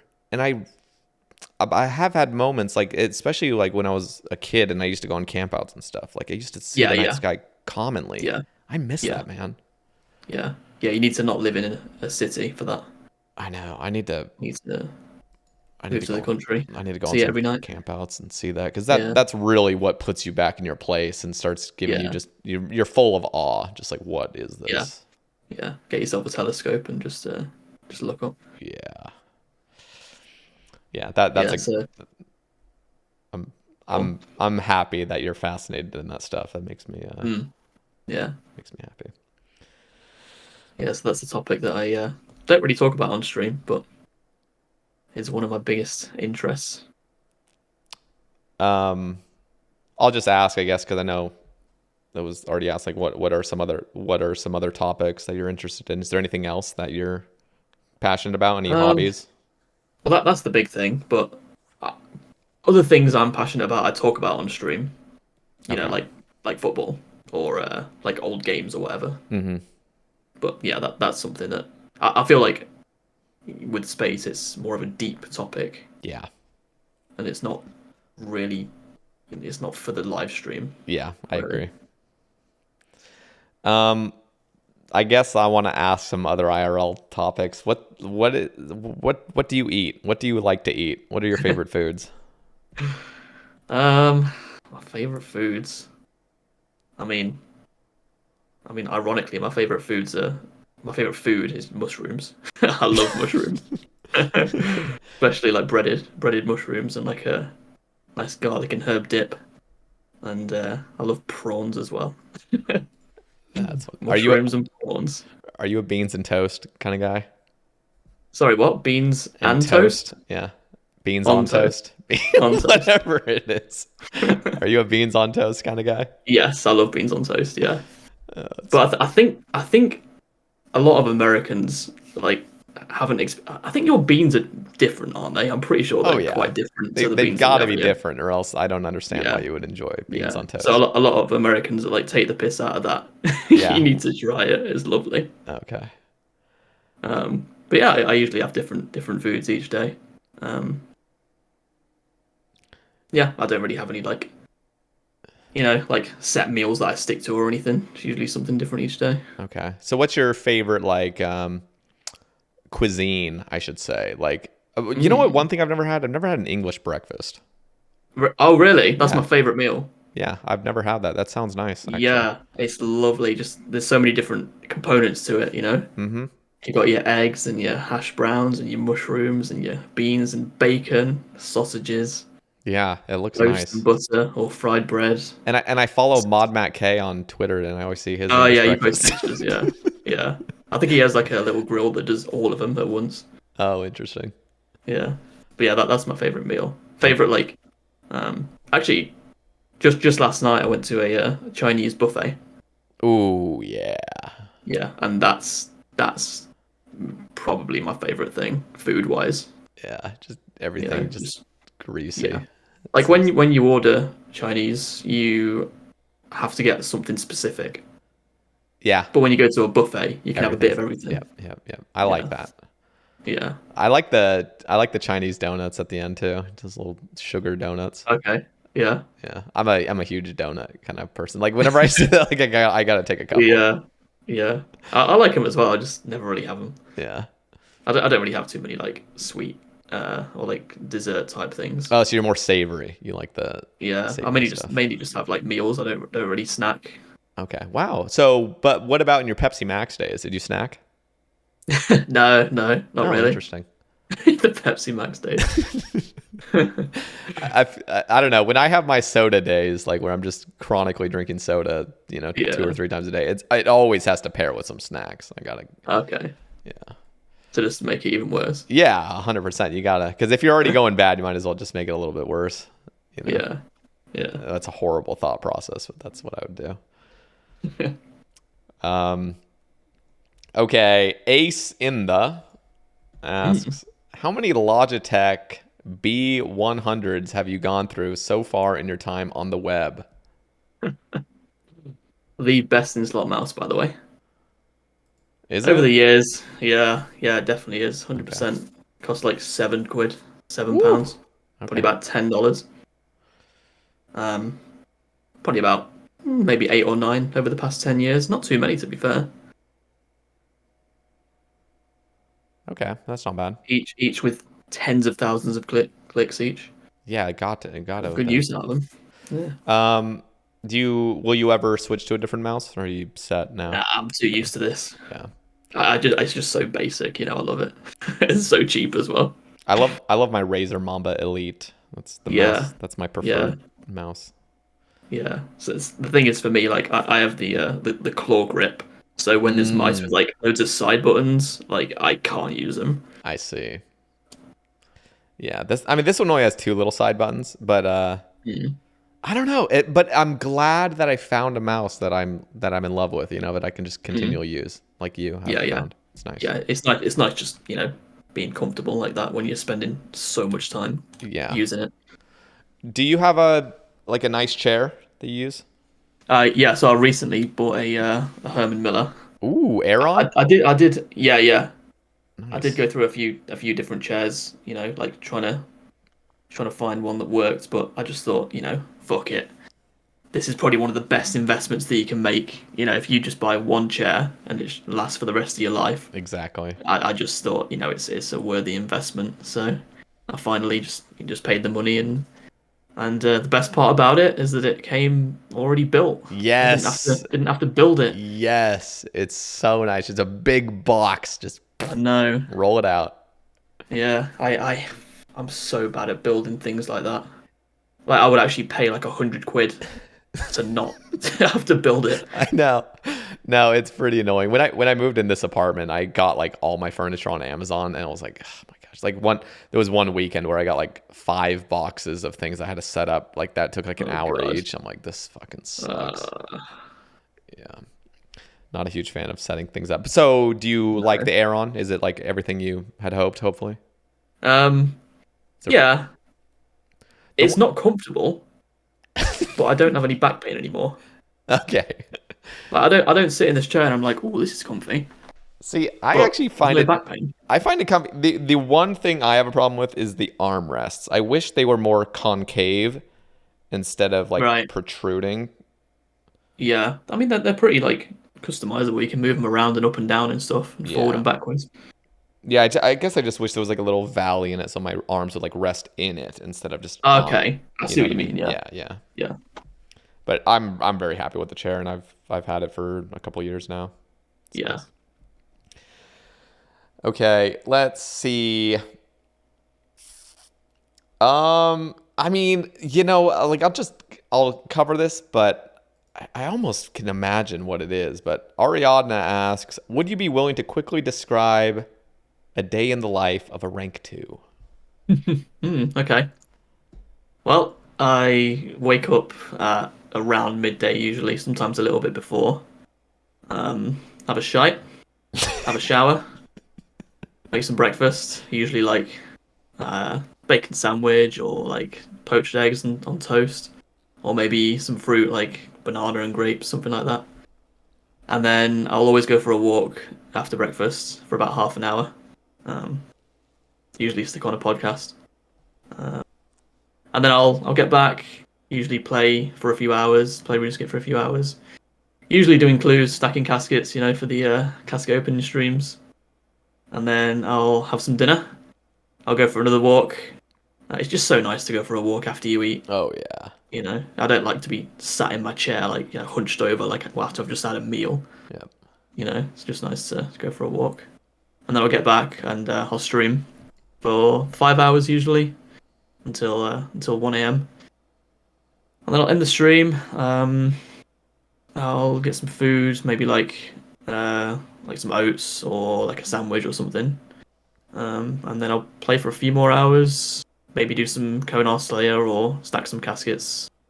Just something recently that I've been doing. Mm-hmm. And then I'll watch like my mate stream until bed, and then go to bed and repeat. That's if I have no plans. Like sometimes I could be like going to see family, or like could be going out with my mates or something like that.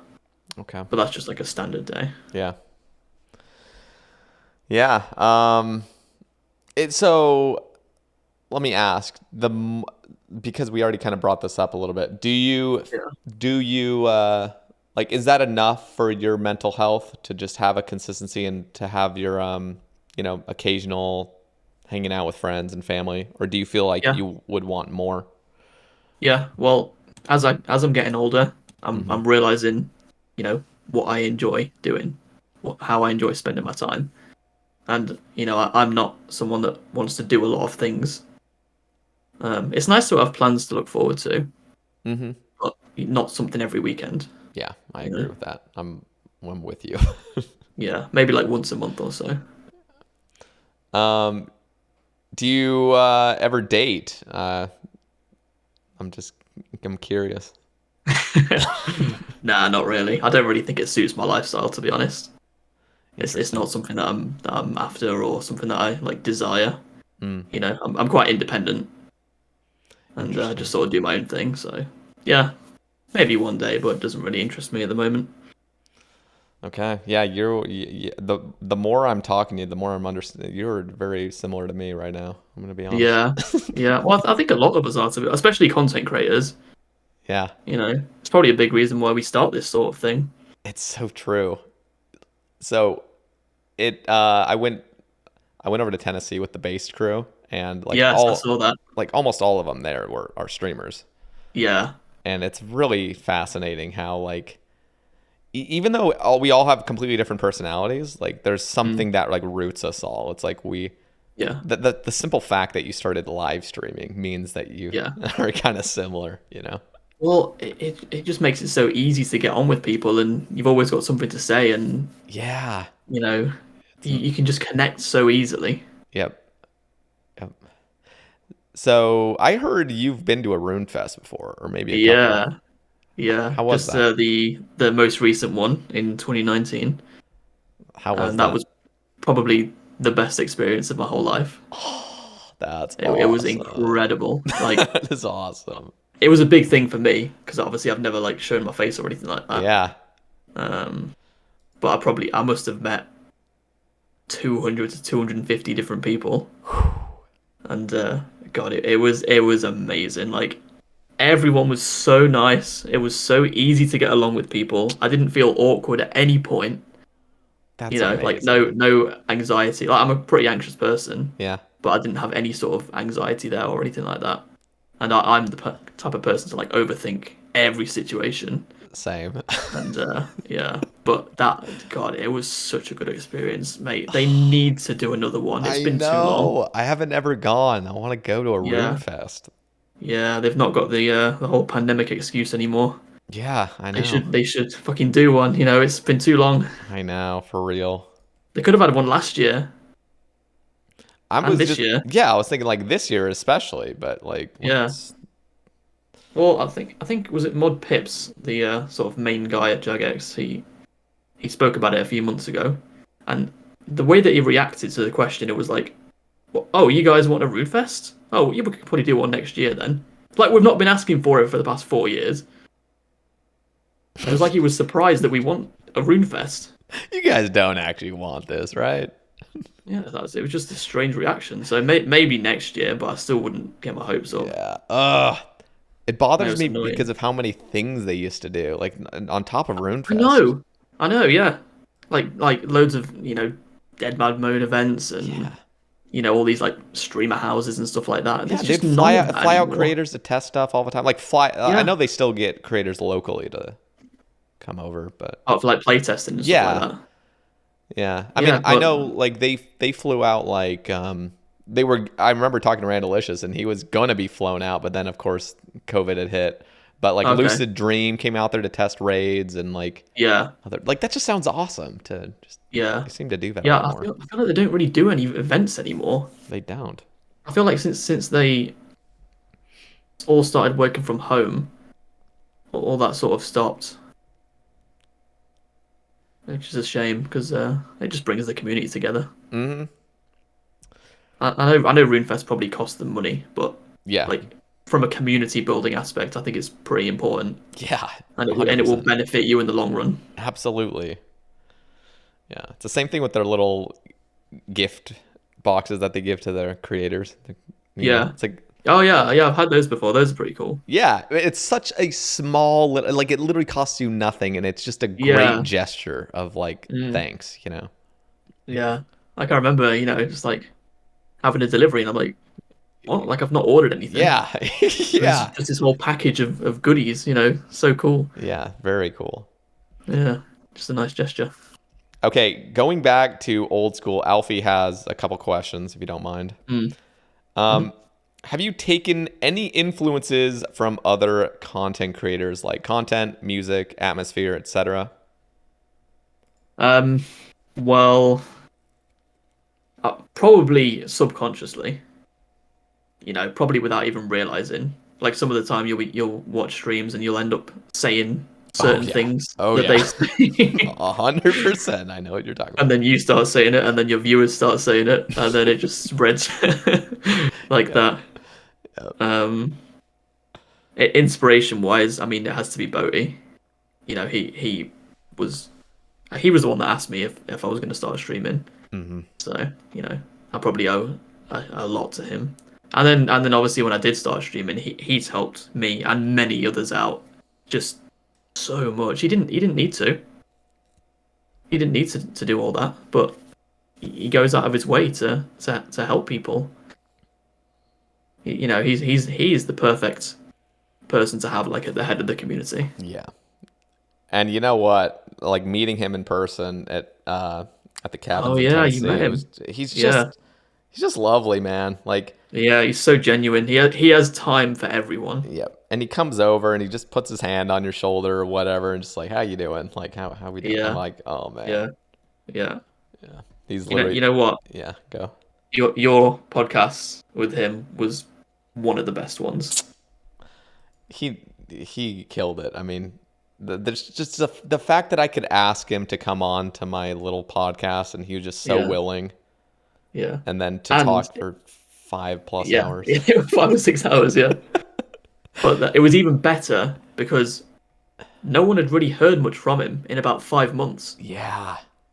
And, he came on your podcast and, told his experiences. And that just made it extra special because it was the first we'd heard from him. Yeah. In such a long time. I'm glad you enjoyed that one. That one was amazing for me as well. Like that was just a great experience for me. You were like, this is the biggest creator, and I'm talking to him. Yeah. And it just felt like almost exclusive, like you said, because he had just been gone for so long. Yeah. The fact that he was willing to do that, like even with his sickness, like, oh my God. Yeah, that was nice. Yeah, which sounded horrific, by the way. Horrific, yep. Absolutely horrific experience. Yeah, it just doesn't even bear thinking about. Yeah, especially to think like it was almost like out of his control, just completely it just happened. Like imagine something like that happening when you're living your life fine, and then all of a sudden this horrible thing starts. Yeah, I know. It's dreadful. Horrible. Absolutely horrible.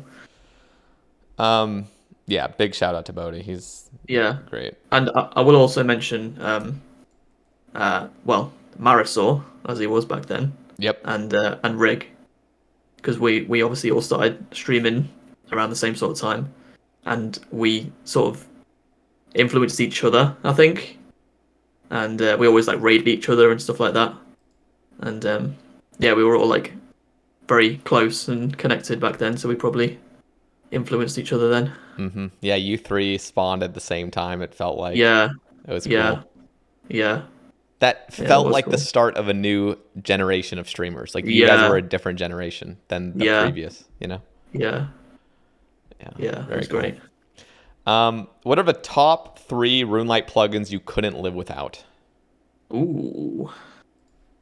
Well, menu entry swapper. Yeah. Customizing the whole game. Every tree that gets in the way. Every door that you don't want to close by accident. Oh, it's amazing. It makes RuneLite is incredible. It's incredible. You can't play this game without it, man. No, you can't. Imagine if you had to go back and not use it now. You couldn't even navigate yourself around the game. Like at least the Steam client, they're trying to. They're getting things. It's still in the Stone Age, but they're getting new stuff. It's just all too late. Yeah, it takes years to catch up. I know. You get RuneLite and an update comes out in a week later. It's full-on plugin that works perfectly. Yeah. It's amazing. So that's the first one. Okay. Clue scroll plugin. I mean, clue scrolls are impossible without it. How would you even do a clue scroll without that? The only thing that would be impossible with it, actually, okay, is the hot and cold masters. Those would be so annoying. You'd probably somebody would have developed a system though to kind of like do it within like 10 or so. Yeah. Just like teleport to this place and go north and west one. One of the things I kind of regret about that is like I could have gotten really good at puzzle solving. Those little. Oh things. Yeah. That's the thing. I used to be really good at those back in the day, but now I don't need to be. I know. That would have been kind of cool if it never was a thing, because then you would just be lightning fast at it anyway. Because you just had so much practice.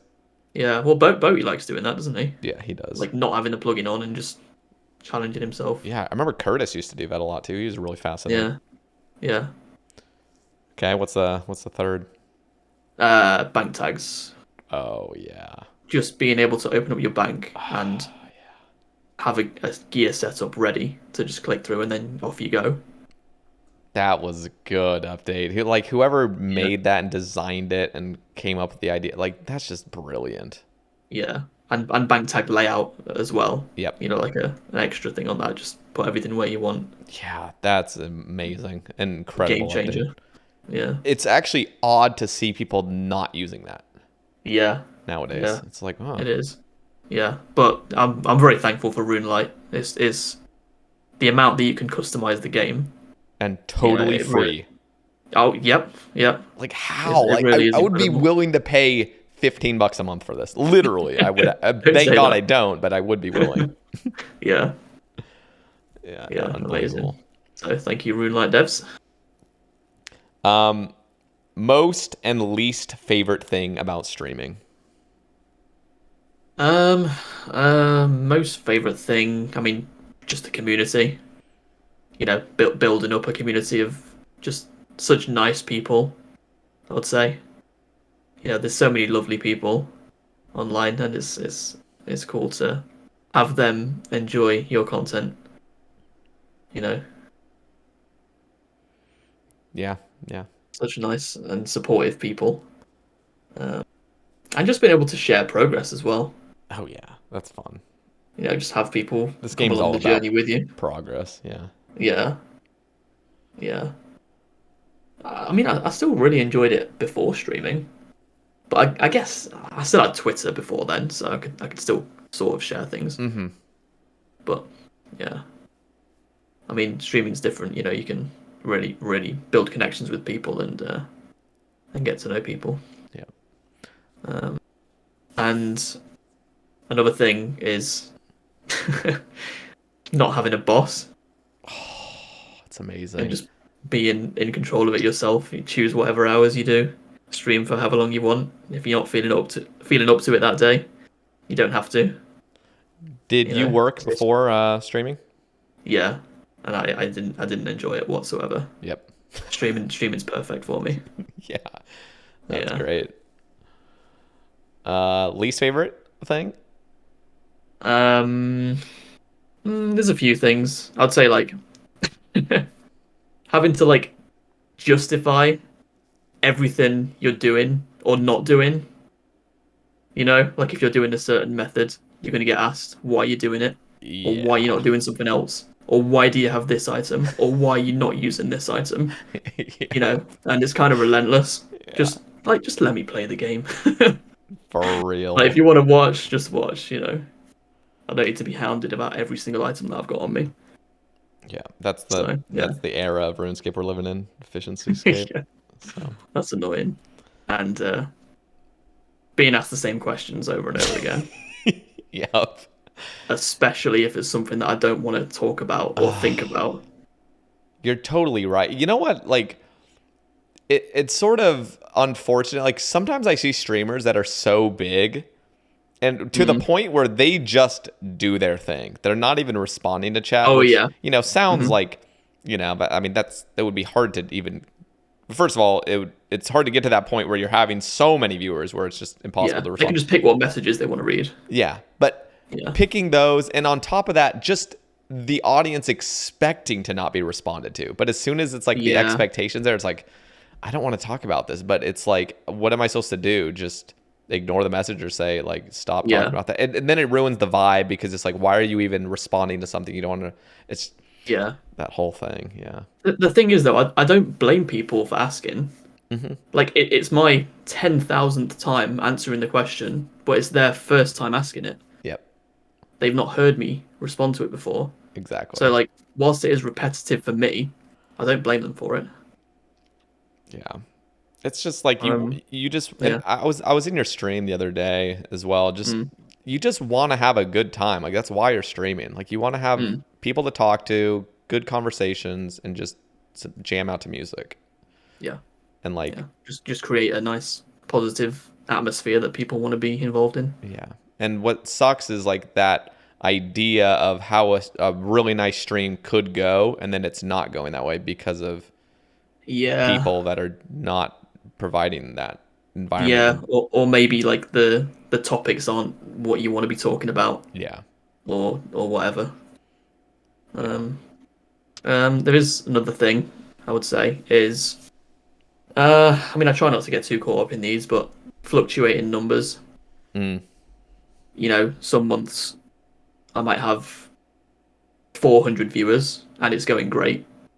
And the next month I've got 150 viewers, even though I'm not doing anything differently. And I'm like questioning myself, like, am I doing something wrong?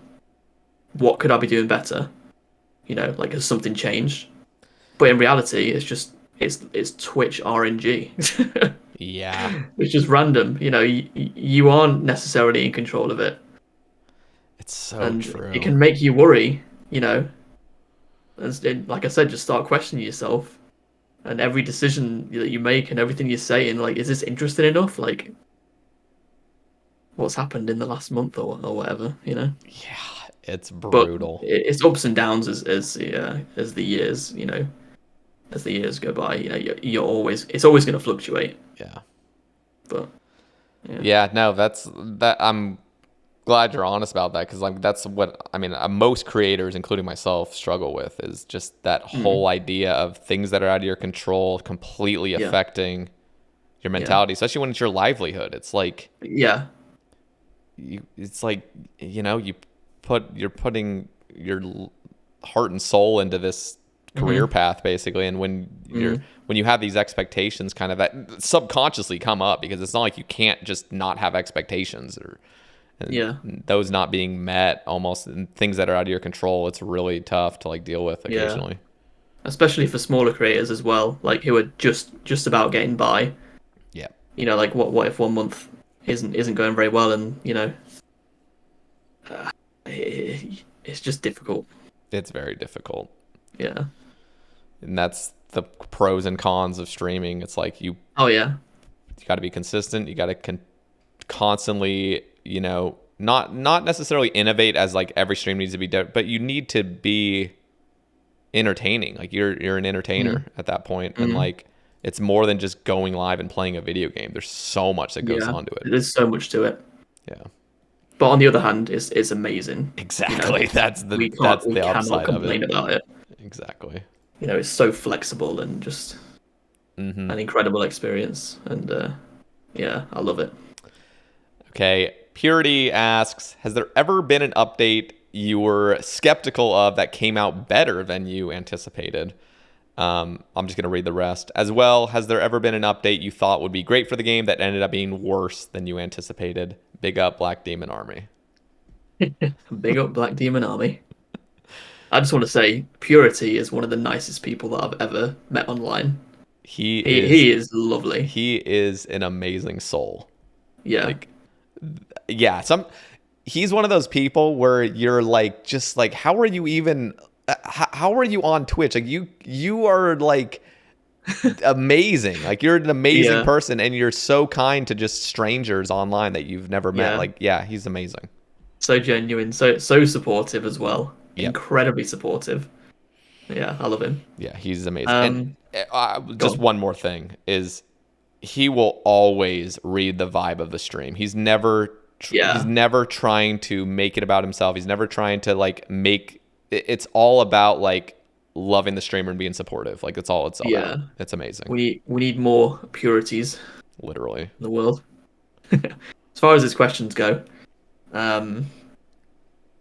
things that I didn't necessarily expect to be good, but turned out better. A recent one actually is the Wildy Boss rework.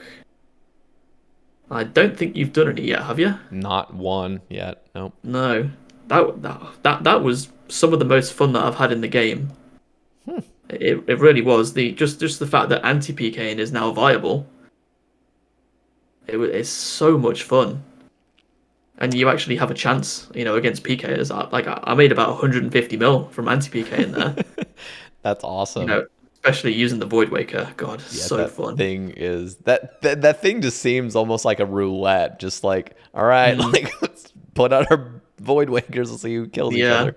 If you can catch people, with Prey Melion and karate them, they can be risking a shit ton of gear, and it just gives you a chance, and with Vengeance as well. Absolutely. I think they did such a good job with the Wildy Bosses. That's cool. Do you like the multi versions or single versions? Singles. I've not done the multi ones. I can't imagine as a solo person you wouldn't have much of a chance in multi. Yeah. But with the singles versions, it's just you versus someone else. Yeah, that's cool. And there's no one else involved, so yeah, I had a great time there. I still have to get the Void Waker piece from RTO, but I don't really like RTO. It's my least favorite one. You just don't. There's not as much anti-PK potential there. You got to be on Ancients, so you can't have Vengeance, and it's just not like the other two. Yeah. What else? Unless you want to say something. No, I was just gonna ask the other thing. So, was there an update that you thought would be good and didn't end up being that good? Oh yeah, I'll get onto that in a minute. Okay. You have more? There's something else as well. Guardians of the Rift. Yes. Fantastic. Like perfection, I think. Yeah. That gave me so much faith and hope in this game. Yeah. Yeah. It's balanced. It's interactive. It has the AFK part at the start. That's so if consistent. You want to go toilet or whatever. That's consistent. That's the important thing. Not just like you chop a redwood and instantaneously a log and you're just okay. Well. And it's 2 minutes as well. It's not 30 seconds. It's amazing. It's perfect. It's good decision making. Like regarding the altars. Yeah, fantastic update. 10 out of 10. Genuine perfection. I don't say that about many updates. And one of the best parts is they stayed true to rune crafting. Yes, the fact that it used the actual altars as well. And it's actually in the game. Like it's not like you see people runecrafting there. Exactly. That's amazing. That's such a great, like, who thought of that? Who thought of that game design? That's amazing. Yeah, 10 out of 10. Yeah, they nailed that. I mean, I still haven't done it in like a year because I just have had no need. But when I go back, like I'm excited for it because it's just it is quite long to complete, to be fair. Very long. Yeah, I don't know how long the pet takes exactly. Yeah, quite long. It was fun to do with the streams though. Yeah. So you greenlog that, I'm assuming? Yeah. A few months ago, yeah. Okay, that's cool. Used to do it like as a weekly thing with the stream. That's cool. That's definitely the best mini game skilling mini game they've come out with. Well, it has to be. Nothing else. I mean, the Tempros was good.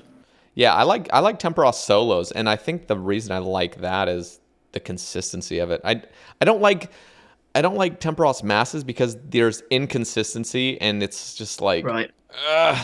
I'm just stressing out because I'm trying not to lose ticks, and I just get overly obsessed with trying to be efficient, and it's just like I can't do this.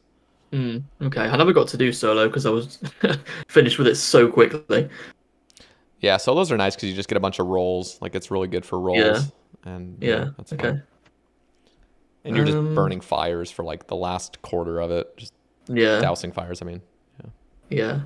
So things that I expected to be good that ended up not being good. Let's hear it. I mean, the big one, Zeah, on release. The most empty, boring square. So bad. Absolutely underwhelming, like beyond belief. So bad. Yeah. I mean, obviously they've improved it massively now, but on release, how was that hyped up? just imagine they released Zeah today. Like everyone would quit, the mass quit the game, basically. Like this is the shit you're coming out with. Yeah. Yeah. And it also didn't look like anything else in the game. I know. So it just didn't fit whatsoever. Dude, that's what Lovakang still looks like. You walk around, buildings are so sporadic, just spread apart, and they all look just weird Toontown vibes. I hate it. Also, Nightmare was very hyped for it because it was the first boss that they'd kind of done like how I like, with the uniques, and the rest of the drops here will be in shit. But they did it to the extreme, too much. Overcranked the dial so far. Way too much. And the scaling was just stupid. It was actually like it was just stupid. Like there's no other word for it. It was just stupid. Like nobody thought this out at all. Yeah, absolutely ridiculous. But they did redeem it with Fasani. Yes, they really did. Fasani is amazing. I know. Mod Arcane nailed that. You got all the fun aspects of Nightmare. Yep. It's really engaging. Better drop rates. Now it just needs a better elite clue drop rate. Yeah. No, 100%. I mean, I'm one of those people that actually thinks that the rates of drops should even be increased. Yeah. Because just like 1 in 160, like... Yeah. And the only reason they're doing that is because initially, like, they couldn't have buffed it too much because then that would have been too much from Nightmare. They just wanted a 20% increase, which is actually more like 30%. Yeah. At this point, I'm like, dude, you could just freaking double the drop rates at this point. Like, just make it 1 in 80. That would literally be the perfect boss because you're actually getting drops, and it's fun. Right now, it's just like it still feels like a lottery, even though it's a massive improvement from what it used to be. I used to grind grind normal Nightmare solos, and I would only get a drop every 2 weeks, and I was doing it every day. Like that was, I would only get. I don't know how you did that, by the way. I don't either. I literally don't. I don't know how I did that because I did one normal solo Nightmare kill for a CA, and I was losing my mind. Yep. I did 2,900 normal solos. I don't think I would even do that. And I guess maybe the stream helped you through. Like. Oh yeah, no. If you quit, it would have been impossible without a stream. Impossible without a stream. Yeah. God. I did a lot of it off stream too, though. But yeah. Yeah. What was I about to say? Oh yeah, I'm pretty sure the jar is like 1 in 4,000 from Fasani. Yes, that is so stupid. That's ridiculous. You know what's crazy? Iron Vatty, who I've had on the cast twice, he got 6 jars in 1,000 Fasanis. Does that make any sense? 1 in 4,000. Yeah, he got 6 of them in 1,000. 4 times under rate, he got 6. Like, oh my god, that's ridiculous. Yeah, they should definitely bring that down to maybe like 1 in 1k. I don't know. I don't think everything needs a fucking jar. Like they seem to stick it on everything these days. Yeah, like it made sense with like the Kraken and some other ones, but not everything. And if they had just been untradeable from the get-go, oh god, yeah, they should have been. I know, but it's too late. Yeah, completely too late. You can't do anything about it now. But I think Ash said he actually regrets that. Yeah, I think almost everybody can agree with that take too. It's like nobody likes that they're tradable. Yeah, such a shame. What are your thoughts on Jar of Darkness having been buffed to 1 in 200? Yeah, necessary. I think it's still quite rare. Even 10 times more common is still quite rare. Mm-hmm. That's how broken it was. Oh, it was completely absurd. Yeah, like you could do 200 more Slayer 2 times over and still not get it. Yeah, it was ridiculous. For a fucking jar. I just selfishly, very, very selfishly, I was a little upset because I got the jar only 7 kills after the update. And I was like, man, I wish they hadn't updated this because it would have only been 100 kills, technically, and then I would have been one of those lucky bastards. Yeah. But it wouldn't have happened that way. Yeah. Yeah, so was there an original question? Yeah, that was just so you were thinking Nightmare was one of those updates you were really excited for. Okay. That ended up not being. Anything else? Yeah, there was one thing which I think gets forgotten about. it's not it's not like anything in game, but the Steam integration, that was so bad.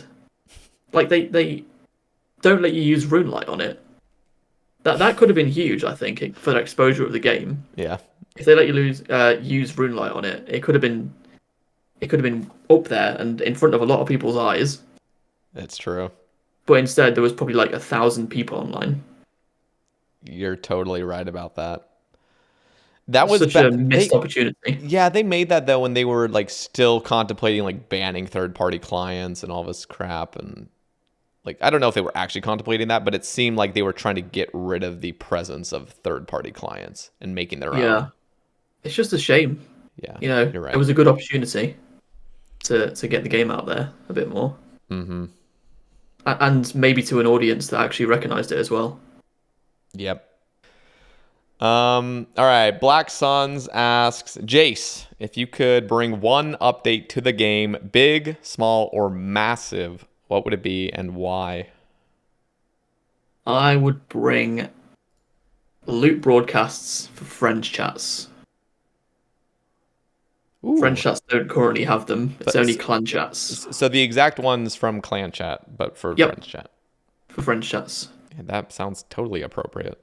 Yep, I think it would breathe a lot of life back into friends chats because I have my own friends chat, and I don't have my own clan, so.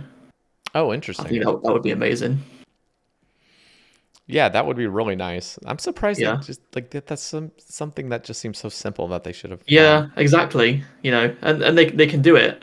Okay. I'm pretty sure they said they can do it before, and I just think it would spark a lot of conversations, and and you can see what people are up to. Yeah, totally. Good, just conversation starters, and Any other? It could be a nice update. Any other maybe massive update you want to see? Oh, I don't know about massive, but there is one tiny thing. Is the the collection log pop up? Yeah. Why the fuck does it go over your clue reward? It's a disaster. It's a disaster. Mate, on Twitter, I see people post like a picture of a third age like plate body, and you can't even see it because the pop up is over the top of it. Yeah, it's because there's a lot of space in the pop up as well that they could reduce. Every single JMod plays this game on resizable, so they don't test these things. Like Sepulchre came out and it was never tested on fixed. They like admitted it basically. I know. Yeah. Yeah, so that's something that annoys me. Yeah, I think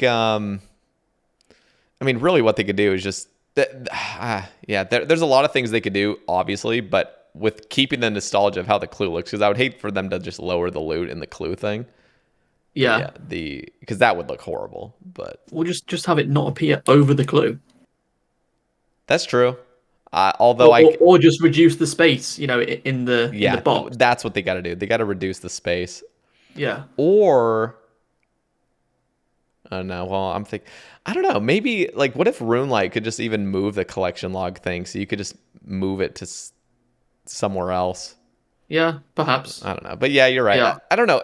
The problem with this, at least in my opinion, is like everything's placed so nicely. It's just that is a problem that it covers things. Like I don't want the clue loot to move, and I don't want the collection log thing to move. I just don't want that to be a problem. Well, remove the space then. That's the that's the solution. Gotta be it. Yeah. Yeah, that's so tilting, especially because RuneLight takes screenshots and they always take it right as the pop out's maximized. Yep.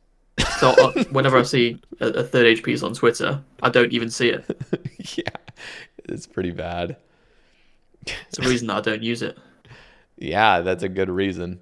The thing is that pop-up, it hits the dopamine receptors real nicely. So I know people love it. I know. Like when I got my third age Vam braces, it covered it clearly, but just you see the line extending, just that little teeny dot turning into a line. You're like, oh, what did I get? It's just that total excitement in the moment. It's amazing. Yeah, I get that. Yeah, you're totally right though. It's such a problem, like not addressed whatsoever. Yeah, but again, it's just one of those little things that can easily be fixed, but they just will never ever think about. Yeah, you're right. It just needs to get a little bit of exposure. Yeah. Here's this isn't even a topic, but I'm gonna read it. Okay. Whale asks thoughts on the Meyer Fire Liar Quagmire Chungus Fungus Among Us. Any thoughts? Fucking whale steamroll tail first. He used to come into my stream and say shit like that all the time. I think it started off with like Mort Meyer, and then he just kept on adding words on the end, and it just got ridiculous. Dude, Whale is a legend. I met that guy in person just earlier, like a month ago. But yeah, You had him on the cast. Yeah, again. I've had him on 3 times now. Yeah. Yeah, every time it's just a fun. He's just so relaxed. He's just chill. He's a great guy though. Yeah, my thoughts on that though. Bring it back. I miss it. All right, well, you heard it.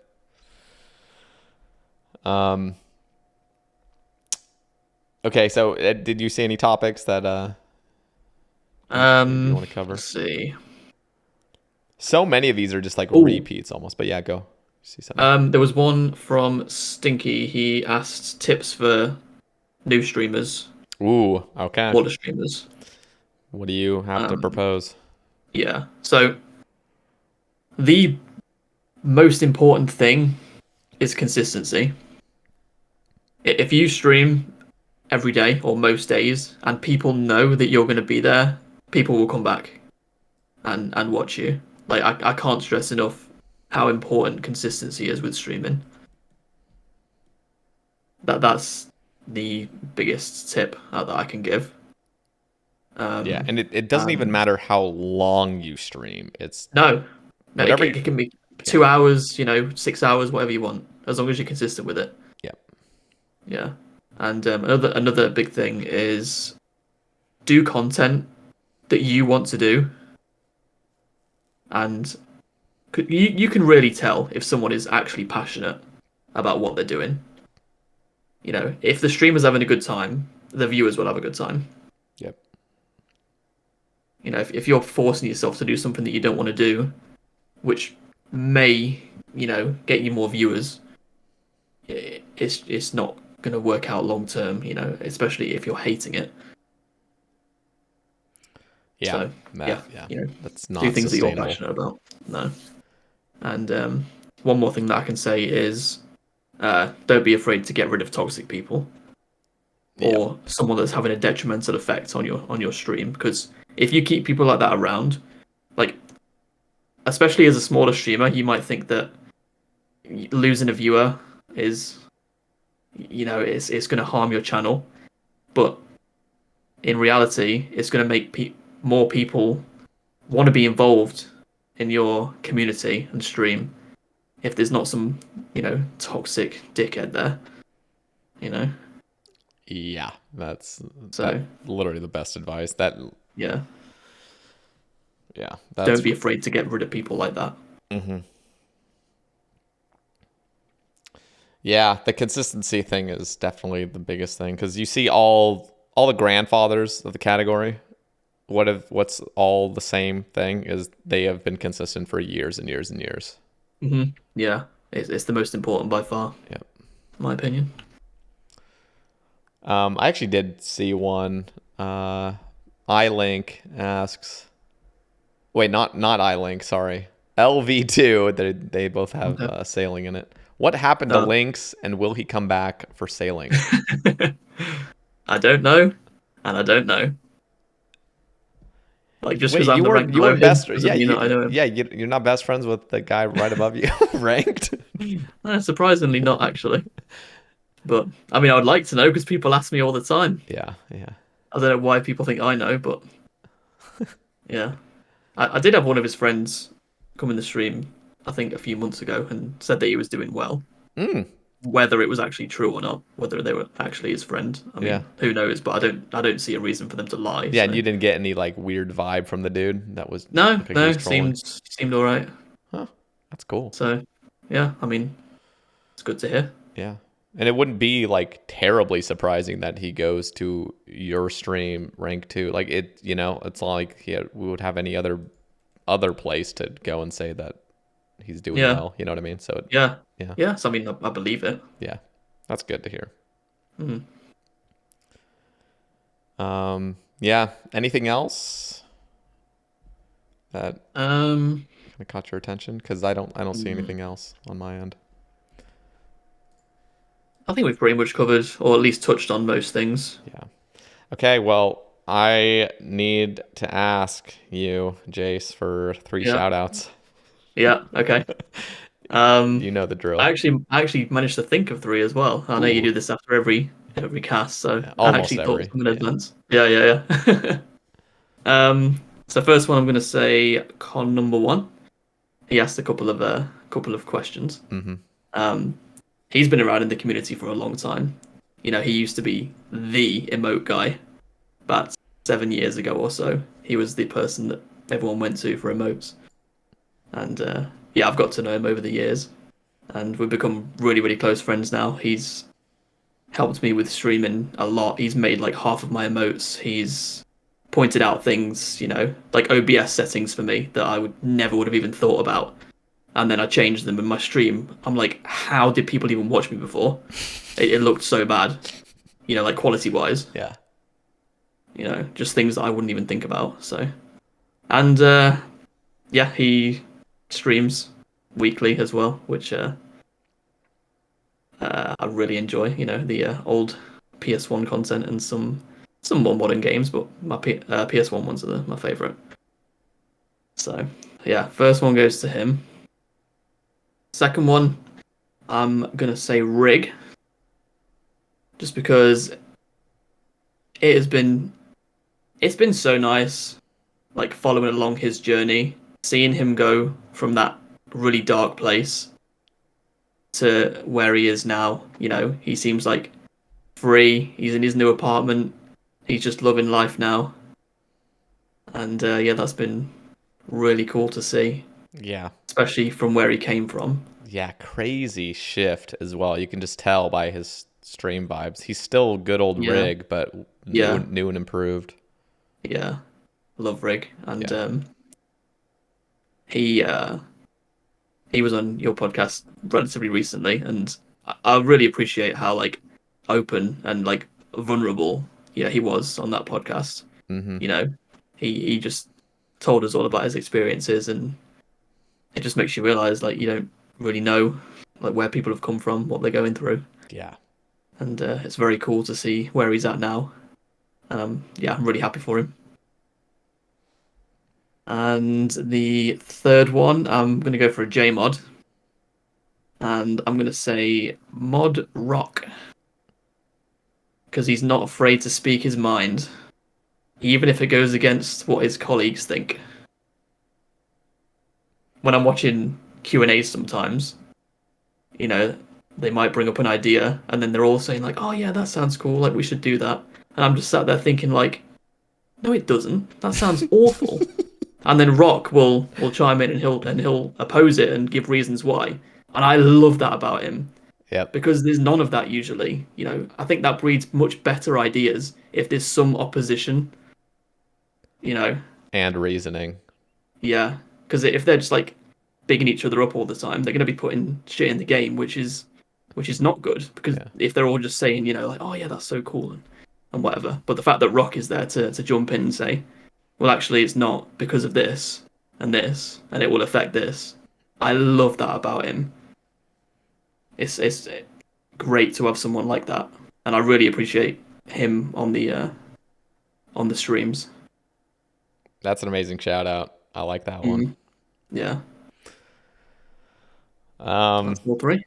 Awesome. Well, yeah, this was really nice, Jace. This was 4.5 hours, by the way. Yeah, I didn't expect to speak for this long. I thought it'd be maybe 2 hours, because I can't really talk very long about one topic. I Yeah. feel like I only have like a sentence or two to say usually, but Hmm. I don't know. It's good to like bounce things off each other and just have a conversation. Yeah. I always like it when a guest asks me stuff here and there because you were really Yeah, good with the yeah. bouncing back, and I I appreciate like that. that as well, because obviously I've listened to so many of your podcasts now, and I'm like, sometimes I just listen and I'm like, please ask this, Yeah. like Yeah. ask him his opinion on this. Like desperate to hear that, and they just don't. I'm like, ah. Yeah. So, yeah, I had that in mind. And so many people, but I trolled around for a little bit. Tweaky, you know him, came into my stream. Yeah. And I was like, yeah, Jase is going to be on the cast. He's like, is he really? I'm like, no, I'm kidding. Like, of course he's not going to be on it. Like, I have no, like, I don't know when that'll happen, you know? And then he got all sad and stuff. And then I was just trolling for a little bit, and I kept like reversing it back on him. But so many people were like, just wanting you to be on the cast for so long. So I'm really glad. I appreciate the people are interested in what I have to say. Oh yeah, everybody, man, everybody's been excited for this one. So yeah, I've never done anything like this before. You know, I've never been on a podcast, or I don't think I've ever done any content not on my own channel. Wow. You know, so this is definitely out of my comfort zone, but it's been really, really relaxing. I've enjoyed it. Like, that's good to hear. Been good conversations, I think.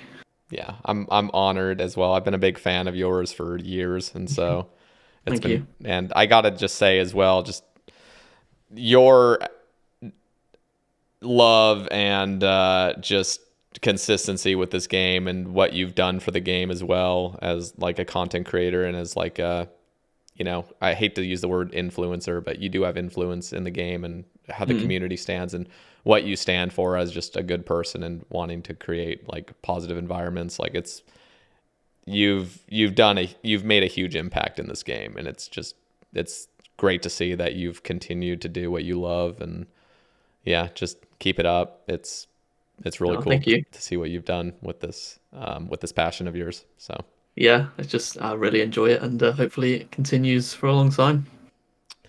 Okay, guys, down in the description of the video, you can check out Jase's links. I'll have his Twitch and his Twitter.